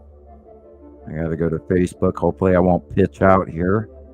One of my favorite ones, and it's really easy to find, of early Nepacity, when we watched Nepacity coming in. And I got to find you. Okay, and now I got you on PM on Facebook. I will go to my picture file and get one of the earliest Nepacity shots that we have, where we knew Nepacity was a planet and not just a green asteroid, not the green Kachina or any of that crazy stuff. But anyway, I sent it to you, and you should have it, because it says sent, not sending. And you're on mute. How'd that happen? All right. Magic. Hang on. I was choking a second ago, and I was like, oh, that's probably why you got to turn it back on. Trying to yeah, I like my mute button too. I have been guilty of leaving it on as well in the past. Yeah. It's like a fear. It was like start choking in front of everybody. Yeah, right. Yeah. Right. All right. Yeah, that is one of my favorite early Nepacity pictures. And, I mean, you cannot argue with it at all. Wow. Well, look at that. That is major red asteroid. Holy cow, that's big. Is it? Okay. I wasn't sure what that was. Coming right over the top of us. It's the only cloud in the sky, by the way. Hi, and welcome to the 180-day cycle. And see the discharging? Yeah. That is the red asteroid going over the top of us. Really close. That is so scary. Look at that. That's. Imagine what people would think if they knew what this was. No shit. Jesus. Remember that? Remember that night I went live, Jesus. I do. Like that. Very similar to what you caught. Yeah. Remember what purple lightning means? It means it's way high upper atmosphere. Normal lightning is, if this was a low cloud, it would be normal white or yellow lightning. Purple lightning is from extreme atmospheric levels only. Shows you this is a close pass asteroid from the asteroid group. I know which one it is because I know the face of it. That's that little weird monkey face in the middle of it there. That's the red asteroid face on that right edge. And when they come in the 180-day cycle in a close pass, they discharge off Earth. They're that big. Plus that behind it. Sorry, I'm still that blue behind it with the orange horizon. I see that when Atu is on the scene. And yeah, and remember these asteroids are right next to Atu. Yeah, the baby blue. The baby blue. Right, but it's this. Okay, it's either a deep blue and orange or purple and orange. But and the normal sky is at the horizon. That's your sign for Atu. Yeah, that is your 180-day cycle close pass discharge scenario right there. And it's going to get worse. We're going to see an event. Now, it happened in San Francisco. It happened in South Dakota. It happened in Ohio. It happened in Canada. I'm sure it's happened around the world that we didn't get reportings from.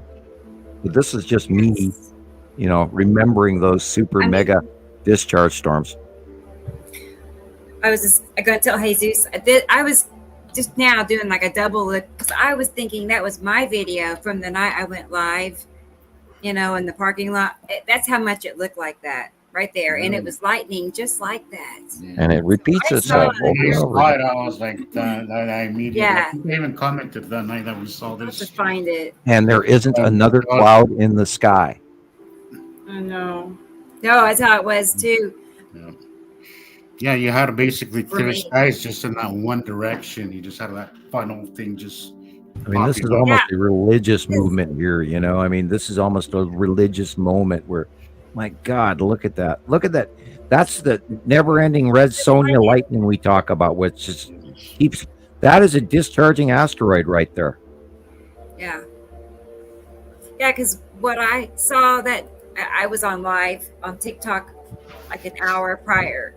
And there was nothing else to talk about. The sky was completely clear, nothing was. And I was like, okay, guys, I'm gonna go, and I ran into the dollar store and I come out and what I saw was that, if I can find the video, I will show you. And the spiral asteroid will be doing that as well. We can see the close passes of the spiral asteroid that go all the way across the sky and actually do odd bank turns. And that will discharge this year as well, and it might be catastrophic as well. Do you have that picture ready? Because I imagine there's somebody out there hanging. Yes. I know. When people don't believe, I dig out the 2012, 13, 14, 15 pictures where we got captures of the planets that are absolutely irrefutable, separate little circles of that planet, especially like the early Atu's moon overshots were just unbelievable, where you can actually see the craters in the moon. But this is my favorite Nepesity shot. Sorry, it's I got my share of Atu's moons. Oh God, I got tons of asteroid things, craters. It was the craziest thing, and I love this picture. That is a cool picture. And the date on this is 2015. That green blob there is planet Nepesity. That big red blob behind the sun is planet Immeru. A big red gas giant so big it occupies, it's actually way far away. Way far away than the sun. But this is the standard red and our star, both in front of each other or joined. But this is the early onset of planet Nepesity. And of course, look, Mexico webcam that they took away from us. Unfortunately, some of the coolest stuff was coming out of those webcams. It's because they're at the equator and we get a better shot. That is such a bummer. Oh, I waited anxiously for those webcam videos to come out. I could not get enough of them because it was just like nothing. Like there was no views anywhere else that you were getting. And see that green? That unmistakable Nepesity green. Yeah. That green does not change. It's that same. The intensity changes, depending on lighting and angle and all that. But it's the same green, as is the same purple with that too. And it took till 2018 before it did a close pass. Because 2018 was the first onset of the close passes of necessity, which caused the rain bombs and the cyclone. And that's when NASA and all these and the National Weather Service started coming up with all those new names for everything. Oh, we have a whole bunch of new names for you guys. It is the most epic close passing we've had to date. I don't think anything has come near that year. Yeah, it was first sighted over the Gulf of Mexico, and then over Florida, and then over Texas, and then it went farther north, and now it's doing a run over the middle of, from Oregon all the way to Washington D.C. at that level. And last year it did a run at the end of the cycle over Canada, and I think that could have also been an asteroid discharge. But the whole of Canada lit on fire within a few hours, and it covered a region that there's no way that that whole area could have lit on fire the way it did any other way than a close pass asteroid discharge, because that fire couldn't have spread that quickly and as large as it did. Unbelievable fire they had up in Saskatchewan last year. And of course, that doesn't make the news either. Yeah, not surprised. Okay, I'm going to go get another Coke because I'm dry here. Okay, Sam. I'm still getting over my... It wasn't even that bad of an attack. It just goes on and on like it was, but... Anyway. I'm going to play a little video. This is something I captured, I don't know, probably 2 years ago. Maybe it will say. Let's see. And then I'll get your video. Jesus. Wait, I think I already have it. I'll get it. Make sure I get it. Okay. Hang on a second. But Sam asked me to pick out one of my older videos, so that's what we're going to do here. Yay. I'm back. I know that we like to stay current, but there's some old stuff that needs to stay alive. That needs to be in rotation every so often because it's that good. I think as long as you make a point to say this is not new, this is not current, this is old, I think you're okay. But personally, and not only that, it will add. I like older stuff. It will add to our level of science that we did study. Rebecca earned all of these videos, and she can describe exactly what they are. And this is base information going back years that other people need to learn. That's right. Sorry. To show that we're not making this crap up. We aren't. Well, hell, here's a picture, 2015.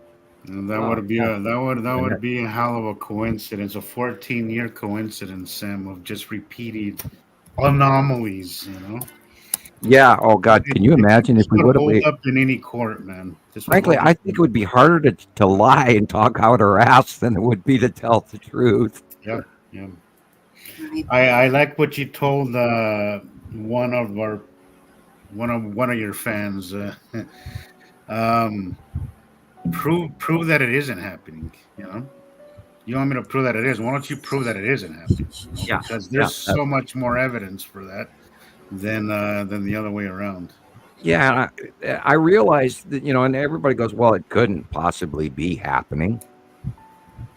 But then you go into Egyptology, you go into the Sumerians, you go into the Greeks, you go into the Chinese. It is all over the place. Yeah, it all matches. Our history is just riddled with evidence, and once you start to put the pieces together, the Hopi Indians knew about it. This enormous picture of what is happening and what has happened in the past, and it's in a way it's satisfying because some of it's scary to know that we've dealt with this over and over. Civilizations have came and gone, but it is good to understand our this place that we live in, and I think if we understood it and accepted it, maybe we could deal with it in a better way, Yeah, well, if we did know we had another group of planets, just think how much easier it would be to accept extraterrestrials. Yeah. Because hey, we how much do. easier it would be to build in a different way, Sam, too. Because right now, the way we build is not. We're not doing it accordingly. We should be building differently because our planet is so volatile and so. We have these periods of calm and then we have these periods of unrest. So I think if we would accept that, and accept it as in common knowledge and something that is taught to the masses, we would do everything completely different because we know that things happen and we can't guarantee tomorrow and we can't guarantee all these things. So I think we would change our way of thinking and We have to treating each other and our way of treating the planet as well. Well, we have to stop respecting people that have money rather than intelligence. Yeah. We have to go back to start, trusting the scholars rather than the greedy rich. And we don't need that multi-million-dollar house with the bowling alley and the audio room and the sunken pool underneath the house and the 8-car garage. We don't need all of that. I mean, if you have that, you could turn that 8-car garage into 8 apartments for people to live in, and we built things that lasted longer rather than short decay. And look at the stonework that exists around the planet with these cyclopic stones that we can't even move. Those people built forever, and we should think about building a longer lasting legacy. And stop killing each other. Jesus. Yeah. We have to. I'm still trying to get mine downloaded. I don't know what's going on. This is about a week or two old. I kind of forgot I had it. Don't focus on that lens flare, guys. That's nothing. Better yet, look behind that lens flare. Look above the sun. What's clipping it off, and what's clipping it off to the lower right as well. Yeah. That's the asteroids under Atu's moon. And up there, neat. Somewhere along the bigger white lens flare, right behind that is where the Texas cube would be. Right behind that lens flare. So what is at the top left? That's that's the lead path of the red asteroid and the spiral asteroid going vertical underneath Atu's moon. Yeah, I've seen that a lot. I've seen that. I figured it was asteroids. I just didn't know which ones. And then on the right hand side, of course, is the Saturn's yellow moon, and on the left is Uri. Well, I don't know. I was thinking of Saturn's yellow moon for some reason. See that weird square just above the sun? I definitely do. That would be your Texas cube. Okay, so now I'm getting it. Okay, this is what I've been catching for the last week or two with Atu's moon and the vertical and that black facing. Yeah, okay, I get it now. Because it was above the sun, it really threw me off. I was thinking the Saturn's yellow moon because at one point it was right clipping off the sun a little bit more centered, but and the Norway spiral orb, or what we call the Empire orb, which is quite real, which is on the beginning of our startup of our show. You see a closer version of it. That's right. I have watched it by eye drop out of the clouds, and then the little blue light turned on me and looked at me, and I about pooed my pants. So we know it's real. We also know that it got here in 2009 through the Norway spiral, which is an edited version of anything we've ever found, because when the day we were watching it in 2009, there was a few people that were I was talking to. We were all watching it and watched the Norway spiral and watched that thing come out of it, and I knew immediately that it had to do with the Hadron Collider, and that's the biggest hint I'm going to give you on that one. And I got dust in my eye. Yay. Or cat hair, one of the two. I'm sitting here rubbing my eyes. Probably cat hair. I'm going to show you. It's not. It's like downloading. Not MP4 or whatever. I don't know. It needs to be converted or something. So I'll figure it out. But I do have some of these clips to show instead. And Tara, I have a hard time with the smaller stuff myself. I think when I came to Montana Skywatchers, somebody told me think big, and I guess I took it to heart. Sorry, it's hard for me to see the small stuff, so I have a hard time with the smaller stuff, too. So I'm right there with you. It is past sunset on that picture. Hang on, let me just. Sorry, that's loud. Oh wow. They need to have a way to control that before you bring it up. You can't adjust it. Yeah, I love it when you do layovers. Yeah, me too. Yeah, me too. I think it makes it make sense. Look at that illumination. It's past sunset, and yet you're seeing the body of an illuminated planet. It is. The bottom. Yeah. Planet Butts, as Jillian would say. Yeah. She always comes up with such good little terms. Yeah. That's why we have her. And look at the two cloud layers going in the opposite direction, guys. Yeah, that's always my favorite. Come on. That's even how my kids describe it. Come on. We don't have 2 layers of atmosphere where one cloud goes on. No, we've never had that.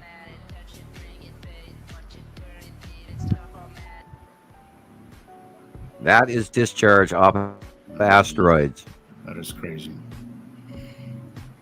Planetary discharge. See it reaching around the face of the planet? That's why the planets don't crash into each other. And but they definitely discharge something pretty. My question is, how many thousands of miles long are those electrical bolts? I got to experience one of those discharges, and they're heart stoppers, absolute heart stoppers. Yeah, and Nepenthe has this really wide, intense single zap. That is exactly the one that I saw. And Attu's moon and the asteroid and Uri have multiple reach around where you can actually sometimes see the actual lightning go around the face of Attu and Attu's moon. We've got pictures of it going back many years. But yeah, Nepenthe has this intensely wide single Batunk discharge where Uri and Attu behave differently. And that has to do with the asteroids below them. Sort of like a diode or a Tesla coil or something. Yep. We are this year we're already Colorado is in springtime right now, and they're already at the red flag warning for dry. Now that other one, some of these older ones are when the lead asteroid is crossing the sun, like that one.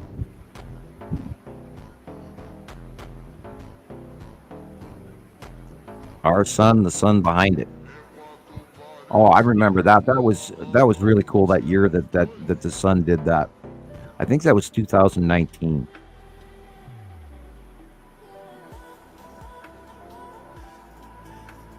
Yeah, that was when the lead asteroid was crossing the sun. You see, the yellow and the sun are different intensities. That's how you know one is a sun, one is an asteroid. Because they're not as bright. That's the big three. That's lead asteroid again. Lead asteroid again. Don't know about that one. That might be a camera double. Lead asteroid. Could be lead asteroid again. Size is different. That could be a camera double. That is not a camera double. No, reflection on the water says it all. Yeah, we have occasionally we have a picture or two that we should not necessarily use, but I'm guilty of it all the time. But it is part of the learning process too. Yeah, And especially for new people here, it's good to that's just show that them, Yellow Moon. what something looks like that isn't right. I learned tremendously from what not to, believe, what not to see. So I think so long as it's pointed out. Yep. Necessity cutting off the sun. We went through, oh God, what, 2 years of that?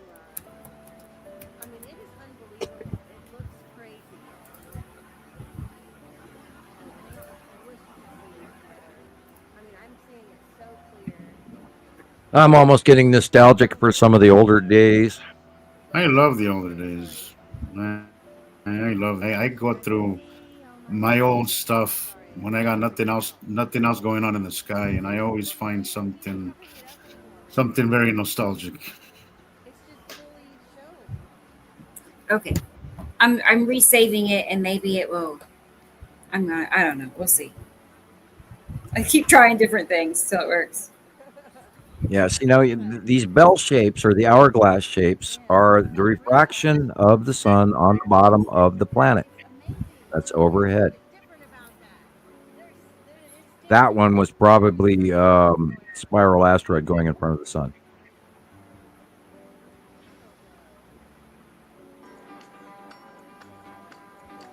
Zorch. It's coming from the bottom up, guys. That's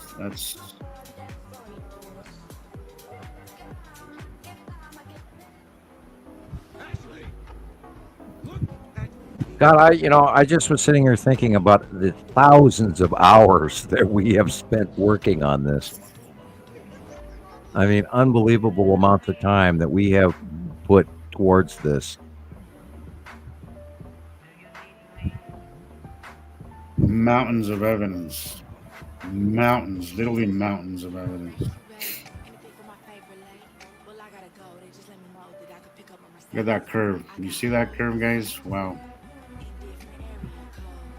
And the flashing has to do with the rotating planets, and they have an atmosphere, and sometimes it's a thick atmosphere, and sometimes it's thin, and that's why it flashes, because as the planet rotates, the amount of light that is breaking through the cutoff changes.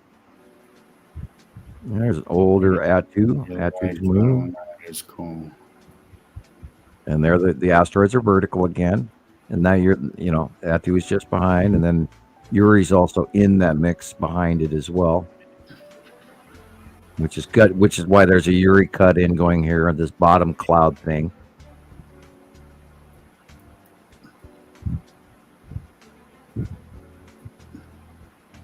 Carol Ann loves her old pics too. Yep, yep.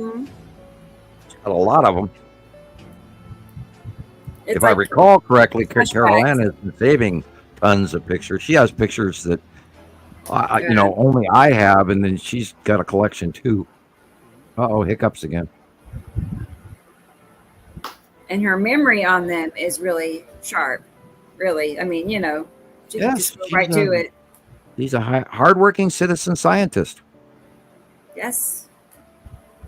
Really. Valued longtime friend. Really. I actually have a crick in my neck from leaning forward to the microphone. Oh no! Right. Well, it's sitting beside me, so I keep tipping my head to the side, and it's like, my neck's getting stiff. Need to move my chair. Yeah, it's not good for you to, I like that sometimes because I like you showing multiple angles so people can see that there's a roundness there. Oh, I was talking about Sam and his neck hunching over on the. That's what, yeah. He was talking about having a because he always says that when he sees a side of you that he's got to. Oh yeah. Oh, that one always, yeah. Everywhere out, somewhere across YouTube land, everybody's got their head tipped. Yeah. Okay, I think a really good one today. I had to do that with, and I was like, I'm not even going to do this any longer. My head hurts. I should have saved it, but I didn't. I'm getting a little more picky over the years, because I have so many pictures on this computer. I've kind of stopped saving as many as I used to.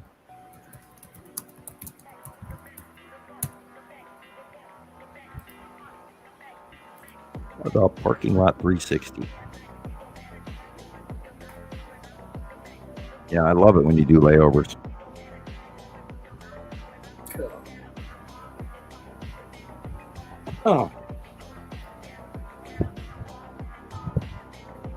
But those be planets, people. And yeah, they are hard to see. They are. But when you see that big rounded circle edge, that absolute defined rounded edge, you can't argue with it. And if you watch it and you watch the light change and that whole light starts rounding the face of the planet and you see it over a transition, you go, oh my God, that is round, and it is a 3D thing. Oh boy.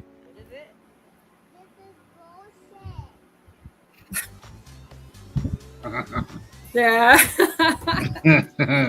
Oh, well, That was yeah, we are flying above the clouds here, and everything above the above clouds here is not our solar system. It's not our clouds. I saw when I actually wrote it down. I don't even know where that note is. It's probably in the living room. But I saw a video where with people out of a plane, and the camera was on the outside of the plane. That's why I could use it, because you can't use shots coming from inside the plane because you always get a glass double. But the main thing about that is if you're flying above the clouds. Well, but I think the glass doubles only matter if you're disputing small stuff. Yeah, true. If it's like an enormous planet, I don't think really. I'm not advising to go ahead and do that. If you could avoid it, please avoid it. But there's sometimes where it doesn't make. It's undisputable whether it's glass or not through glass. But if you're gonna dispute small lit up things, I agree. It definitely is gonna complicate things. I actually had somebody this week irritatingly type to me, well, why would you discount my picture just because I took a photograph through my windshield? And I went, I'm not trying to down you, A. And then I said, well, why don't you pull your car over and then get out and take the capture? That way you're not crashing your car. And I hope she didn't take that as being rude, but yeah, don't film and drive. And if you're going to do it, be like Rebecca and put your hand up out of the sunroof. This is when I do, I look at that bottom of that planet right there. This is a handheld camera. This is what I do, and I'll just drive. No, I get what I get. I'm not even looking at what I'm getting. Yeah. I just, if I, And I do it when I'm not driving that fast. But yeah. But let's advise against it because it's dark blue is planet, white and light blue is normal sky. Yep.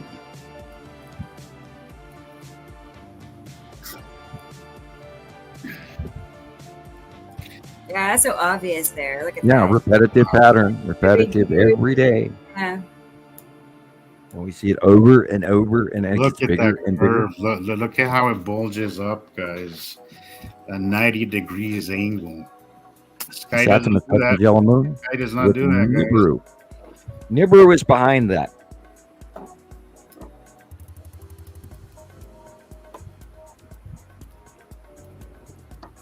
Free tour of Tulsa. Yeah, this is out north. See, that's why those storms go around you. You're in a hilly area to the north of Tulsa. That's why the storms go around you. Right. This is a tall hill. It's probably the tallest part of Tulsa right here in this area. Yeah. That's why they went around you, because I was watching it on radar and I was going, oh, and then it went around you. And it's like, oh, cool. It was coming right for us, too. So I was kind of surprised. I was going to call you, but I didn't want to bother you at that hour, I was up. I was up. I was more concerned. Are you safe? And then I thought, no, I'll leave her alone. And, Well, thanks. Yeah. I was up.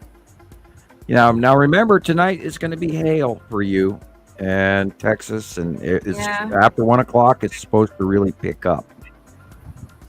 How that happens at nighttime, I don't know. But then, like you said, you do have 80-degree temperature, and that will spawn nighttime thunderstorms. Right. I was saying to myself, well, I hope the guy on the left stops. Right. I'm like in the car with you there. Yeah, look at that. God. I do this so much. I wonder what the people in the car next to me always think. Nobody else does this. So. Just me and you, Jesus. Yeah, I don't get people stopping and talking to me much anymore when I do the Walmart 360. I'll stand there for, I'll stand there for a good 10, 15 minutes at a time because it is such a good wide open area that you do get the opportunity to view. And here in Lolo, my whole southeastern view is blocked by a mountain, so I go into town and I get a better view. God, but it blows me away how obvious, but also at the same time not obvious it is. Like it's obvious because we've stared at it for a decade. Yeah, bud. Yes, exactly. But I mean, if you didn't know, it'd be really easy to just walk past that and not even notice that. How do you argue with that? That not so much. That right there is a little more obvious. But sometimes it's so obvious, and then you think about it, I was like, well, it's just so subtle sometimes. I love that one. Yeah, I'm amazed. Cool time lapse. That was a cool time lapse. I wonder, do you still have that time lapse, Rebecca? That was a hell of a cool time lapse. Time lapse. Yeah, there was a time lapse to that one picture. Oh yeah, I do. You remember that time lapse? Yeah, I'll get it. Cool time lapse. How do you argue with that? How do you not see that? Yeah. That's from Third Eye, that time lapse we're talking about. I believe you're right. You're right. That's what it was. I love that one. Now that right there is one of those rare occasions where the asteroids are orbiting on the right-hand side. That's why it has that weird shape. And these are vertical partially on the left. Another Mexican sky camera. Yep. Repetitive pattern. Downward pointed effect of Atu's moon. Oh, if I love this one. Wow. That is a cool picture. Tipped axis nepacity. Yes. Wow. And then she's in the middle, so her axis is flat. And of course, this is older drawing from 2021. That's a pretty drawing. Although I'm not thrilled about the little lightning bolts that I drew in after the fact with paint, but that was to emphasize the fact of the 180-day cycle because it wasn't going on in December, but yet we were having discharging. That's crazy. Oh, I see. Right. Yeah. I like it. That's why I drew it in after the fact. Yeah, it fits. Here's this one Jesus was. Yeah, this one. Jesus, that is that's the little shield right there. That's the little clam or the crab shell or the warrior shield or the faceplate of his Saturn yellow moon right there. We're seeing a complete circle of it. I thought it was Isatum at this time. This was like 2021, so I was still unsure. So that's my only regret is that I put Isatum. If it's that old, it could easily be a Saturn. You're right. You're right. Okay. You are correct. I wasn't sure. But yeah. But look at that. It's just moving right by. If this is 2021. This is Nibiru. Look at that. I love that. Nibiru and Saturn, yeah. Really green still, and really. And that dark blue that just looks almost like just like there's a blob of blue that you could just touch. It's crazy. That is so Yeah. crazy. It's weird how they get darker and darker as they come close to us.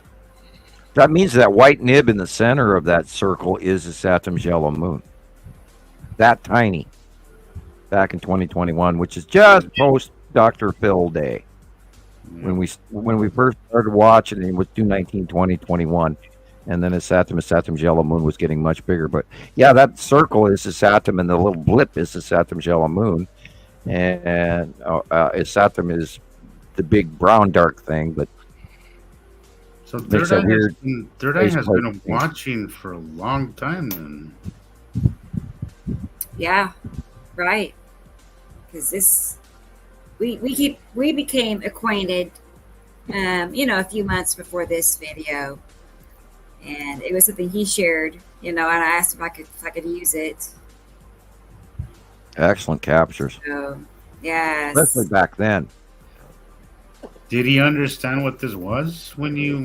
I don't think at all. No.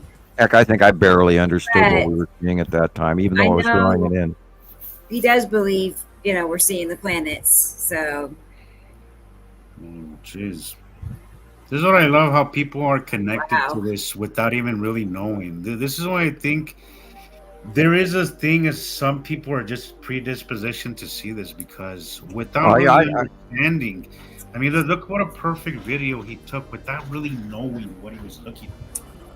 Yes. Well, there is a spiritual connection to this. This is part of what we're supposed to know. That's exactly what I'm saying, because we did the same thing. We did this for years. I did this for 2 years before I understood what it was. Yes, yes. Yes. So there's got to be something more than just I was open-minded. There has to be some kind of connection. Yeah, there's a real calling. If you're supposed to know about it, you will. The people that are on this journey with us here are supposed to be here. This is a new awakening. We have to wake up to the fact that we're a smaller part of a bigger whole. And then a bigger whole of a even larger whole. And, there's many races out there and many galaxies. It's just the craziest thing. All of this is just the craziest thing. It just certainly will make you look at life in a way different way. And this is one of my favorites. Personal ones. Yeah, this is Jesus's video.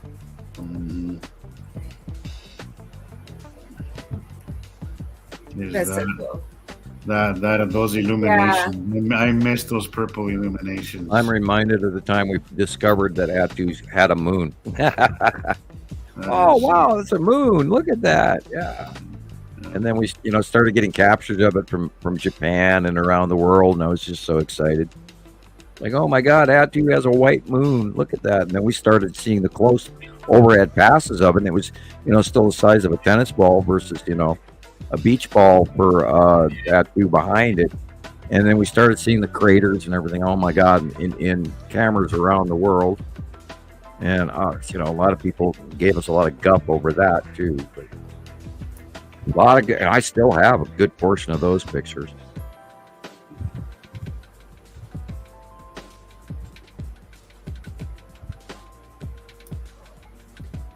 Well, I'm going to pay for this show. My neck is... I got a crick neck. Oh. It's okay. I moved.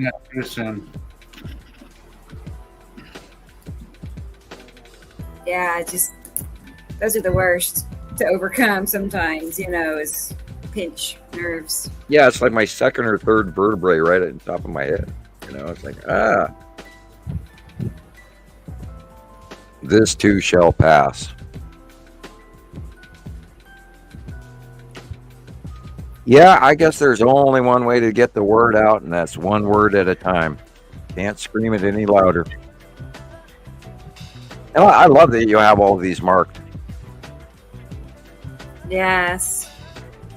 I meant to do one for each planet. I just never got all of them made. But yeah, me, I live in cap locks all the time, where you use, smaller case letters, and I always look at that. Oh, okay, Rebecca did that one.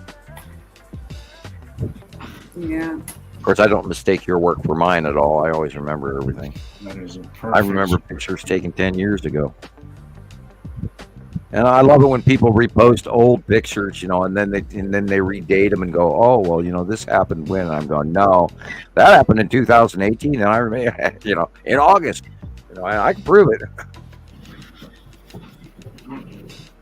Jeez. Yeah, Attu and Attu's moon are to this day. I love this color. That was back in 2019 when everything was purple. And if you look at the microclouds there, and right where it says Attu's moon, see those bubbly momentous, and they're so small, just like the drawing right there. It's a hell of a match there. When you see it in your head.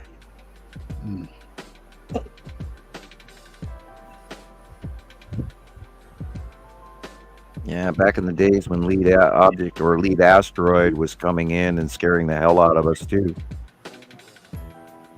God, it got so big a couple of times on a couple of different cycle runs from one year to the next. I thought for sure that the damn thing would, discharge and bounce off Earth or cause some major, mountain to move or something. And still might. We don't know. I don't think it's going to be majorly catastrophic, but we can always hope that it's not. Would it stand to reason, Sam, that each cycle could be different or less destructive than the previous one? I know the system is pretty stable, but is it? Do you think that every cycle it's more stable, or is it just random?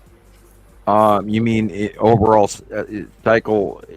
You mean passing cycle, like what we have now, passing, or the last? Or no, every 3,000 year cycle. Do you think it's more stable as each cycle goes, or is it? Well, I think it's generically stable because it's not a paradoxal cycle, because otherwise it would have ended. It would have ended a million years ago. Yeah, no, I get that, but what I mean is that do you feel like every passing could be different? There's entirely a possibility. Remember the game, the spirograph, where you draw with a pen and it goes around in this circle plastic thing, and you end up coming up with a rosation flower. There could be a Fibonacci sequence variant to the orbitation between the two stars and their two solar systems, but I don't think it's paradoxical or catastrophic where they crash and destroy each other. But I think there might be a variation in, we look back in Noah's Ark and the flood, and then the last cycle that we went through climate change, but we didn't have the biblical, but did we or didn't we have the biblical flooding? We don't know. Melting of the ice ages, blah, blah, blah. There's no way to judge that, but yeah, there could be different variants. We are told that there are going to be things different this time by the Pleiadian, so that's entirely possible. Yes, 8 cycles may be rough, or 7 or odd, or this one, that one, or every third one might be really catastrophic, nasty. I don't know. There's no way. I mean, if we had a book going back 300,000 years, we could tell, but we don't.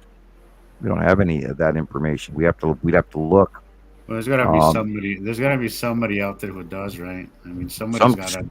Stone that got, let's go underneath the feet of the Sphinx. Maybe, maybe it's written down in there. There's gotta be. What I mean, there's gotta be like a bloodline that survives this, right? Because they know and maybe plan ahead. The people that really know what's happening. Yeah. Maybe I would imagine that it's information that's been passed down and down and down, and it's very well. You'd have to go to the Ethiopian Bible in Africa. Ethiopia is the only country that was never colonized by the British or the Dutch or the French or the Spanish. And they have a banned Bible. It might be in there There's also the North Africa Jews who have their own version of their Bible as well. And they live in Liberia or something, up in northern, right across the Mediterranean from France. And they claim to have the Ark of the Covenant as well, so they won't show anyone. And they're a wonderful group of very, very, very religious folks and great people. I'm sure it's written somewhere. The way I kind of picture it in my head, and maybe this is far fetched, I don't know, but there's got to be a group of whether it's a bloodline of a family bloodline or something where they do know this information and it's been passed on and guarded, right? Templar Knight. There's got to be those up there somewhere that are beyond politics, beyond. Yeah, so if you are out there and you know this and you're listening, mail us a letter. We'd love to read the material. We won't tell anybody what we can't tell them, but we'd like to know. Yeah, I would love to join that club. Drop us a line. Let us know. Can you imagine the information and the knowledge that group of people must have? They are. Oh God. The question is, if you did have it, could you deal with it? That's exactly probably why they guard it, Sam. Because could you imagine? I mean, in a way, like truth. I'm all for truth, but at the same time, could we have a society that functions normally if we would? Well, I know what I know is already confusing as hell as it is, and it's also stressful. No, it is, and that's what I mean. If the masses would know this information, that every so often we have this destruction and all this, do you think we'd be able to function normally as society? You think we'd be able to, because ignorance is bliss. It definitely is bliss. Well, I go immediately back to, my brain hits the caves, underground cities of Cappadocia, which is modern day Turkey right now. There are hundreds of miles of underground cities down there, and you don't carve holes in rock for mile after mile after mile for no reason. They went hiding down there, I think, the last cycle because it was so damn hot and climate change and everything else that they had to hide. I don't know, but that's an assumption. I believe we're going to see a very, very, very hot summer, and maybe and we don't know where that sun's going to go. And if the two suns are separating, then how close is that second exiting star going to pass to Earth, and how is it going to affect us? And our temperatures, are we going to be in boil off worse than we already are? Is our atmosphere going to protect us? Is our magnetosphere going to protect us? What, and this is where my fearful, my scientific brain wants to come to a safe summation, but I'm a little leery.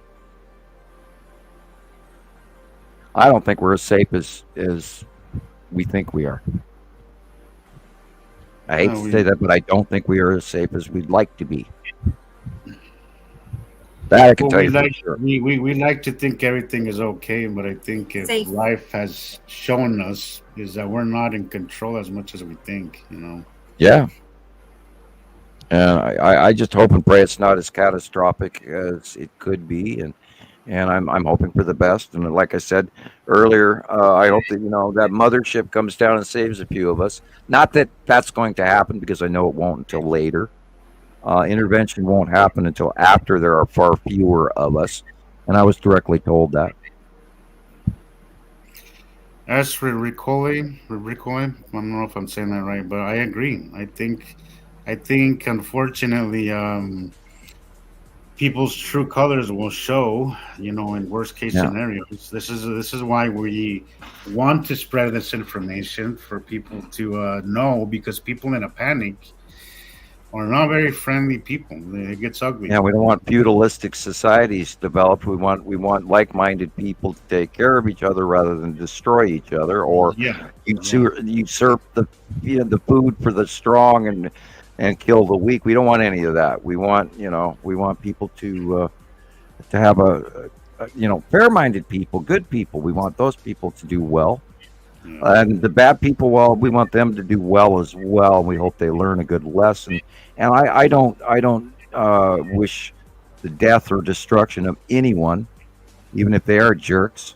But yeah, we could be Mad Max. We could be feudalistic, just like the medieval period of time where there has to be kings and vassals and knights and serfs and people. It's all speculation. I really hate to go there, but I know we're in deep shit. That I know. Look at our crops. Watch this year. We're going to see food shortages around the world. There will sadly be many, many starving children around this planet this year. And that is horrible. And I hope the people who don't have rain get some. And I hope the people that have too much rain get less. I hope people can grow their food, feed their kids, get smarter, be happy together, join a village, concerned families. Stop fighting each other. Stop blowing the shit out of each other all over this planet. Stop bombing Gaza. I mean, Jesus. It's just Israel. God, they're supposed to be religious and good people and everything. Now they're bombing the crap out of somebody else with different colored skin. Not cool. Anyway, 34,000 people I was seeing the other day so far. Yeah, careful on giving numbers out. Facebook will drop you on that one. Yeah, I one time mentioned the number of people that were killed in World War II. It's in the thousands, in the high thousands. But it's insane. It's insane what's happening. Yeah, I was talking about the number of Jews that died in the death camps one time on Facebook, and I was a month in Facebook jail for it. And I have a right to, because I'm directly related, because my father was in a concentration camp, or he was in a slave labor camp. There's a difference. And my dad was in a slave labor camp, so I felt that I was, informed on the subject. And I mentioned the number of people that had been gassed, and I spent a month in Facebook jail just over that one sentence that I typed. So there's definitely a faction out there to stop that information, either for good or for worse. I can't attribute their background reasons for doing it, but I spent a month in Facebook jail just one time mentioning the number. It's a sensitive topic. Yeah, it's a sad topic. I mean, my God, a lot of people died in both World War I and World War II, and that was spooky. It still is. Absolutely unforgivable, inexcusable to this day. So let's stop doing that to each other, guys. And let's stop the inner city violence too while we're at it. Stop shooting each other and stealing from each other. Anyway, I'm getting political again. Oh my God. Well, no political. We agree. I mean, I don't want to say it's like out of our control. It does, but it does feel like we just, Oh, we need to nudge a level of control and understanding. And if you bring the topic to bear and it is on people's minds, well, maybe, over time we're going to change a little bit.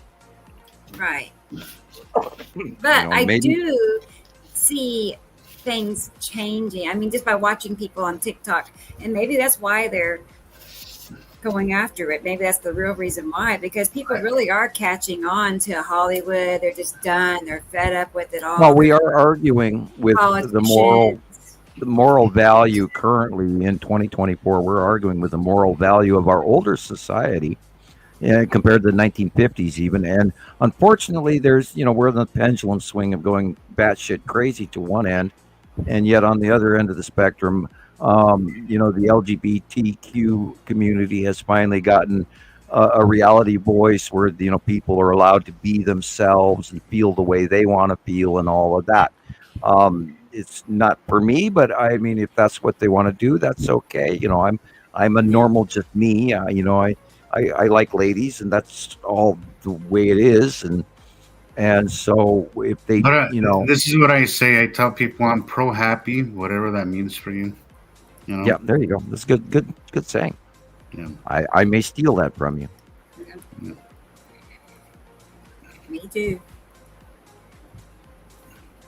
Or borrow, but that's better. I'll borrow it from you. Hey, steal away. It applies for everything. You know? I am not a person that steals, and I'm a terrible liar. I was gonna point out Third Eye is here. Hi, Third Eye. Hey, Third Eye. Nice work. Thank you. Yeah, and he was just commenting on that video we were watching of I sat him. Oh, seeing that comment, yeah. And he said that he was aware at that time, if I'm reading it right, that he was seeing something that he called as a moonoid.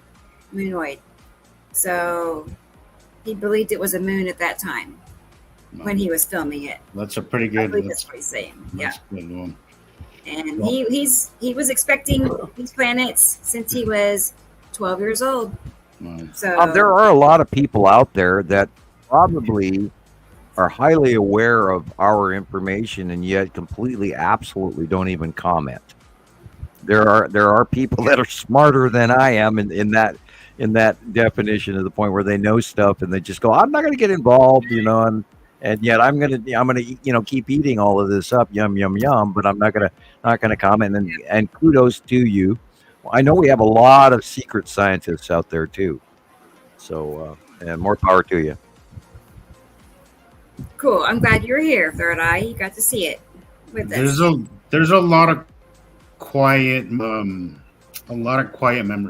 that just kind of hang out in the background, and it's understandable because this is a very taboo subject, and not everybody wants to be seen in that light, which is, it's understandable. I mean, it's, again, not for me. I can't sit on the sidelines, at least. And I just couldn't. I had to come out public with this, no matter what the consequences of it. But I get, some people's careers are in. Exactly. I was just going there. Some people's, livelihoods are in jeopardy. I get that, and it's unfortunate that we live in a world where truth has the power to, ruin your life, and that's horrible.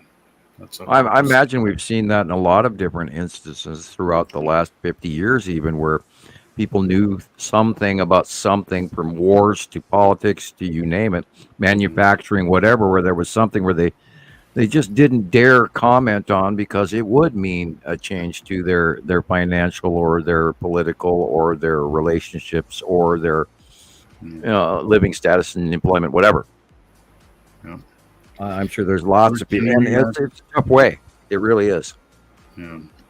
Unfortunately, we have to make a living, and sometimes that means towing the line for some people. 25 years ago, I wouldn't have told you that I met ET face to face, not publicly. And I'm doing it now because, it's happened actually more than 3 times, but and I got really vocal after the last time I got my face slammed into the keyboard here in this room. And that was only just a few years ago, and it was really bloody. And that was a nightmare. And I often think about that again. It's like it could happen again. And I'm a little bit occasionally irritatingly afraid of it. I don't like knowing that they don't need doors, and more. That's another story you can go back on. I've told the story before, but anyway, I think I'm probably a little bit more militant about talking about it now, especially since the faceplant on the keyboard. Going, yeah, I'm going to admit that they're there because they're there, and they're here, and they're. Sometimes I wonder if they're listening. Hi, guys, up there in your spacecraft. I'm sure they pop in and out. Yeah, and everybody, Nibiru and Saru, how are you doing? I hope you're enjoying YouTube also. I mean, somebody's got to garble you out whenever you're talking to us. Push that button. He says too much. There we go. Yeah. And hello, Curtis. Nice to have you on board. Right. Nice to see you, Curtis. From Ireland. So it's early morning for Ireland, I'm sure. Yeah. How come you guys are getting feed before me? Well, That just popped up after you guys already read it. Well, your internet's slow, Sam. Huh. Yeah, that's true. Yes, That's true. we got a heads up. Hey, I got an email today when I turned on my computer that was dated on the 22nd. And it went bling on my computer right after, and today is the 30th. So it took 8 days to get to me. So, yeah. Tell me my news feed is 5 days old. We were talking about that before where somebody's giving warnings about the solar flares that are coming, Solar flares will be here tomorrow, and meanwhile I get the post and it's 5 days old. Like, gee, thanks. Well, that's how it happens with your feed, Sam. Anytime that I get a notification from you, and lately seems to be happening with Rebecca too, it'll says Sam just posted, and then I'll go into it, and it's 12 hours old, at least. Yep. Yep.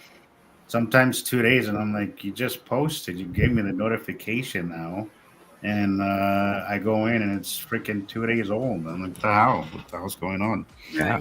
So that's why I chuckled. I get an email, or a Facebook PM, private message, and it's 8 days old. It's like, wow. Because I heard the notification bell go off that I just got it. So I went over there and clicked on it, and it's like, yeah, and it was dated the 22nd. Like, oh, okay. And Laura, I mean, if you're a quiet member, that's fine. You're here. I think you're doing better. You're ahead of the curve already, so that's fine. If you ever feel ready to come out publicly or do whatever, that's fine too. I think you're learning, and I think that's better than most people are doing. So I was gonna say I am a quiet member across the internet in general. You don't see me commenting in other groups hardly ever. So yeah, I've noticed. I like, and I'll make a short comment, but for the most part, yeah, it's kind of. I'm just I'm bombing everybody with a monthly site drawing and music. Yeah.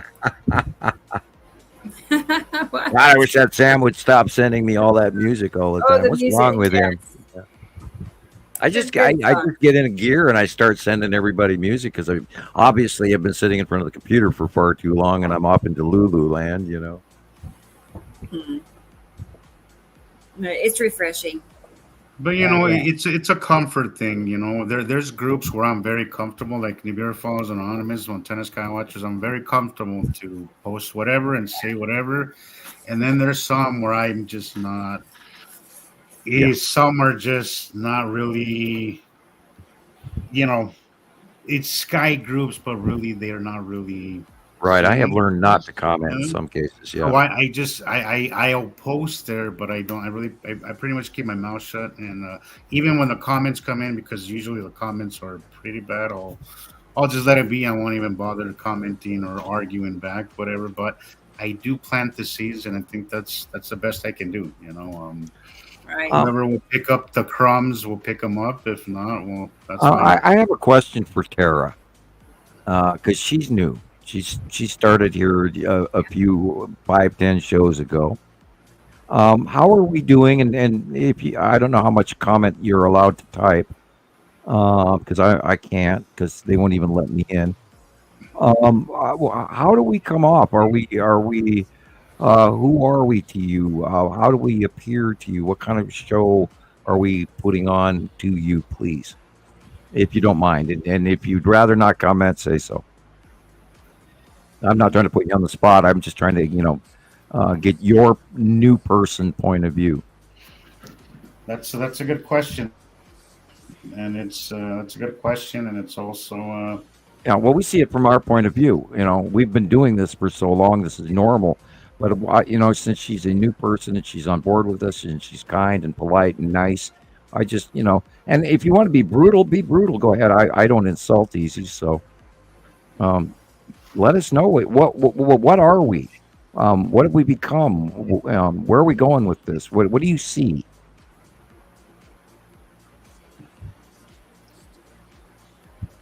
Well, friends, Done. that's good. Do That's a do do good do start. do do do do do do do do. No pressure.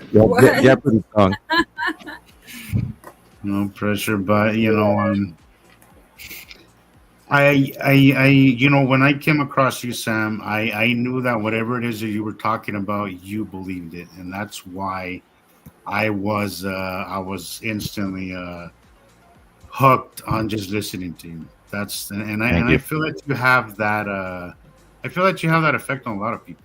That honesty. That's I think nice. I don't believe people are good liars. I think for the most part we know when we hear the truth, and I think that's one of the most important things for me is hearing the honesty and truth in somebody's voice without having to really try. I think is it's a beautiful thing, and it's something to be valued. Why, thank you, sir. Mm-hmm. I am honored. It's true. But I remember when I started hearing your videos. I mean, this is 2014. I remember where I lived and all of that. And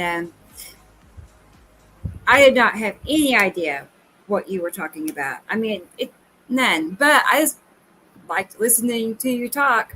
And like Jesus just said, I could tell, at least to you, it meant something. I could tell it was like you were really passionate about it, So it wasn't like you were I would say overzealously insane, but I'm like, oh my God, you guys are gonna see this? Oh my God, yeah.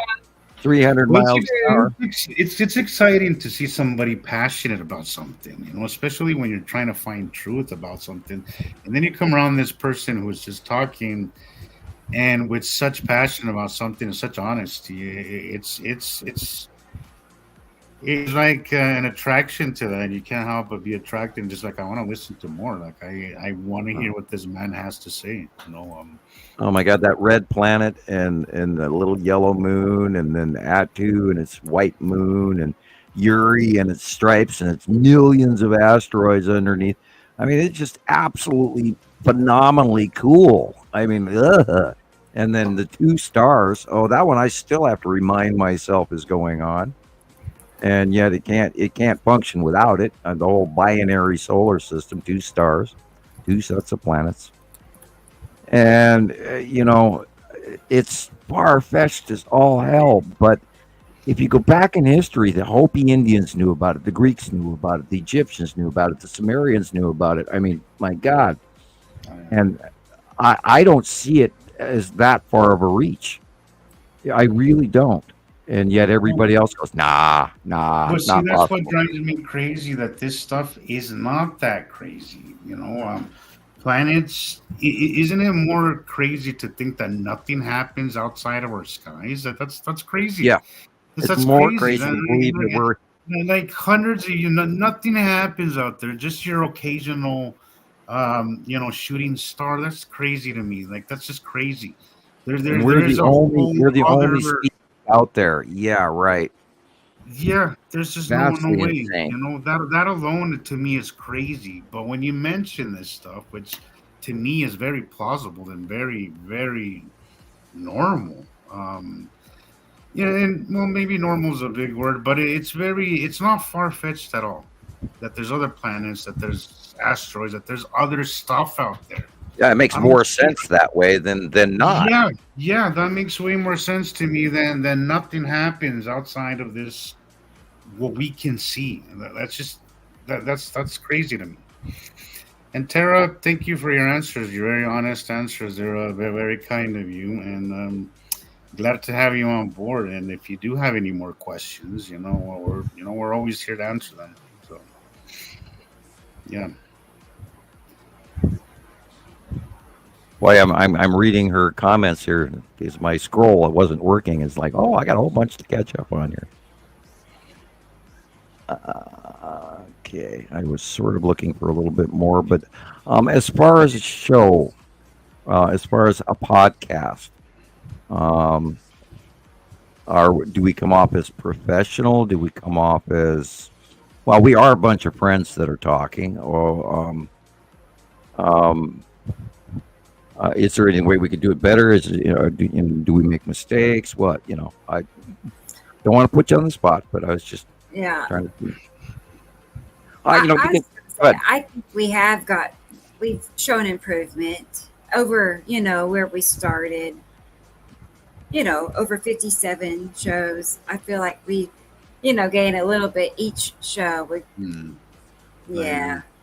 And they're easier to listen to now that I always listen to them. I listen to all of them, even if it takes me weeks, but I do listen to all of them.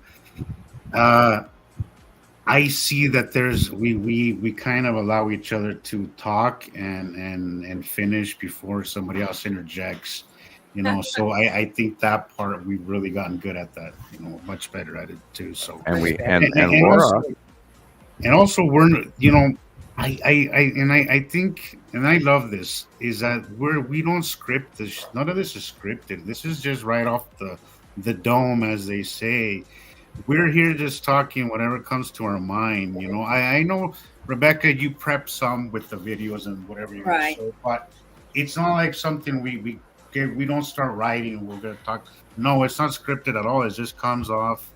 I start 2 days ahead of time and collect material, but Yeah, well, of course, and I gather a material too, videos that I want to play, that kind of stuff. But what I mean, like when we're talking, it's just we're talking like we're having a conversation with each other, and I think people like that. I would like to think that people like that because it comes off more natural than something scripted, which unfortunately there's so much of it now. That's I see videos on TikTok of people doing stuff, and it's cute, right? And somebody helps somebody, whatever, but it's all scripted. It's all replayed, and it's such a bummer to see that. Like, I hate that. I hate seeing a video where somebody does something good for somebody, but it's not a real video. It's fake, and I don't know, something about it just kind of rubs me the wrong way when people do that. So, I like to think the naturally is kind of a good thing, doesn't always come off perfect, but at least it's not pre-planned or premeditated or anything. It's just comes off as it comes. So yeah, we've even sort of kind of tried to occasionally set something up, but we never really stick to it. But because we got all of us talking, and so we don't really follow a plan. We have a general idea of what's going to happen. Yeah. We're going to talk planets, current events, right? Share what we found this week, and play some videos for you guys, and then answer questions and talk. That's pretty much the plan when we get on here. So yeah, hopefully we don't seem too lost. I don't think so. We talk about this a lot, whether it's in the groups or whatever. But I look forward to this because I don't get to talk about this anywhere else, and I don't necessarily feel normal around other people. Why feel normal? I just feel like everybody else is crazy, I guess. But well, every time I'm driving into town, in a place where I can talk about this and not feel out of place, and I love that. It's something that this is a very special place for me, because it's a place where I get to talk about it, my favorite topic in the world, and not feel weird about it, like misunderstood. Ain't nothing worse than being misunderstood, and I get it. It's part of this that you have to accept that you're going to be misunderstood, but it's still nice to be in a safe place where people are at least open enough to listen to you, before they write you off as crazy. So that's really nice. I want to point it out when I'm driving and I go into the truck stop or whatever, and I'm looking at the planet or I'm looking at the asteroids, and they're plain as day, and I walk in there and go, I want to tell people, but then I walk in and I don't say anything, and then I walk out and look at it again. But I even have a few friends that are they're not really friends, they're just acquaintances at the store clerks. But every once in a while, I want to just drag them out into the parking lot and go, look at that. And I don't do it. I used to. I don't do it anymore. You used to. Yeah, I just want to pull people by the ears and say, look, man, Look at that. Look at that. Yeah. Please just look at that. Yeah. I kind of unloaded on a neighbor. Like she was kind of new for me, a new neighbor.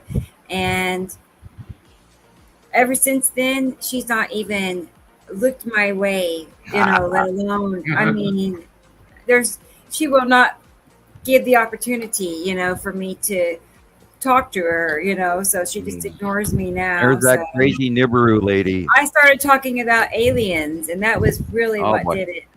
That's what did it. I know it was the alien talk, so. Well, you can tell them, you absolutely know that they are real. And boy. Yeah, right. I would think the alien part is a little more acceptable for your average person than planets. One of my friends, I showed him one of my videos with the striped lead object, right? And she was perfectly fine thinking that it was alien, that it was something alien, but she would not accept the fact that it was an asteroid or even a moon, right? Or there are some new scientists embarking on the James Webb telescope information that they're getting in. They actually have got pictures of planets with city lights on them.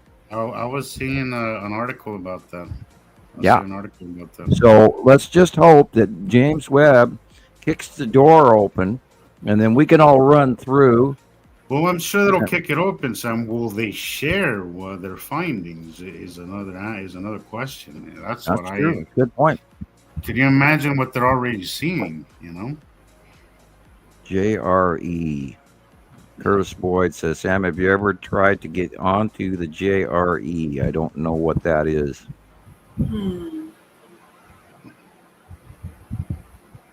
What is the JRE? I don't know. We have tried. Oh God, everything I try doesn't work very long. I had Skype for a while, but it doesn't work anymore. I can't open emails. I can't sign up for anything because supposedly my email address doesn't exist, and yet this is what I'm working on. And I couldn't get Amazon to take me. I couldn't get anybody to accept my email address, and I even created other ones, but then that didn't work for long either. So I'm kind of shadow banned, and frankly, we're very lucky that I'm here talking in the manner that I have been. The Radio Wasteland programs we couldn't even do over the computer. We had to do on the telephone. And Chauncey, the host, would actually, on many occasions, have to call me multiple times just to get through. Most of the time, he was told my phone number was disconnected.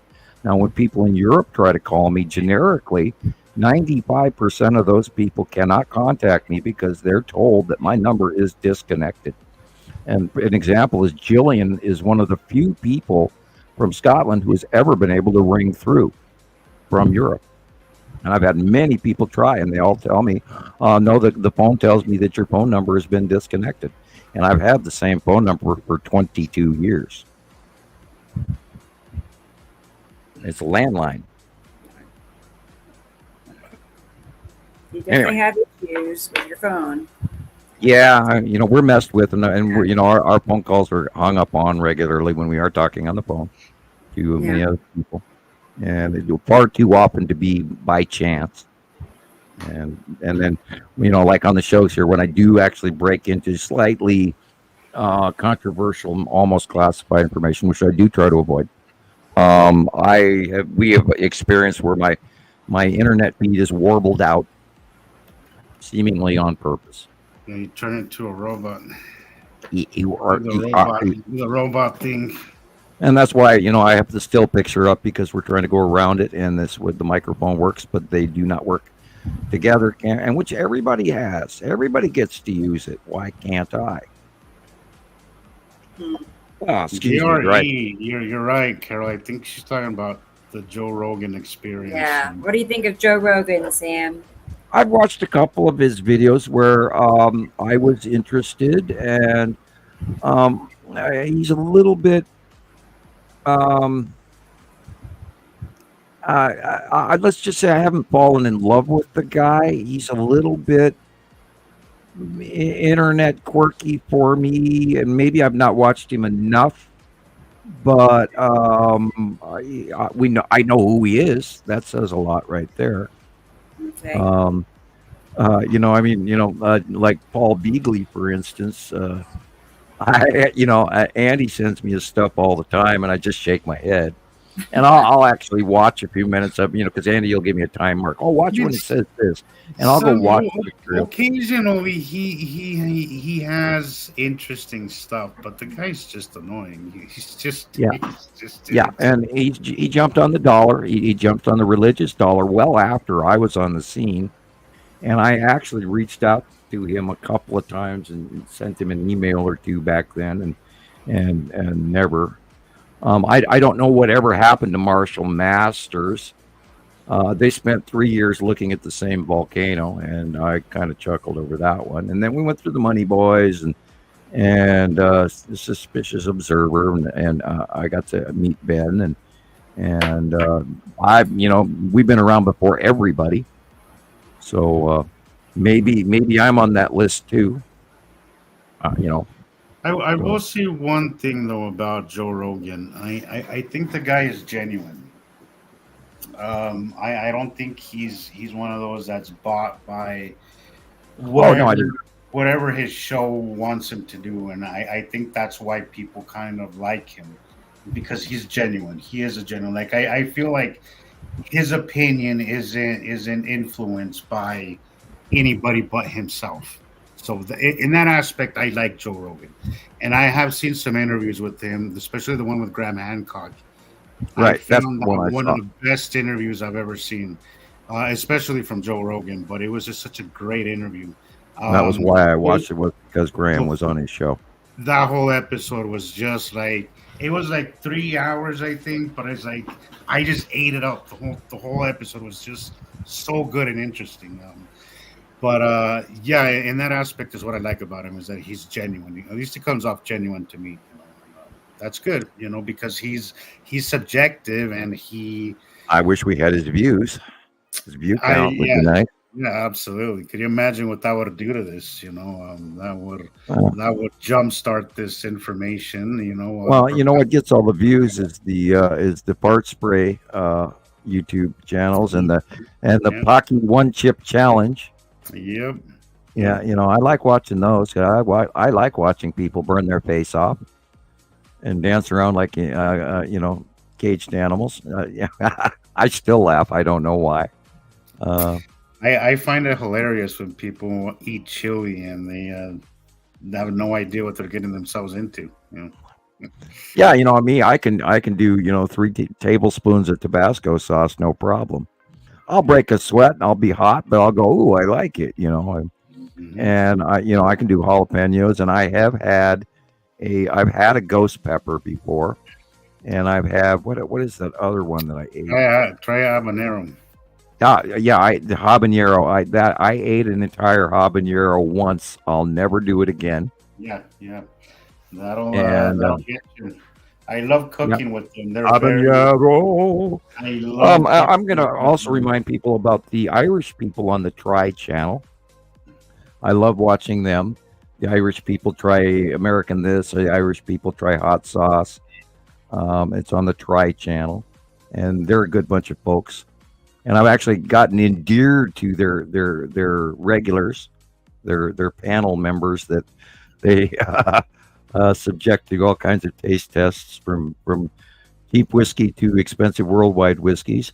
And also remember we talked about the what was that one show where they were eating hot sauce with different guests.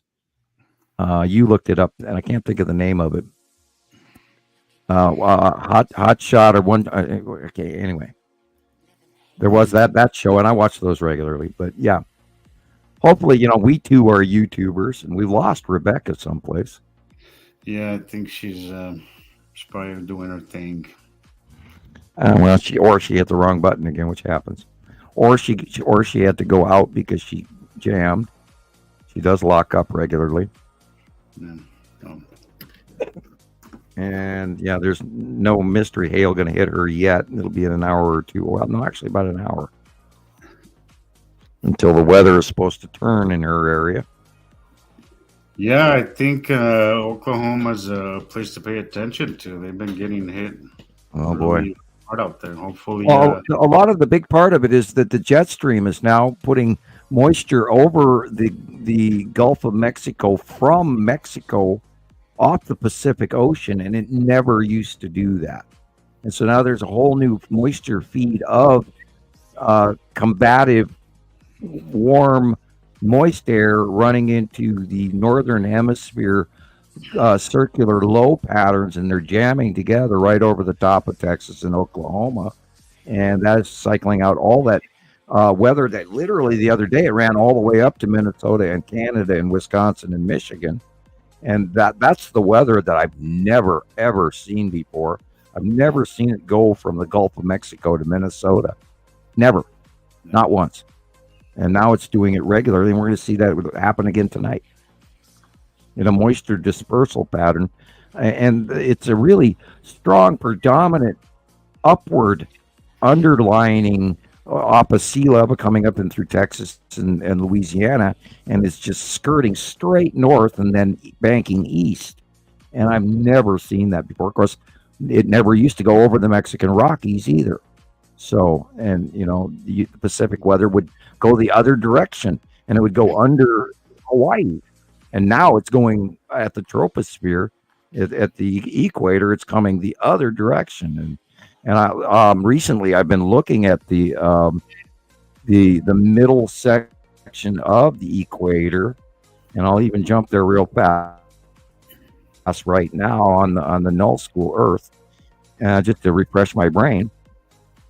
And there's a whole center area at the equator that is not got jet stream, and oh, by the way, still the jet stream. Coming to think of it, I hadn't mentioned this in a long time.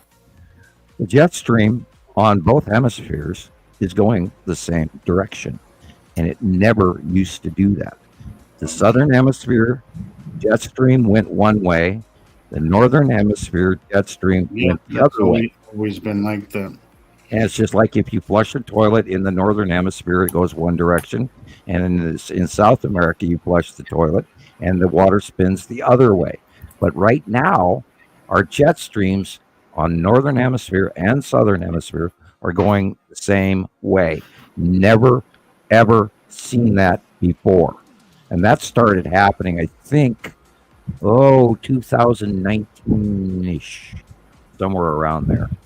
And prior to that, it wasn't doing that. And so now, we have a whole new worldwide weather pattern. And I think it has a lot to do with the tip. Earth is tipped, which is why, the sky looks, the stars are in weird places. And I haven't even seen the Big Dipper in quite a while, so I don't even know where it is right now. Even the movement of the Big Dipper has always been the one I would go outside to see, and I haven't seen it. I haven't really, I don't know if it's not been obvious enough, I guess. That I haven't really even seen stars in a long time. And Laura, you're right. All we can do is put the truth out there. Whoever picks it up. It's really not our responsibility. It goes as far as just laying the crumbs down, and if people take the information, good. If not, yeah, we are here to inform. Yeah, you could lead a horse to water, as they say, but it's up to them if they drink. So, yeah. God, I hope we have some. I hope some event or some admission or some opening comes to where people get this information and just jump on board with it. And I don't want to be the only purveyor here, but I'd love it if we were. But I just wish one way or another, we got to up our view count. And if you guys all share at least one copy with, a couple of friends out there, that'll help. And we got to get Rebecca's view counts up on YouTube, Nibiru Followers Anonymous on YouTube. And go in there and watch stuff to the end. Even if you have to skip through the middle of it, I think it counts if you watch it to the end. I don't know how the algorithm works, but we got to get her count up. And I'm hopeful that she becomes monetized for this. I'm not interested in. I'm interested in the money, but I can't because there's no way for me to collect unless people mail me donations. Because I can't even do PayPal or anything like that. I did get an amount on PayPal that I was never able to collect. They didn't want to send it to me. I don't know why. But anyway. Well, I'm sure you know why. I mean, yeah. I don't want to. Again, I don't want to go there. But I mean, come on. Well, I don't want to scream conspiracy theory all the time. Let's call a spade. You know. Yeah. So this is a different. We were talking about that earlier as well, and why Facebook does what. This is a sensitive topic. Whether or not we're being shut down or not, this actually could affect some people for the wrong, and they could get upset about this. And I could see why some of this is being blocked. But generically, I think that the topic is too damn important to weigh that as a whole. I have weighed out that option many times, and the other day, I showed my brother some stuff, and he saw the whole binary system thing. He came across one of my posts about the binary system, and he's like, "Well, you never told me it was a binary." I'm like, dude, I don't push this information on him, on my brother any more than because he already has told me he doesn't believe. But also I stopped Sam because I'm not sure that he can handle it. And I know it's not my right to take that away from him, but I did try. But at the same time, I do get why some of this is hidden, because a lot of people can't handle it. But who the hell gave you or anybody the right to keep this from people? Right. I don't think we have that right, and it's wrong. Will it ruin people's quality of life and whatever? It's the truth. Regardless, it's the truth, and I think everybody wants the truth, and they have the right to have that truth. Regardless of what the outcome of that truth is, we all have the right, because we all live here, and this affects all of us.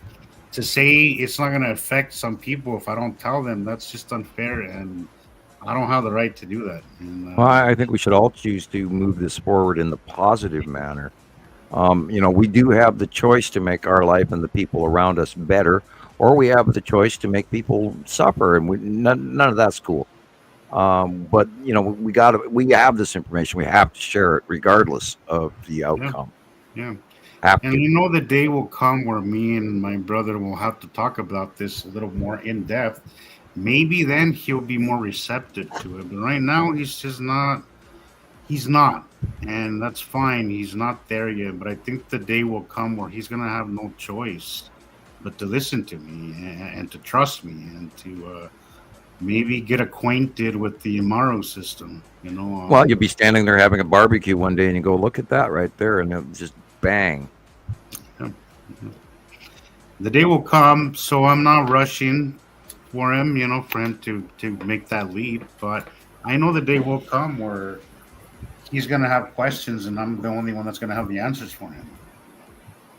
And I think we all are going to play that role with somebody around our circle, to some extent. Some people are going to look to us for understanding, because a lot of people are going to be completely confused, and then all of a sudden we're not going to be that crazy to some people. Yeah, when it falls into place, it will, and we've worked all of the, well, not all of them, we've worked a huge amount of the information out that you couldn't gather in 6 months, a year, 5 years. We've got, over a decade of combined. Now, there are people that'll get it in a smaller time period, but yeah, let's just hope that does move forward. I spin in circles in my brain trying to figure out what it's going to take for us to get 100,000 views or a million views. Although Rebecca has informed me that I've been looked up over 5.5 million times by certain different websites and stuff. So, I only see it from my point of view. Perhaps it's much, much larger than I'm even aware of. I'm hoping. Yeah. And Rebecca wandered away again. I think she can still hear me. Let's whisper secrets behind her back.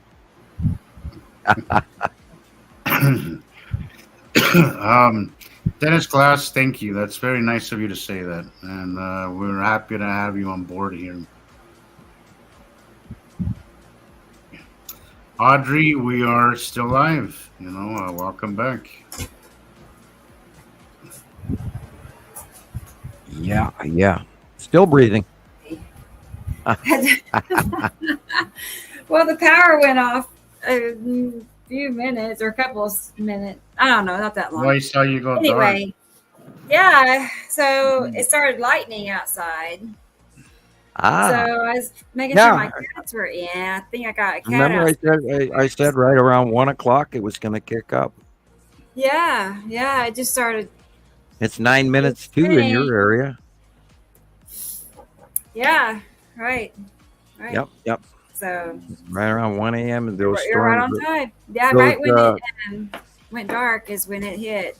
Those thunder cells are going to start producing gorilla-sized hail. Oh my God. Yeah. I wonder why they've gone to that term, gorilla-sized hail. Hey, Jerry. It's hail that's got all kinds of jaggedy points on it and look like, Yeah, I don't need that in my life. I don't need that. Oh, and the worst thing about it is we just now started tornado season. Yeah.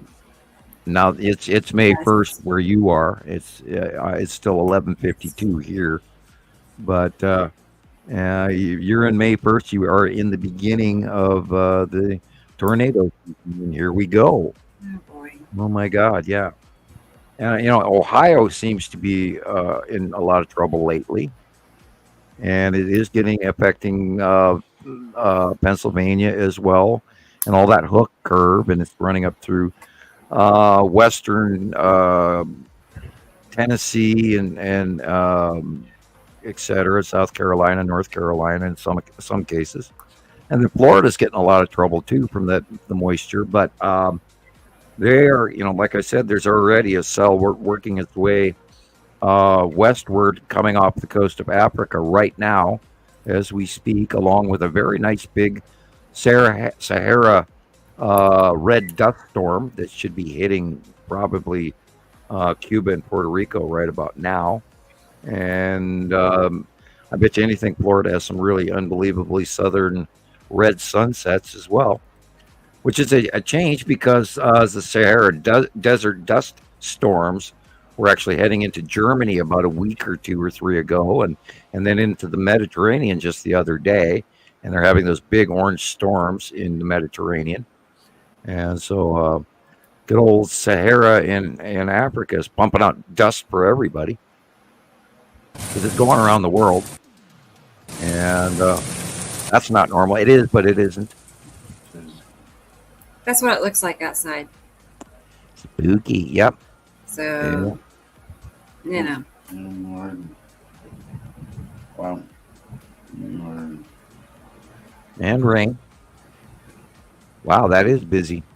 Yeah, I really think you should pay attention to your forecast these days, Rebecca, and your skies. Right. I know, and I just saw tonight. I mean, knock on wood, but I think it's a good year for you to really pay attention. I know. My favorite weatherman is like resigning or something. He's not going to be here anymore. So. No, right. I don't know.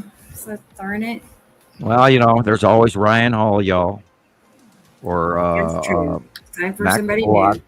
And those are the two good guys that are running on the internet right now. But if you lose your power, then you lose watching, unless your phone cell tower. And that's always a problem too. Is when you lose your cell tower, you got no phone. And these storms may be removing a few of those, and this year. I did not know I really didn't know what was going on. It's got dark. But the computer stayed on, but for a moment. Yeah. Not for long. Yeah, we were still going. We saw your room. We saw you move and leave. And then you came back. And then we were whispering and wondering if you could hear us through your headphones. I couldn't. No. Yes, Sam was talking crap. I pulled YouTube up on my phone to see if I could still see you guys, and you two were still sitting there talking, and I was like, huh. It was just me. Oh, she almost caught me then. Yeah. That's what I got. That's the message I. You're not connected. Yeah. Yeah. So I was just booted. Hey, that should be my little sign for me and how I deal with society. Unplugged. You're not connected. No, I am not. I'm sorry. I think different than people. I'm that crazy guy that comes off like, what in the hell is wrong with that man? Right. So. Yeah, I walk up to store clerks and say, well, at least she said, oh, it's nice weather out today, and I noticed it's snowing. I went, yeah, at least we're not Oklahoma. And she went, what? What do you mean? I went, you didn't hear about the tornadoes in Oklahoma this week? Oh, no. I'm like, okay. Have a nice day. Thank you. Yeah, that's what we're dealing with, Sam. We're dealing with.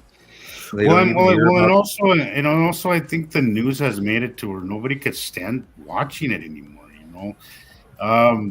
So nobody's really paying attention. Nobody wants to watch political garbage and celebrity so-called news. And I think there's so many people that I know that have been completely ignoring the news. And the thing is that a bunch of officers got killed this week in different states. A lot of unfortunate deaths in police officers this last month.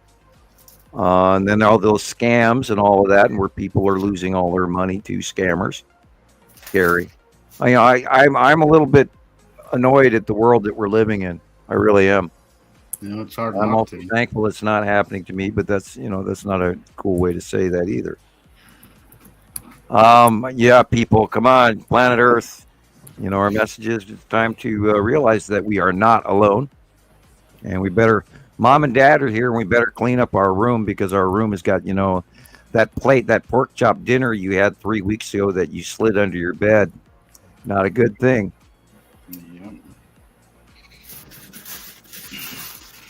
I actually had a roommate that used to do stuff like that. Scared the shit out of me. He's like, oh my God, Ugh. First, I can't believe you're doing that to my plate. Second of all, you know what's growing under you're going to invite friends to live under your bed. Anyway, I used to be a mega clean freak, and then I had kids. So they beat me down a little bit. Now I'm a little bit more tolerant of it. But before, I was, bleach everything. Because, bartending, you bleach everything. Right. How many of us are humans and how many of us are sub-creatures? That's a question I ask. How many people really actually think and how many people just exist? Gary. Okay. All right. What do you think it is, Sam? What do you think the ratio is? Well, an example was I was talking to somebody recently, a friend of ours, and I'll just not mention them by name, but anyway, a friend of ours recently, and they said, well, I should have learned botany, and, so I could grow better crops now in my garden. And I said, well, what's stopping you from doing it now? And it was like, well, I had my time in school, so therefore I'm done learning. And I was like, what? Whoa, what's stopping you from learning now? There's no stopping you. If you have something you're interested in, by God, go learn it. Right now, it's available. You can get it for free. I know, now's the time. Here we're handing out free binary solar system lessons and astrophysics for free. So you can go out and learn. If you're interested, go learn. Nothing is, and you can be, Christ, I've learned more out of school than I did in school. Absolutely. Right. I don't know what I'd do if I wasn't learning. It'd be boring. It would be boring. I see stuff on space all the time, science and technology. I'm in there grabbing it. I'm watching it. I don't know why some people would look at it like that. Just because they reach People 18, believe it that stops. they can't change, and anyone can change. Tomorrow you can change. All my life sucks. I'm not educated. Well, wait a minute. A, make your life stop sucking, and B, go educate yourself. And it's on the internet now, and it's all free. So. I'm a perfect example of how you can change your life if you really want to. It's not easy. It's very uncomfortable. But I'll tell you, it'll change your life if you're stuck in that rut and you want something different. Just do it. Stop waiting. That's my only regret, is not doing it earlier. Sooner. Good night, Carol Ann. Carol Ann, good night. Yeah, good night, Carol. Well, we are at 6 hours. Yeah. I know. I'm running out of steam here too, so. Yeah. Well, we can wind down. Well, we don't have any more material, really, do we? No, not really. Yeah, there you go. We covered pretty much everything. Oh, Audrey, I'm sorry it's 8 a.m. there for you, unless that's within your normal schedule. And yes, good night. Oh, good night, guys. So, we'll probably be wrapping it up here too. So. And I get to go play Star Wars. Star Wars, yes, Star Wars time. Gotta go, shoot robots and stormtroopers, and my PlayStation 2 that I'm still amazed is still working. I got that in the 90s. That thing is probably worth a lot of money. It's probably vintage by now, Sam. Yes. Hey, I still have Nintendo and Nintendo 64. I love Nintendo. The only video games that I still like to play is I'll go to my friend Rachel's house and we'll play Mario Brothers. I like Mario Kart. I like Mario Kart very much, and we still play Mario Kart every once in a while. It's currently not hooked up; it's in a box on the shelf. But we do have Mario Kart and the Nintendo 64. That was the best one. Zelda, Legends of Zelda. I loved that one. That was awesome. I was never able to get into Zelda. I never really tried it. Did you ever play Contra? Did you ever play Contra, Sam? Yeah.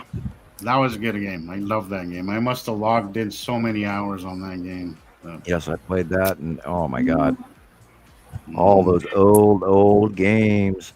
I caught myself looking at all my DVDs. I have 3 entire bookcases full of DVDs. More vintage stuff. Yeah, you call it vintage. Me, I call it just my collection, and I'm not even into the Blu-rays at all. I grew up with that stuff, though. I'm just kind of, getting crap. But I grew up with VCRs and cassette players and all that stuff. Yeah, well, I had 8-track tape players in the car. You're on your own there, man. Teletype and all of that, My first computer was the teletype at school in the 70s in Minnesota. So yes, I am really showing. I'm old. Christ, I aged doing this for you guys. I started out doing this in my 50s, and you were 49. You must have been 49, Sam, right? Yeah. 49 when you started all this. Yep. And my kids were in diapers, and now they're teenagers, and Nova's, 17. So, and when we started doing all of this stuff with God, I can't even believe that I've spent that time doing this, and it seems so much shorter than that, and all this information seems so much more compact. But literally, 2011, when the 2 stars, the second star came above the northern hemisphere horizon, and the sun started to rise in the northeast sky. Excuse me, why didn't anybody catch that part? I mean, way back when, and they're not even talking about it. And if you go to Nibiru Followers Anonymous, and you click on, I know she changed to purple. I like the color change on the main logo.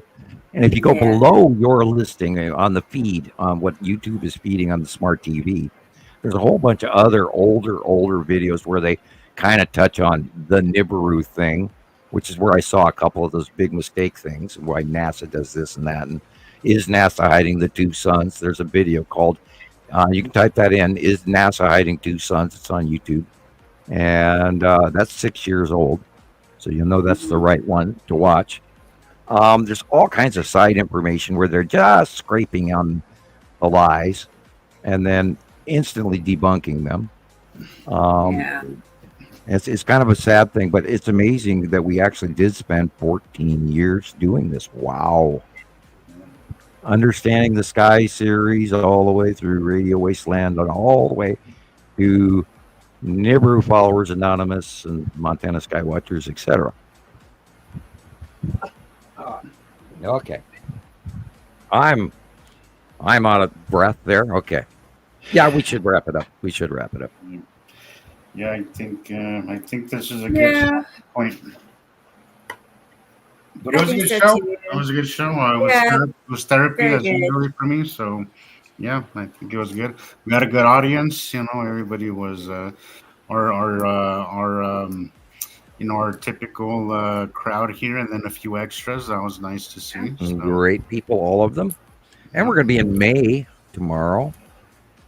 And then we got to start our next month's thing and all the wonderful stuff everybody's going to send in on Skywatcher and on Nibiru Followers, etc. Yeah, so we got a lot to look forward to. And today is, God, I can never remember if it's Tuesday or Saturday anymore. Today is Tuesday, right? Yes. About it. Yeah. So we will see you on Saturday. And please, like, subscribe, and go tomorrow. Even if click on Rebecca's site on YouTube and watch the first 5 minutes, and then scroll back to the end of the show or something to see if you can get a view count. And then share at least a couple of copies to a few of your friends, and you can tell them it's okay to laugh, but this is for educational and entertainment purposes. So, and no hamsters were killed in the making of this video. Yeah, not at all. And that's an old hamster joke that we have going back to. They all had lots of fun. They all had lots of fun, and were volunteers. So yeah. And one day we'll get out our aluminum foil hats. I'm joking because I'll never do that. And Rebecca and I have both earned our poop hats on trolling sites out there. Right. There's some beautiful pictures of us with little poop hats. I haven't seen Rebecca's. I've yet to run. Oh yeah, they got Rebecca, they got Lucinda, they got me, of course. They've done I don't know how many with me. My favorite one to this day is they took the Understanding the Sky series when I was still in the shot where you would actually see me. I stopped putting myself on those videos for that reason, that they were taking still captures, and then they were photoshopping my picture. And they've got me one with me raising my hands and my eyes rolled up in the back of my head, and it says "I eat crayons." So I have seen one of those. I have seen one of those. Have you photoshopped? Because everybody harassed me that my crayon drawings could be drawn by a 5-year-old, and then I have to tell people, excuse me, I don't use crayons. I use colored pencils unless I run out of red. And I have been known to steal a red crayon from my kids in the past, but I don't use crayons. I use very nice European colored pencils. They're far better than the American ones, I promise you. And I'm loving them. Thank you, Jillian. And thank you, Mark. Anyway, so night, everyone. It's been a pleasure. It's been a pleasure, guys. Talk to Curtis, talk to everybody, and I think I've run out of things to say. Yeah, me too. No way. No. Yeah, you're right. You're right. No way. Yeah. I'll be talking to myself for the next hour, still thinking I'm in the show. I did that the other day. Remember the night we did that 10-hour show? Yeah. I think I was talking to my pillow, clicking on my mouse pillow all night long. Right. I don't think I ever got off the stage. as my mom would always say, okay, Sam, time to get off the stage. All my life, she said that to me. Get off the stage, Sam. Okay. Okay, you're just born on stage, I guess. Yeah, I'm out there. Yeah. She also called me Mr. Know-It-All because A, I did, and B, she hated it. Anyway. Yeah. I don't know. If she hated it. It was a compliment and an insult. So. Yeah, some parents are good at those. Oh well, I had the standard. Now my mother has Jewish blood in her from her side of the family, and Dutch parents. My children, they don't love me. I could be laying in the street dead for 3 days, but no one would ever notice. And that was my mom. That was my mom too. That was my mom too. The psychological, comments, not talking to anyone, just trying to get sympathy, Oh, no one loves me anymore, I could lay here and die, but nobody cares, that thing. That's hilarious. If you ain't gonna call me when I'm alive, don't cry for me when I'm gone. Yeah. Mom used to say that all the time. If I took too long to call her, that's what she would tell me. Or she would tell my mother-in-law, my ex-mother-in-law. I don't know what's wrong with these guys. They just ignore me. I guess that they're gonna want to call me when I'm dead, but what for then? Yeah. Jeez, that's funny. But all right, guys, y'all have a good night.